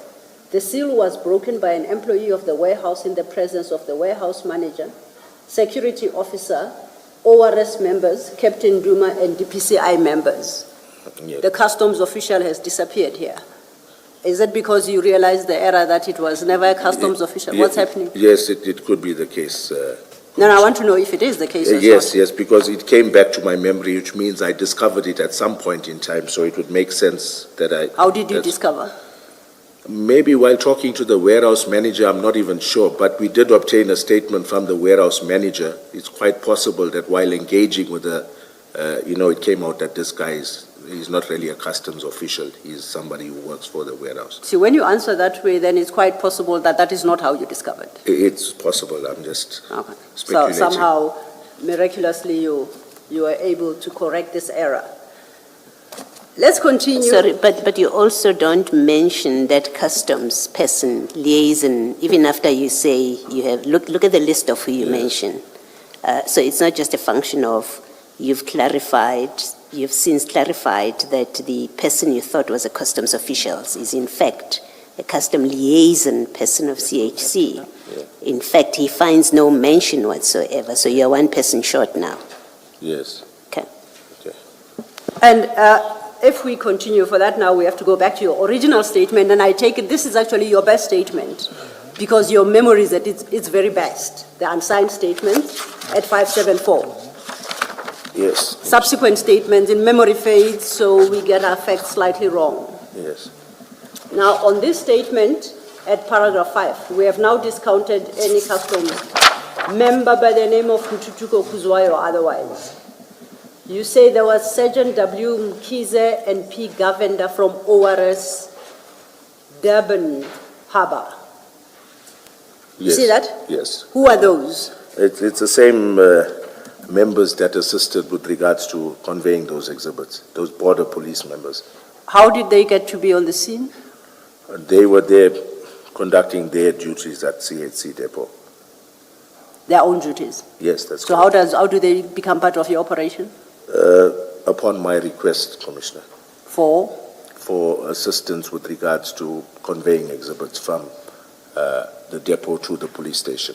Also, these are the ORS members who were working at the Durban Harbour, and you personally requested them to assist you with transportation. That's correct. They were not part of the breaking of the seal and all that. No, not, as I said, Commissioner, it's upon reading their statements, preparing for here, that I realized they were not part of that. But if you go to your statement of the 9th of November, you still maintain there were ORS members at the scene during this operation. Which ones are they? If Yes. it's not these two who you happen to call as they pass to help you with transportation, which ORS members are they? It's the same two, Commissioner. Oh, so you hadn't realized this error by the time you deposed to your second statement? Yes, that's correct. So you maintain that error? Yes. And you it's call an them error. ORS members at the scene? I did call them, and to set the record straight, when preparing for the commission, when I looked through the inquiry, I was the one that obtained both statements from Mkize and Govender. And it's only when I obtained that I did realize nowhere did they speak about them observing us break the lock. And that's why today I can sit here and say it with confidence, but somehow when we did this operation, it was in my mind that ORS was there and they witnessed it, hence I put it there. But it was not with any intention to mislead anybody, Commissioner. Okay, let's go to their statements and see what they say. That will be CJC 261 and CJC 262, starting at page 777. 777. Okay. That is the first statement.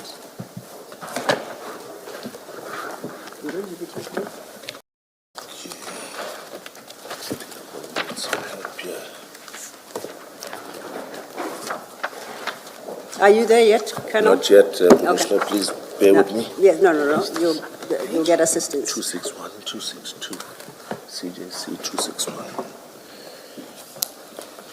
CJC.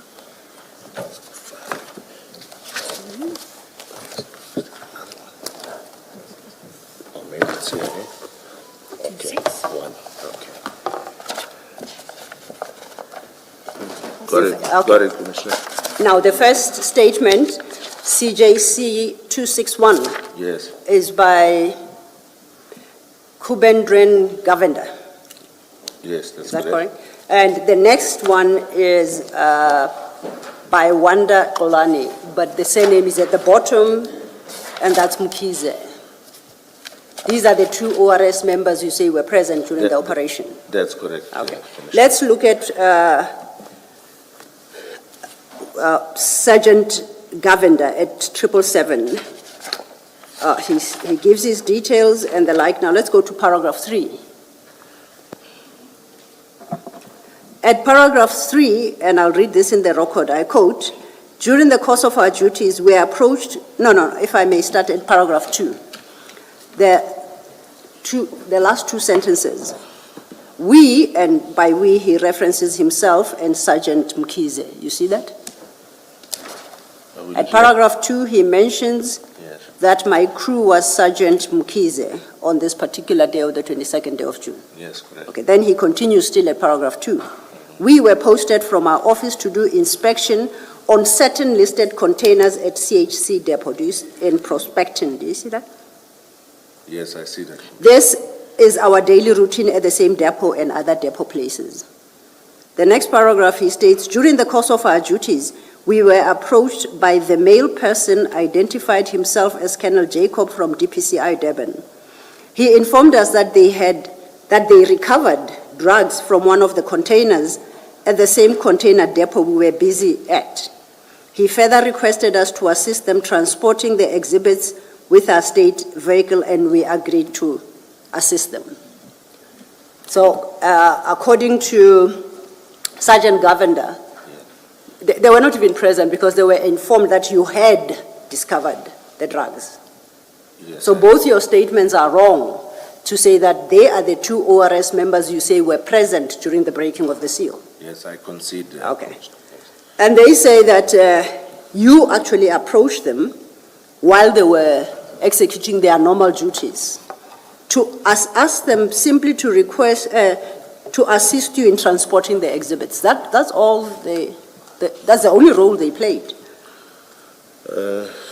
Yes, that's the role they played in terms of conveying exhibits, Commissioner. Now, at the last paragraph of that same statement, Sergeant Govender states, the container they recovered the drugs from was not part of the containers we were to inspect, and we were not part of their operation.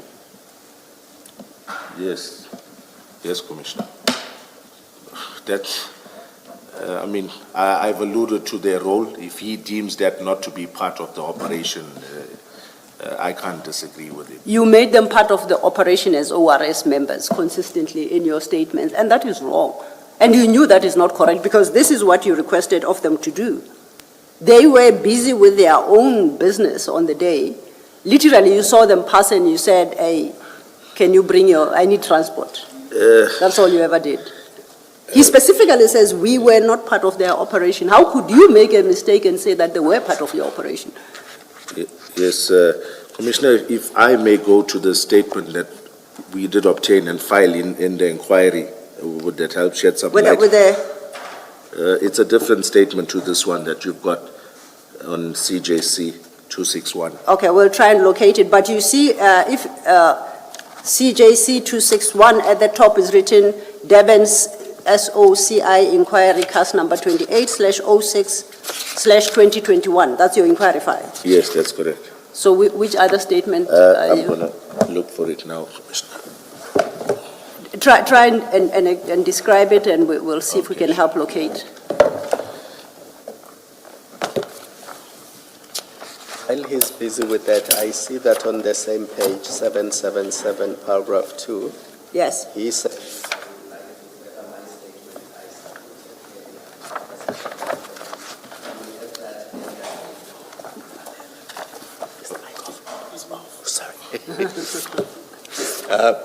Advocate Sillo, the statement referred to in paragraph 2 on page 770.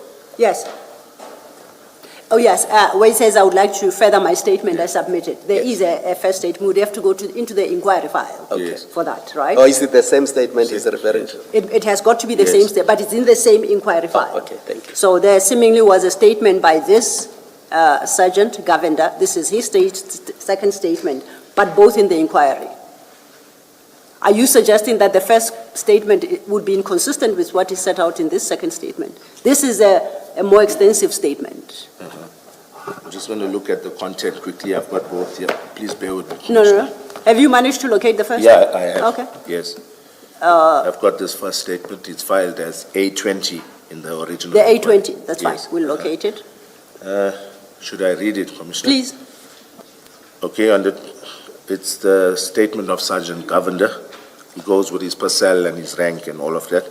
Then paragraph 2, on the 22nd of June 2021, I reported for duty in full regulation uniform at 7:15 and was in the company of Sergeant Mkize. I was posted as a driver of Mark State motor vehicle, Hyundai, and he goes on to give the vehicle details, conducting container inspections at the CHC and ICS depots. Whilst busy with container inspections at the CHC depot at 14th Avenue, the East Prospective, I was approached by 2 other police officials dressed in civilian attire. They identified themselves as Lieutenant Colonel Jacob from DPCI and another Captain Duma from Crime Intelligence. They had inspected container number, and we go on with the container number, and had identified some black canvas bags that allegedly had cocaine in them. Sergeant Mkize and I were requested to assist with loading these bags into our vehicle and conveying them to Sipingo SAP. Sergeant Mkize and I, together with other DPCI members, transferred these black bags from the container into the H1 Mark State vehicle that I was driving. I counted 27 such bags. We were escorted by Lieutenant Colonel Jacob and his team to Isipingo SAP, where we assisted in offloading the black bags. The DPCI members were busy counting the yellow and black bricks of suspected cocaine when we left the scene. From my observations, each bag contained approximately 20 such bricks. We then left the scene and proceeded with our normal duties. So is that statement you just read inconsistent with the one we have here?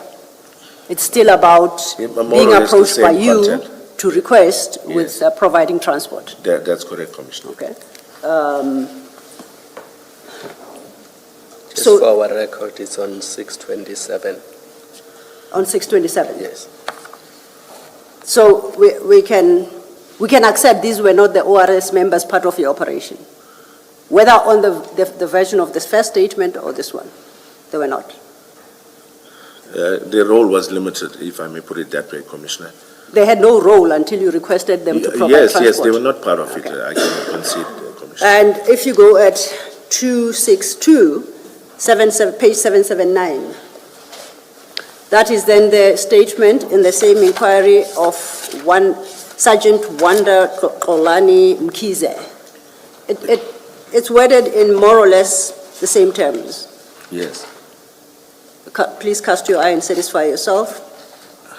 He confirms, it's literally written the same way, except he states that he was a crew of a marked vehicle, given the details, driven by Sergeant Govender. Yes. Then he states as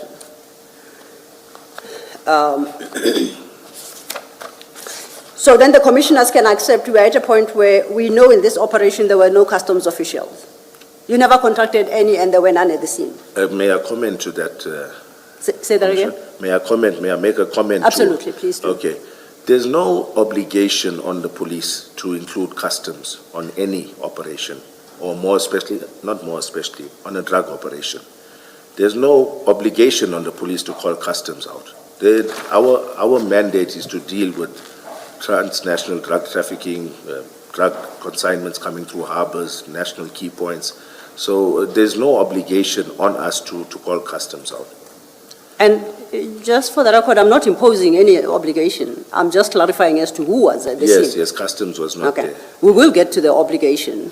As we understand it, when these containers are at the depot, they haven't cleared customs. Do you have a different understanding? No, I don't. You know But that. in fact, I'm not 100% clear on that, to be honest, but you may proceed, Commissioner. So if the evidence as we have it is correct that they haven't cleared customs, they would still be within customs jurisdiction, logically. Yes, I would think so. So do you want to maintain that there would be no obligation to inform them that you are on their territory and carrying out an operation? I still maintain that we had no obligation. We're not looking at customs offenses. No, on the basis that you are within their area of responsibility and you are carrying out an operation. You say you have no obligation even to give them a courtesy call. There's no obligation, Commissioner.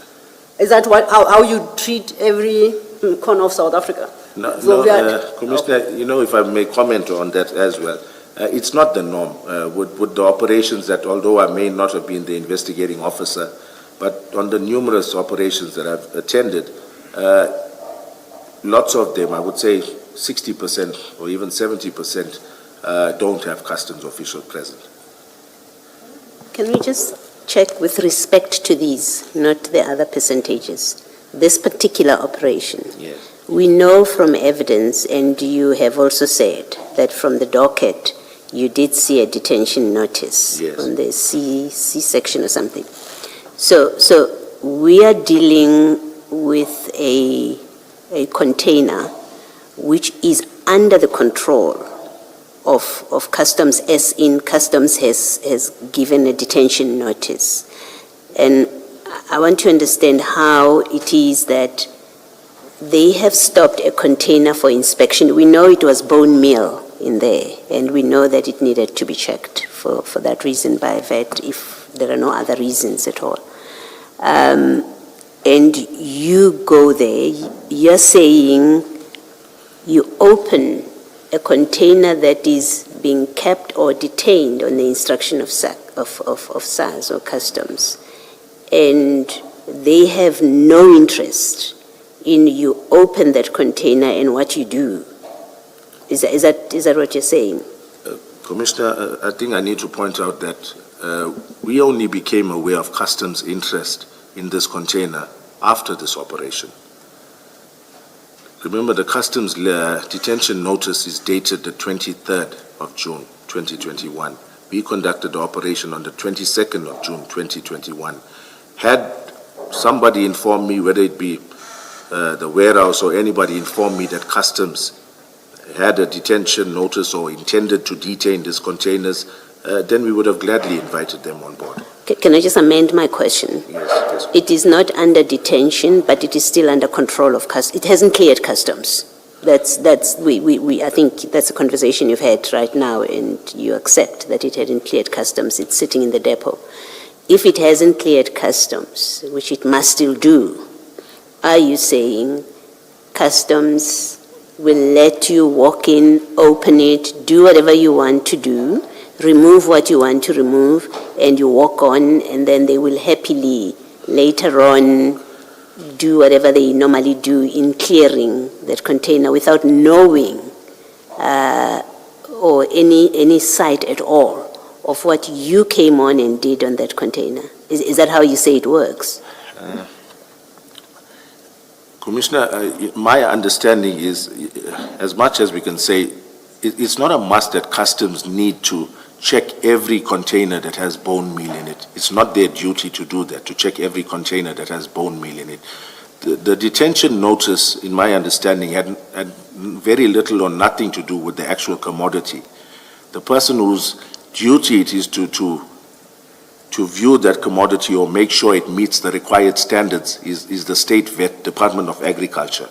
So customs, in my opinion, or in my understanding, once it had left the harbor, it went to a depot. The next step in that whole process was, I think the State Vet would have come through and inspected to make sure all is in order.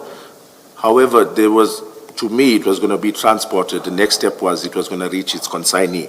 I'm not aware of customs checking every consignment of bone meal just by virtue of it being. Well, the evidence that we have received, if I understood it correctly, it is that because it is bone meal, it necessarily falls in the category of things that must be checked. They cannot come into the country without checking. Yes. So I'm asking you the question, and our understanding was it is customs that flags it for it to be parked so that it can be checked for that purpose. And really the essence of my question is, someone else, another agency has an interest in this, and you know it's bone meal. You do. So another agency has an interest in it. Are you saying the manner in which things operate, as it's such that you can come in, open it up, do whatever you do in the absence of that other party, agency, that other state agency which has an interest in the container, and then you move on, and in their good time they'll come and do their whatever they do with it without any insight into what you did. And then later on, as we know it happened here, you are the one that comes back to release it, to say to the clearing agent, this can go.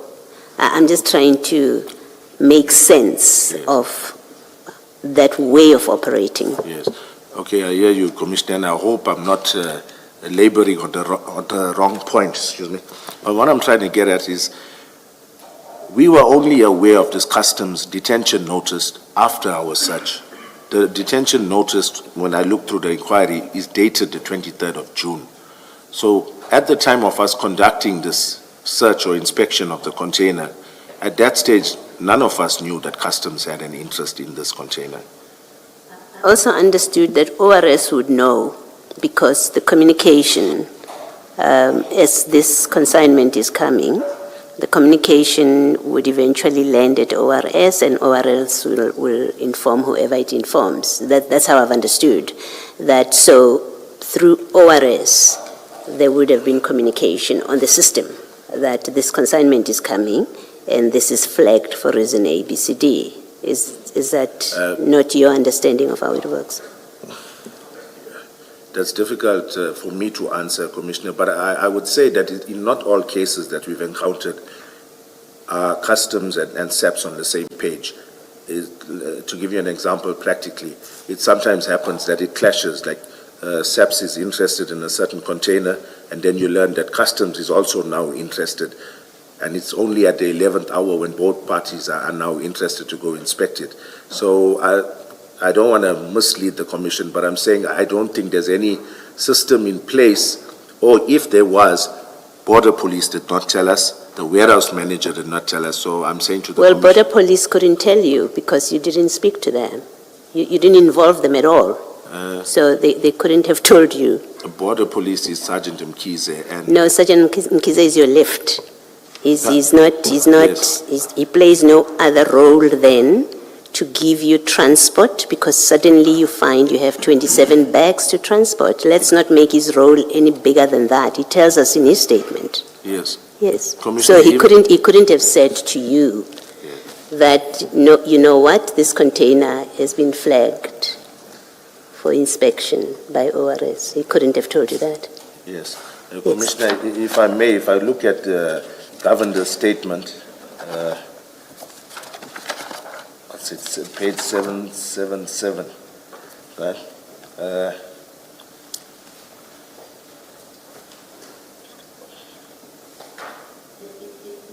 It says only that you asked them to assist with taking these things out of the container and then transporting them. Mkize says exactly the same thing.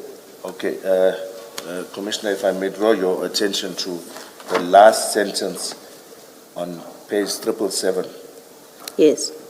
He says the container they recovered the drugs from was not part of the containers we were to inspect, and we were not part of the operation. Yes. So in the same breath, he says it's not the part of the containers he was to inspect. Yes. So I'm just drawing an inference. I may be misquoting him, but my thinking is that if he knew that either Border Police was interested in this container or whichever other law enforcement agency, he would have mentioned something to us. No, that logic is faulty. I'm engaging you on the basis of you saying ORS, Border Patrol did not inform us, and I say, but you did not speak to Border Police. These are police on the ground. So when you say Border Police did not inform us that this container has been flagged, you're not talking about the patrol people who are going to be inspecting specified containers. You must be talking about someone in an office who is responsible to tell you this is what's happening on the ground. There is that container that we have flagged for inspection. None of that was brought to our attention, Commissioner. Because you did not speak to the right to the right people in ORS. Simple. But, You didn't call the commander, the border commander. I think, in fact, this in this ORS process, we have learned that the intelligence gets the information, intelligence speaks to the ORS commander, informs them, and then you guys go on to operationalize what is happening. So when you say ORS did not inform us, I'm picking a problem with you that you want to equate Mkhize and Govender as, well, we did speak to ORS, they didn't tell us anything. No, When not in on fact, that. all they were was transport. yes. Thank you. Thank you, Commissioner. So, at the end, where we land is the only people who were present in this operation were the DPCI members led by yourself and Captain Duma from Crime Intelligence. Would I be? And warehouse staff. And warehouse staff, absolutely. yes, that's And that correct. is Ms. Pillay. Not only Ms. Pillay, some other warehouse staff as well. That the manager was Ms. Pillay. Yes, that's correct. Now, in your experience, you have done drug busts before, particularly at the port, and I take it that the port is a point of entry of goods for commerce. Yes. You accept that? Yes. At which point, must you engage the owner of the container? Because the container is carrying, I will take it, valuable commercial commodity. In your experience, is it necessary to tell the owner that we are about to break your seal? Or you break the seal and you tell them afterwards? No, by experience, you need to inform either the clearing agent or the consignee, but basically the person who's responsible for that container needs to be aware that it is going to be such. And who was that person in this instance? In Do this you recall the clearing agent or the consignee? At that point in time, the clearing agent was the custodian of that said container, and I took Captain Duma's word that, yes, he had phoned the relevant parties, and now he had spoken to the warehouse manager, and when we did arrive there, she was familiar with what, we expected of her. So in my mind, Commissioners, it was a consensual or voluntary search that was agreed upon. So you didn't consider yourself, you're about to break a seal Yes. of a private cargo. You did not consider yourself duty-bound to at least satisfy yourself that you had the requisite authorization from the owner of the container? No, I didn't go to that Why extent. not? I took it for granted that the warehouse manager was around assisting us, aware of what was happening, and Captain Duma further indicated that he had spoken to the transporter and the clearing agent. So to me, all parties that had an interest or were possible custodians of this container were aware and had given consent to such. And what if Captain Duma was misleading you deliberately because he knew that you will take responsibility for breaking that seal? Did you ever consider that as a possibility? His job is to provide the intelligence. He testified here yesterday to be present when that seal is broken and the container opened and to satisfy himself whether his intelligence was correct. Beyond that, he's got absolutely no role. So you take full responsibility for that container. Yes, I didn't go to any further or make further inquiries to ensure that his version of events was correct. I did not. You are aware that the clearing agent said they were never informed, engaged with, and they only learned of the seal being broken, the container being broken into after the fact, on the 23rd of June. Commissioner, it's only when watching the commission that I became aware of that, and I want to explain why. During the course of this investigation, I eventually obtained statements from the transporter, the clearing agent, the consignee, all of them. And none of them, even this from Mega Freight, the representative that came through on the 1st of July, none of them expressed any dissatisfaction with the container being opened. At no stage did any one of them. In fact, they were grateful that the police had intercepted this rather than it reaching one of their companies or their company name being tarnished because it was found on their premises. So none of them voiced any displeasure at our search. I'm not interested in particular in whether or not they voiced a displeasure. I'm interested in whether you knew who the authorized person for that container was. And your investigation diary would seem to suggest you knew. You knew it was Mr. Flowerday of Megafreight. You reflect that. Yes. On the 1st of July 2021, if we go to CHC 268 at page 803, the entry there at the bottom is dated 0107, and it's actually countersigned by you on the overleaf at page 804. Yes, that's correct, Commissioner. And your inquiry file Yes, shows that you obtained a statement from Mr. Flowerday of Megafreight.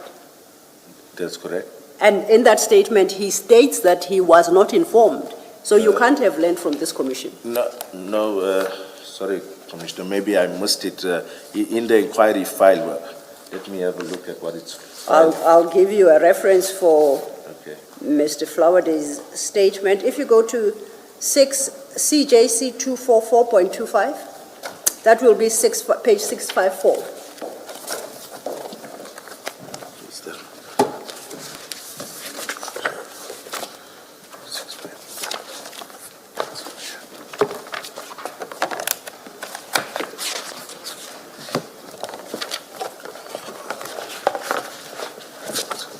And it's a handwritten statement, 654.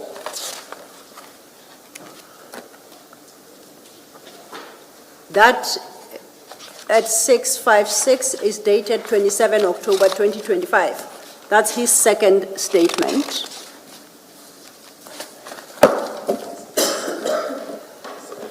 Yes, Do you see that? yes, I've got it. That is the 2025 statement. But if you go back Yes, to 595, you will find his first statement.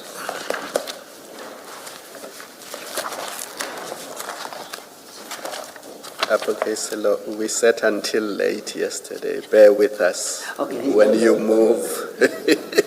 Commissioner, if it's any consolation to you, I sat with you till late yesterday. I apologize. The point I'm making is there are two statements. yes, The one statement is the one at 654, that is a 2025 statement. yes, But if you look at that statement, it says at paragraph 3, I would like to further my statement I submitted on previous occasion. That's at 654. yes. So then we have to go find the first statement. And I'm saying the first statement is at page 595. Yes, You have located that. I've got it, Commissioner. And this is undated, unfortunately. No, it's dated May 2022 at 14:45. Okay. You see that? 595, Commissioner. 595. Yes. Overleaf at 596, that's where you find the date. Okay, yes, Okay. yeah, see. Now, you were aware of Mr. Flowerday of Megafreight by the existence of that human being by the 1st of July 2021. Yes, that's correct, Commissioner. What did he tell you about this operation and the breaking of that seal? He never voiced any dissatisfaction. He came through with laborers to unpack the rest of the containers, so at no stage was I aware of his displeasure at our inspection. Why do you insist on displeasure? I mean, okay, you call them, I think earlier you called them role players. Is he not an important role player? You just said that's one of the entities you must obtain permission from. I would have assumed that Yes. when you conduct your inquiry, you at least would satisfy yourself that there's been compliance in that regard, because you tell us that thus far you have just simply relied on what Captain Duma told you. Yes, I did rely on that, Commissioner. Yeah, now, by 1st of July, you Yes. know the responsible person from Megafreight. Yes. Why did you not obtain a statement from him? I'm going to just check quickly, Commissioner, if I did eventually.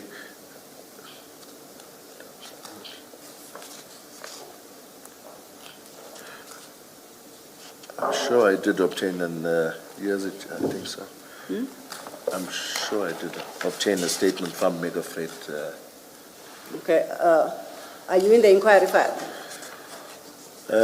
I'm looking at my inquiry file. Yeah, Yes. you can give Yes. us the statement number, I'll try and check it down.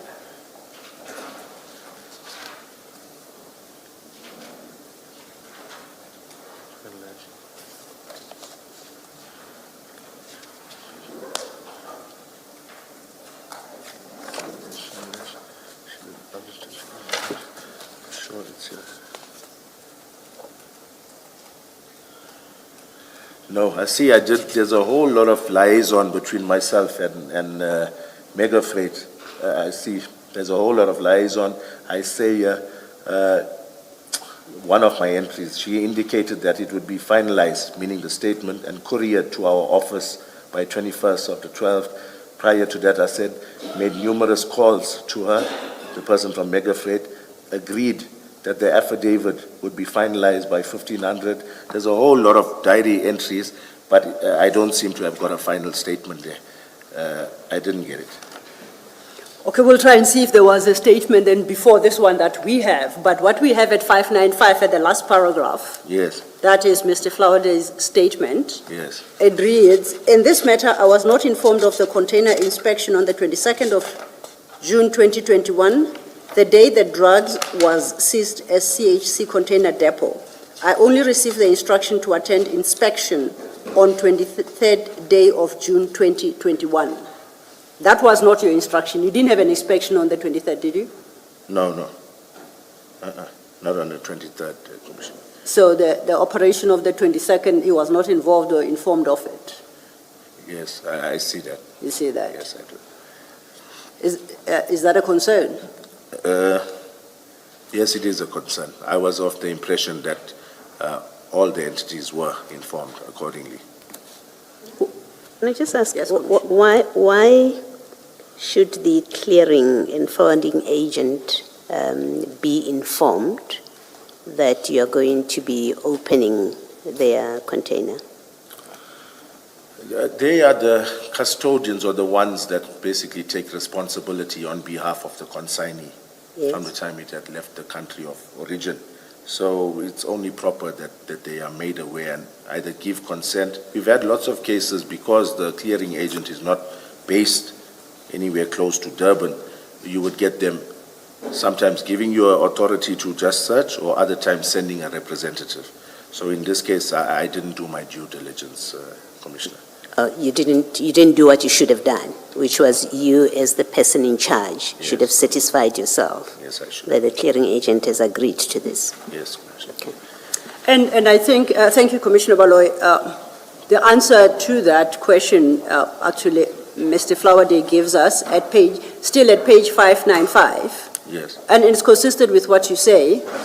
We are at paragraph 3, that big paragraph that starts with my duties will also, you see where I'm reading?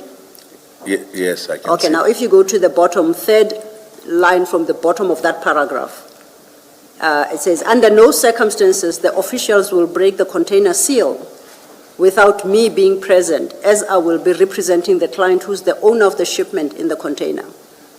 The official will either call for unpacking of the container or grant tailboard exam without unpacking, whatever that may be. But the key thing here is under no circumstances must it be opened in his absence. Yes, I see that, Commissioner. If you go to the next paragraph, midway, that would be the third sentence of that paragraph, says after then it is opened and inspected, the container will be resealed with a new seal. I, Flowerday, will then prepare the inspection report and invoice the clearing agent. So it would seem that besides being the owner, there is an inspection report that must be completed. You see that? Yes, I see that. Do you have a challenge with that suggestion that there is a requirement for a clearing report, an inspection report, rather? Yes, I was not aware that it's something that was required, Commissioner. Do you, as the DPCI, have a requirement that an inspection report be compiled? No, that's not one of our criteria. Oh, that's not something that's adhered to at all times. at all times. Yes. So you adhere to it sometimes. It's in cases where the clearing agent has a representative to send over. There are other times where they just grant you permission as long as the warehouse supervisor is present. No, my question is slightly different. I think I'm interested in the notion of an inspection report. You as the DPCI, when you go opening containers at the harbor, Yes. do you have a requirement to have an inspection report compiled? I would like to believe that the purpose of that document is to at least explain your conduct. Yes. Is there no such requirement for DPCI members? I have not come across it, Commissioner. I have not. You're not, is there a requirement, isn't there? It looks like that when I read this, but I haven't come across it. I don't know what it even looks like, this inspection report. Are you aware that the ORS at the harbor has that requirement? And in this regard, I would like to refer you to CJC 246.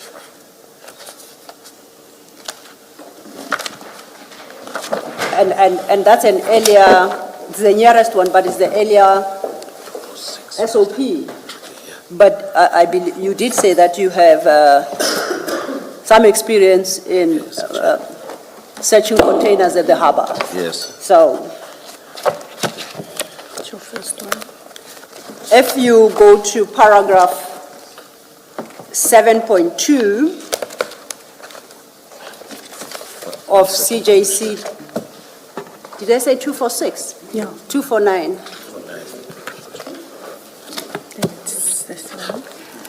In fact, I'm going to correct that. I know what Commissioner Kumalo was talking about now, about a long day. It's the ORS SOP. That will be CJC 255. 255.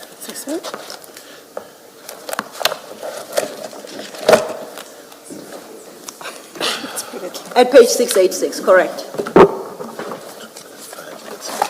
And I'm interested in particular in that ORS at paragraph 7.2 at 692.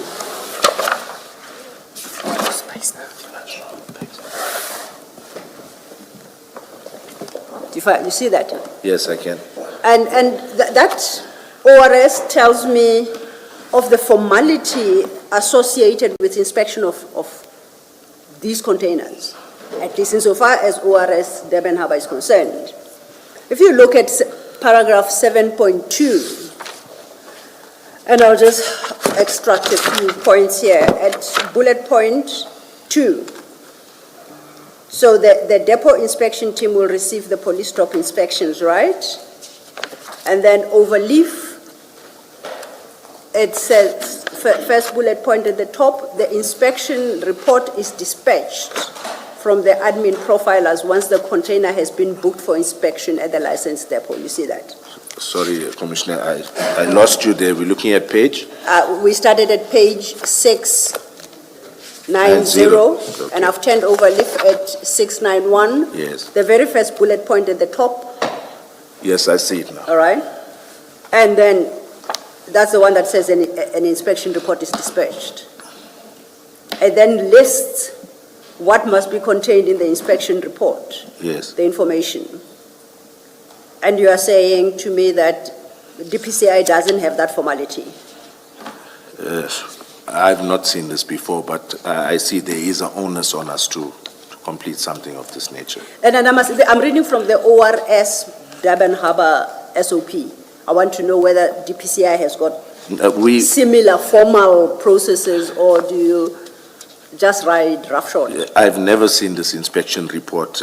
I would think it may be unique to border police, but I'm not 100% certain. I'm asking about DPCI. No, I tell haven't you seen this is it. border police. Yes. This is ORS Durban Harbour.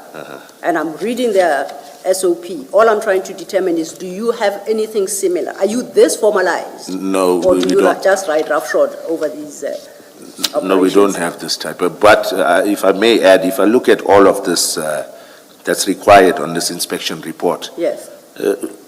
we do have all of this on hand.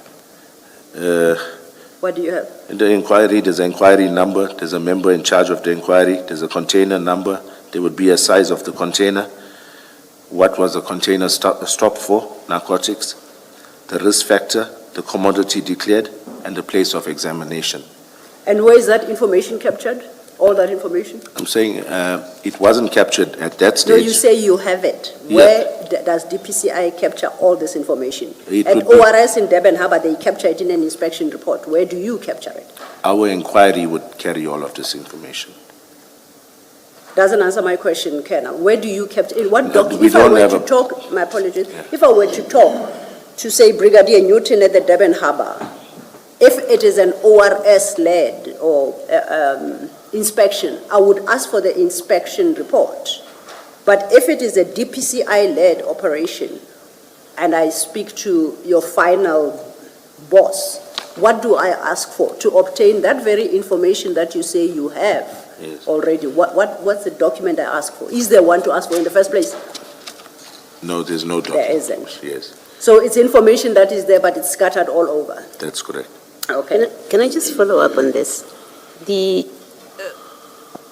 So, except for the investigation diary, and assuming for purposes of what I'm putting to you now, that it is an accurate, it contains an accurate contemporaneous notes or reflection Yes. of what happened on the dates that are claimed to have recorded this.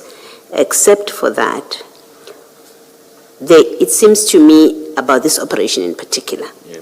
that there is in fact no record, other record of what happened at the scene. And the scene being where you found these drugs. Aside from the affidavits of various Yeah, the individuals. affidavits are much later. Yeah.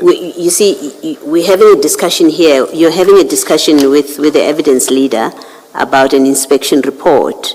And in 7.2, it is clear in 7.2 that this is a document, or this information is completed during the inspection, right? It tells you inspection is to be conducted within these hours, and then you must then record all of these things. That's at least how I read it.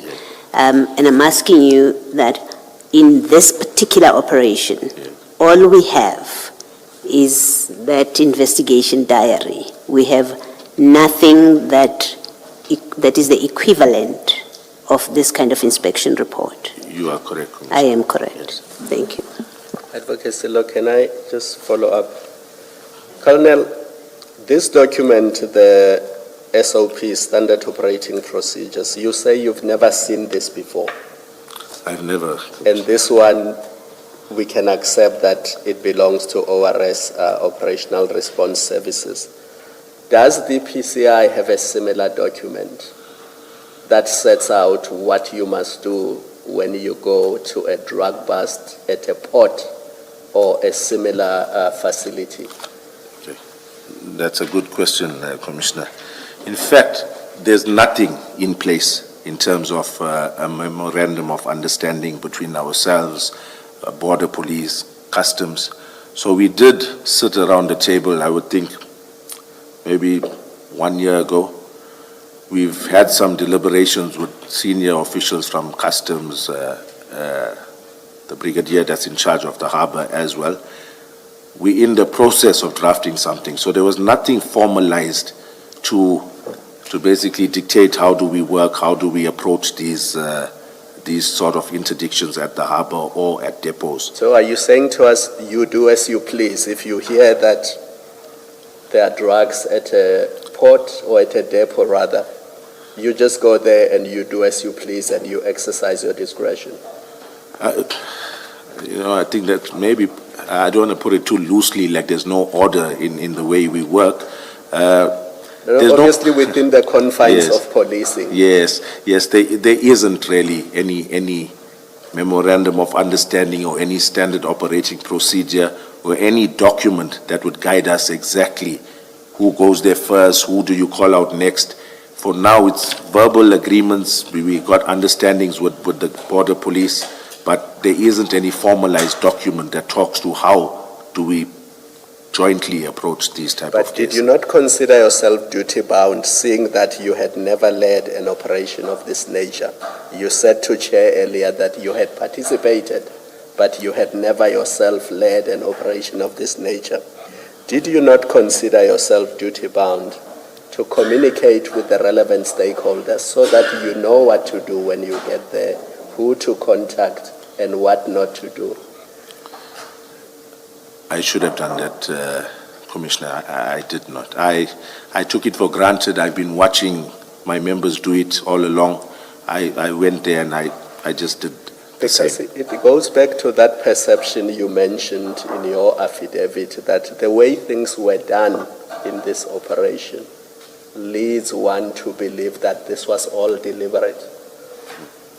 This was all part of a plan to seize those drugs, not book them in a police station, book them in a place where they are susceptible to theft and break-ins, and they have disappeared, as we know, Yes. because no proper procedures were followed.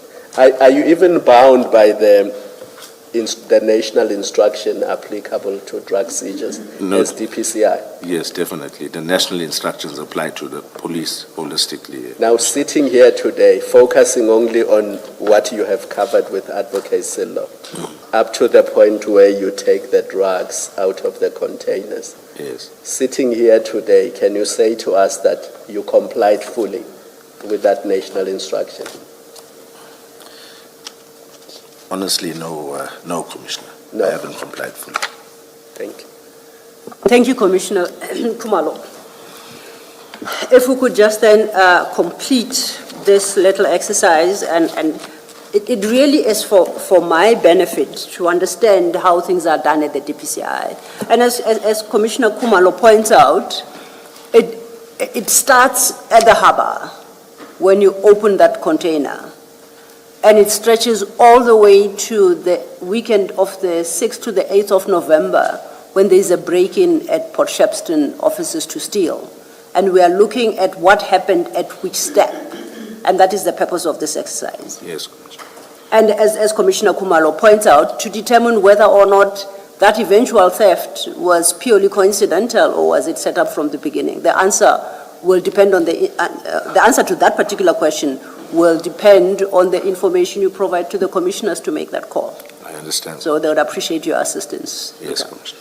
So then staying at page 691, just then we have dealt with the first bullet point in the listing, duties of the inspection team upon inspection of profiled containers at licensed depots, right? And I'll say, to your fairness, there is a notion in the SOP as to what is a profile container. It goes through a process, it's profiled, identified, and then it's selected for inspection. So that is the official process. But I'm sure you'll agree with me that this particular container, through the intelligence of Captain Duma, was quote-unquote profiled. It was one of 10 containers being brought on that vessel, the Ludo. Yes. You are aware of that? Yes, I'm aware. And it is the only container that you were directed to search. Yes, that's correct. Would you accept then, therefore, it was ICE? And I put that in quotation marks, it was profiled. I would think to some degree, yes, Commissioner. So then here in terms of ORS, what would be proper procedure, appropriate procedure for dealing with a profiled container? If you go to the fifth bullet point, at ORS they say, amongst other things, the type of inspection conducted must be endorsed in the inspection report. You see where I'm reading? Yes, I can see, And in Commissioner. parentheses, full unpack, tunnel or tailboard inspection. Do you know what those are? Are you familiar with the terms? Yes, I have a vague idea. Tunnel examination, full unpack of the tailboard. I have an idea. Okay. Commissioner. Yes. The bullet points following actually do it for us. I ask because I'm wholly unfamiliar. A full unpack is when all goods in the container is unpacked and placed within the depot facility for easy accessibility and proper inspection of the goods by the inspection teams. Then it adds, and to also allow the capacity of K9 unit to search the container for possible detection of narcotics. Second subpoint, a tunnel examination is when either the right, left side of the container is unpacked in order for easy accessibility and proper inspection of the goods by the inspection teams, and to also allow the capacity of the K9 unit to search the container for possible detection of narcotics. That's, they inform us. Is it correct, would it be correct to conclude that you did, according to this definition, a tailboard inspection of that container? Yes, it would seem like it wasn't a tunnel inspection, so it was a tailboard. Sorry, I missed that? It was not a tunnel inspection or a tunnel examination. Yes. It was this tailboard inspection. Tailboard. Yes. And What is a tailboard inspection? You say Can yes, a full unpacked tunnel. It's one side of it where you open, that's my understanding, I could be mistaken, but we just opened the doors and then we saw what was lying on top. We took it out and then we just merely inspected at that stage. We didn't do a full unpack. I could be wrong, but that's my layman's understanding of it. I understood so as well. There is some document we read earlier, and we read that word. I thought that was the understanding. When it's packed at the opening of the container, upon opening the container is the first thing you see. Yes. But I'll cross-check that overnight just to confirm. So on that definition, you conducted a tailboard inspection. Yes, Correct. yes, Commissioner, yes. How did you know at the time that there was nothing beyond what you could see, those bags? Why did you decide that it doesn't require a full unpack or a tunnel as described here? Okay, just by virtue of my observations, Commissioner. So what exactly did you observe? Okay, when we did unpack those 27 canvas bags, you could see these bags of 50-kilo bags of animal feed, and it's got a peculiar smell. It's got a peculiar texture, color, all of that, and you got a little bit of this residue coming out of the bags as well. So that's what I noticed. These bags you could clearly see there were some product. It's got that food kind of smell to it, like dog food sort of. So it was merely by visual observation and looking through and seeing there's no anomalies in the rows that were packed, there's no height differences. It was not a thorough inspection, but we did come back to further inspect it on the 1st of July. Why? Why did you go back on the 1st of July? For the purpose of being thorough, to make sure that nothing further was there, also to release this container to the intended consignee.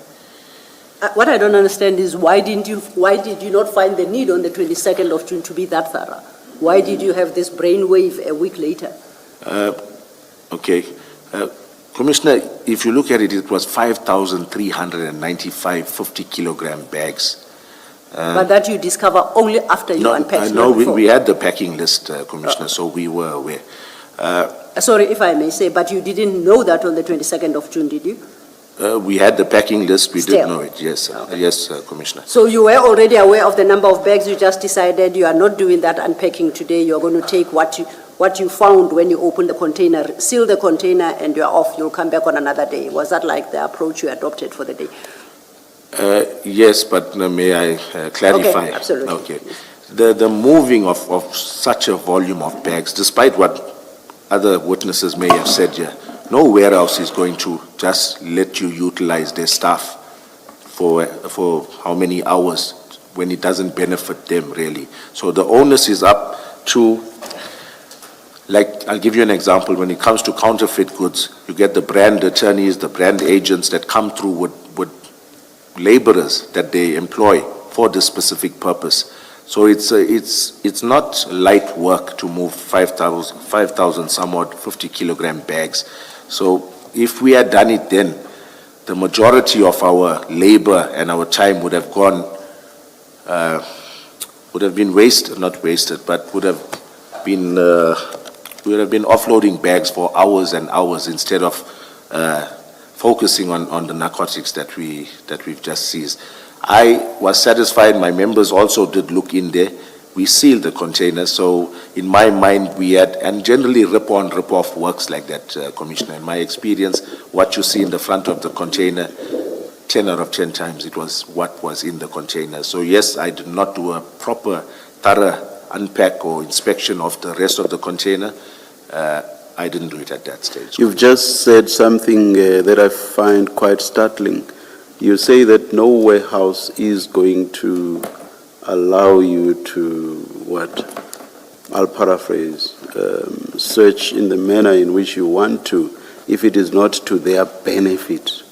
Is that last part that I want to focus on, and there I'm not paraphrasing, those are your words. Yes. If it is not to their benefit. Okay, maybe my choice of word, Chair, was not correct. My point was... And I say that's startling because I cannot see how crime detection could or is to depend on the benefit of the warehouse. My apologies, Chair. It's not benefit. The point I was trying to make is that the depots are not forthcoming with laborers if you want to do a full unpack, especially when it comes to voluminous commodities like we did have here. So you need to get your own laborers, you need to get your own manpower to unpack. It may actually not be a mistake that you say this, because somewhere, let me just look, I hope I won't mess up your probing. Not at all, Chair. Ms. Sillo. Thank you. So what you just said now actually accords with what you say in your statement. Somewhere in your statement, I hope to find it just now. Somewhere in your statement, you say that you did not want to prejudice the depot, basically, the operations of the depot. Yes. So that actually ties in with what you said now about the benefit of the warehouse. This you say in paragraph 21 of your statement. Do you want to go there? There you say, I took the decision not to cordon off and close the depot. I did not want to prejudice the company by closing them down for the rest of the day, as they were not suspects in the matter. So it actually ties in with your statement about the benefit of what you call now the warehouse.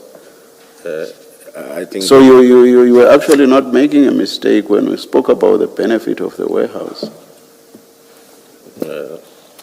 It was just a wrong choice of... But have you had a look at the first two sentences of paragraph 21? Please do so now. Yes, Your statement prepared for the commission. Yes. But do you see that the two are basically similar in substance? Yes, I noticed that, sir.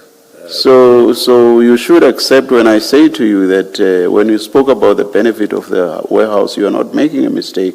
This is something that's in your head, which is why you would have it in your statement in paragraph 21. It can't be a mistake. You can't repeat the same mistake. I didn't, that was not my intention when I said benefit. I mean, when you prepare a written statement, you sit down, you think it's true, and then you put, it's no longer pen to paper now, it's clicking keys on your iPad, laptop, or whatever. So you can't talk about a mistake in paragraph 21, can you? Yes, no, this is not a mistake. Yeah. Now you've just accepted that this ties in with what you said about the benefit to the warehouse. You remember you just accepted that now. Yes. So if it's not a mistake in paragraph 21, it can't be a mistake when you said it here. Can it be? May I be allowed The two basically say the same thing. Yes. So you can't say the one, which is what you just said now, is a mistake. But this one in paragraph 21 is not a mistake. May I comment to this? Yes. Okay, I think the point I'm trying to drive through, Chair, is that not every company has the manpower to spare or to do it efficiently enough, especially with the movement of over 5,000 50-kilogram bags. So that was just my point, that they're not too keen on doing it as well, so that's what I was trying to drive, that is why we didn't do it at that point. We know that normally for this type of unpack, you need to be prepared with your own laborers. So I did not intend that way, but I was mindful, and then in the same breath, I'll say I was mindful, especially at this stage when it came to paragraph 21, about closing this company off for the rest of the day. Yes, I was mindful of that. I will engage you further. It's just that I do not want to disturb Ms. Silo's probing. Chair, you may proceed, otherwise we will pick it up again tomorrow, but it's not disturbing my flow at all. Oh, thank you. Do you accept that the optimal way to perform the search and work the crime scene was to do that at location? Do you accept that? Yes, That is where the container was? I accept it, Chair.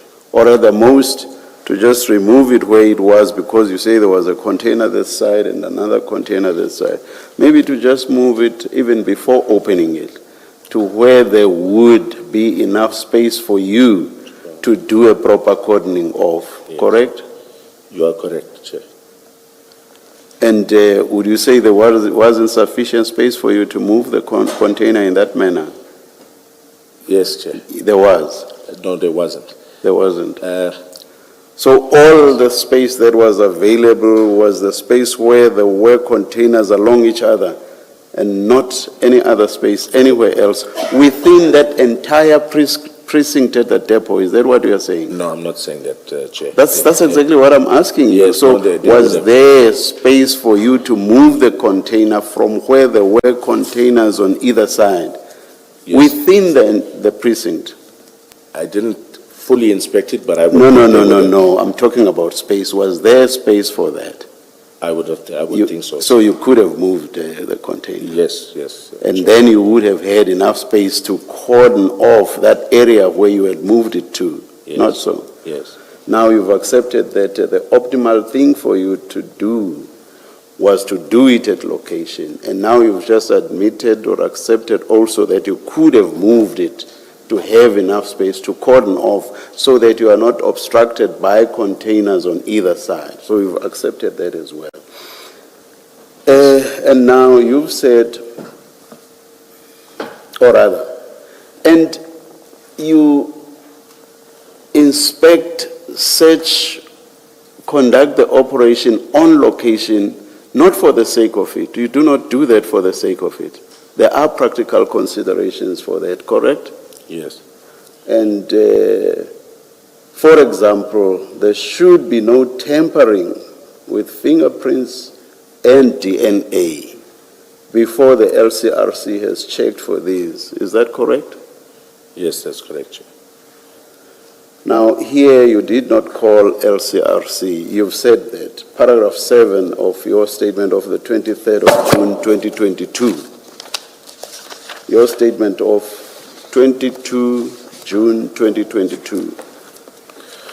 Paragraph 7. Page 648 of Exhibit File 2.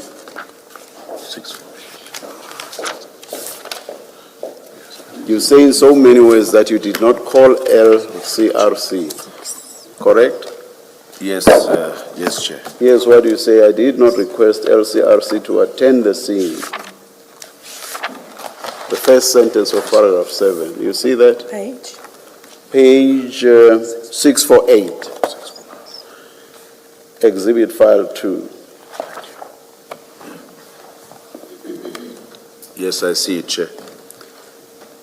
So now you accept that it's important for the LCRC to check for the DNA and fingerprints on location. The reason for that, obviously, is that there should be no tampering. The LCRC, wherever possible, should be able to uplift the fingerprints and the DNA, if there is any, if there are any. Yes. Correct? Yes, Chair. Now, when exhibits are handled before the LCRC has uplifted the fingerprints and DNA, there are chances, or rather, there may be chances of successfully uplifting these. That is, if the LCRC works on the exhibits before they have been handled or moved. Yes, Do you Chair. accept? I do. Now, But if it's the opposite that has happened, that is, if they have been touched, handled, and moved, or moved, the chances of that happening may be brought to naught. Is that correct? You are correct, Chair. Now, at the time you did this, that is choosing not to call LCRC, handling and moving these exhibits, what were you thinking about the utility of allowing LCRC to first check for fingerprints and DNA? What were you thinking about the utility of that? Okay. Chair, it's my answer. It may not be accepted well, but in my experience, all of these cases, although, like I indicated, I may not have investigated hands-on these cases. I've inspected them. On numerous occasions, when these cases are generated, I have sight of them.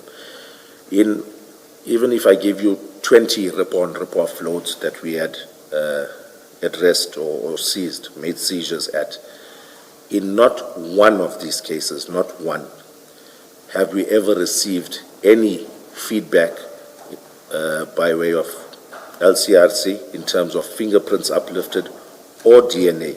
And Chair, I'm going to go a little further to explain why as well. I'm not sure why they didn't give us any feedback, but as a detective, from my point of view, I'm saying you've got a very slim to none chance of objectively linking your suspect to those drugs that were found in a rip-on, rip-off load. There's no way to distinguish between fingerprints or DNA, more especially in the container, fingerprints or DNA that belong to your suspects and those that belong to legitimate port officials who had loaded the legitimate commodity in the container. So I'm not sure whether that plays a role in it, but part of my decision not to call them was based on the fact that out of every single case of rip-on, rip-off that we had handled, we've received nothing by way of fingerprints or DNA. So, Colonel Jacob says, I am taking my own decision and I am not going to allow the ordinary and ordinarily applicable process of having the LCRC to come to the scene and do their work before I handle these goods. I'm taking it upon myself as Colonel Jacob to, or rather not to heed that process. That applies. That is an applicable prescript. I, as Colonel Jacob, am not going to follow that. Yes. Chair, that's one of those decisions that I said to you I will rule for the rest of my life. So, you see, the problem is it may be easy for you to say that that's a decision you'll rule for the rest of your life.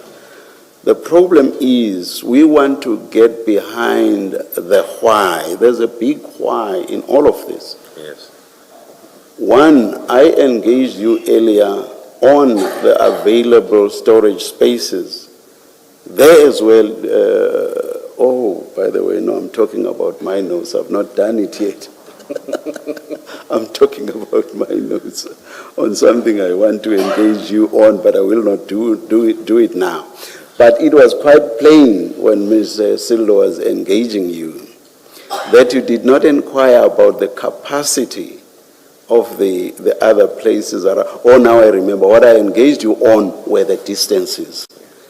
And you accepted when I engaged you that the one police station within Durban was, the furthest was 24 kilometers. Yes. The other 20, another one lesser. Yes. And there as well, you didn't really have an explanation as to why you did not go there. Now again, you don't really have an explanation for not following prescripts. And all you say is it's a decision that you will rule for the rest of your life. Bear in mind that in the end, the cocaine or suspected cocaine gets lost. So the question why is very important in connection with all of these steps where there are decisions that you will live to rue for the rest of your life. Yes, Chair. So the why is very important, and I'm not saying you stole the cocaine, but we're asking all these questions because there's that question of who stole this cocaine. Do you get what I mean? I understand, Chair. Do you want to comment on that?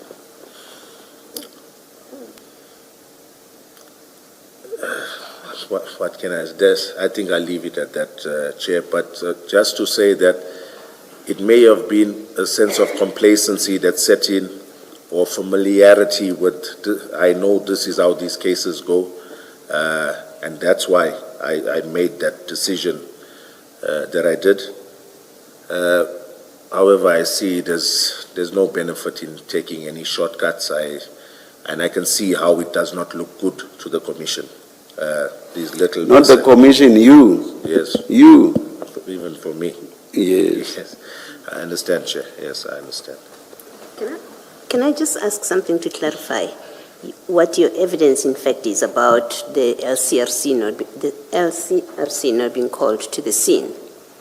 Is your evidence, and I ask this question because, depending on your answer, it has, the answers have different consequences. Did you make the decision on the scene not to call the LCRC? That's one possibility, and I'm trying to understand your evidence. Or it never crossed your mind at all that you should be calling them. You just went in and did what you and your people did on the scene. Which one of the two is it? I'll say, Commissioner, I saw them as a investigative aid that at that point in time was not priority, based on the fact that we had recovered this amount of drugs. We didn't have exhibit bags to seal it in. I didn't want to send members out searching every station for exhibit bags. I saw that the police station was 4 kilometers away. Yeah, sorry, my question is different. My question is, did you make a decision to not call the LCRC? It's yes or no. We know for a fact they were not there. And I'm asking you a question of, were they not there because you considered it and you made the decision not to call them? At the scene, yes, I made a decision not to call them, Commissioner. Okay, so you acted in breach of the nation. You made the decision to act in breach of the of the instruction that says you should call the LCRC. You are correct. All right, thank you. Thank you. Chair. It may not be yes. Oh, No, please. No, I'm quite aware of the time, and I was saying before the chair orders us to rise for the day, I just wanted to finish off this particular topic with one question. You are aware that we have a scheduled meeting for 15:15, but... Oh, judging by the chair's questions, I thought that meeting was... But a very brief one. No, yes. Thank you. Colonel, if you go to your paragraph 35, and we have spoken about this, it's your return to the depot on the 1st of July. What page number, Commissioner? Your statement now? Yeah. Page 6, paragraph 35. It's the 1st of July, 2021. You are back at the depot with the container.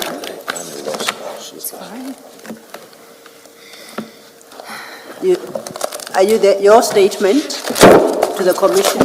Yeah, looks like it. Statements. The original statement. Possibly this one. Page? Page 6 of his statement, paragraph 35. The statement is on what page, Commissioner? Tab 3 of the consolidated statements.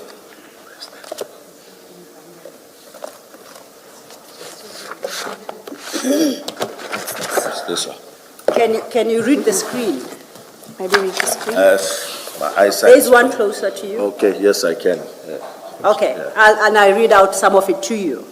You say, on my return from work, I took over the investigation. Mpangaze made it known that he was leaving. Then, third line, on 1st July 21, I proceeded to the CHC depot with Mpangaze and Sibia.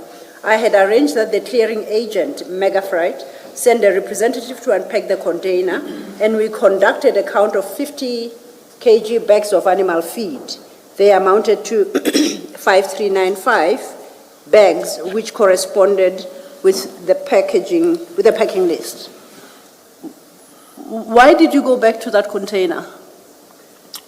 You don't state here why you went. Okay. Commissioner, if there was deception involved on the part of the consignee, the clearing agent, in terms of maybe a shortfall in the number of bags, I'm just giving you an example. Instead of 5,395 bags, they've now had 5,200 bags, or even a lesser amount. Then it would indicate to me that maybe they had made allowance for the carting of this cocaine to South Africa. So it would have shown that the fact that their packing list does not correspond with what's on or the number of bags does not correspond with what's on the packing list, there is a possibility that they may have knowledge what's in there, because remember, eventually they're going to receive their commodity. And if there's bags short, one would expect them to complain. And no cartel wants your consignee knowing that you used his container to cart drugs in. So that would have given me the impression that it's possible that our clearing agent or our consignee had knowledge about what was in the container. But the fact that their number of bags corresponded with the shipping documentation, the packing list, to me was an indicator that there was no deception on their part. Now, but then the consignee, it's the recipient of the goods. That's correct. But they don't even know because they haven't had sight of the content of that container, remember? You Yeah. opened the container in their absence and you resealed it. That's correct. Now, you are doing what sounds like customs work. Why are you busy counting animal feed bags? You mentioned to Commissioner Baloyi earlier about the SARS detention notice. You recall that? Yes. And it's a list of all those 10 containers. Yes. Why didn't you forward that inquiry to SARS to verify for you whether every container, because inter alia that they would check, corresponds to the shipping documents? Why must you go and count 5,000 bags? I think purely because, Commissioner, we were the ones who initially are responsible for that container by virtue of taking out the canvas bags, resealing it. We were the one that, or I was the one that took that decision. So the actual releasing of the container and ensuring that there's nothing further in that container, and to ensure that this consignee was not doing it, or declared his goods accurately on the SAD 500 and the packing list, was my duty to ensure that there was no red flags with these entities. Okay. You did not detain that container, correct? No, I did not. It was never your responsibility to release it because you never detained it. If I'm not mistaken, Commissioner, I could be wrong, but SARS were done with their detention and I'm inspection. interested in your responsibility to that container. You never detained it, so I say you Yeah. didn't have the responsibility to release it. By then, SARS had detained it. It then became SARS's responsibility. Why are you meddling in those issues? I was not, or SARS did not make us aware that they were still interested in it. I did have engagements with them, Commissioner. I'm sure if they still wanted to inspect it, I would have availed the container to them, but I think their interest had waned since we had found those drugs on it. Did you issue a release notice for this container as DPCI? I can tell you for free that it's not in the documents, in the docket or the inquiry file. Do you have a copy of that? Yes, I can confirm. Since there was no formal detention notice on it from our side, it was a voluntary search, we did not do any formalized release document. You know there is a release form for Yeah. those containers, for this particular container, but not issued by DPCI. Yes, that release form is after detention notice is placed on Yeah. a container. Yes, I did So not do it. Okay. I think it's Chair, your meeting perhaps in the time. I'm happy to stop here. Let's adjourn and resume at 9:30 tomorrow.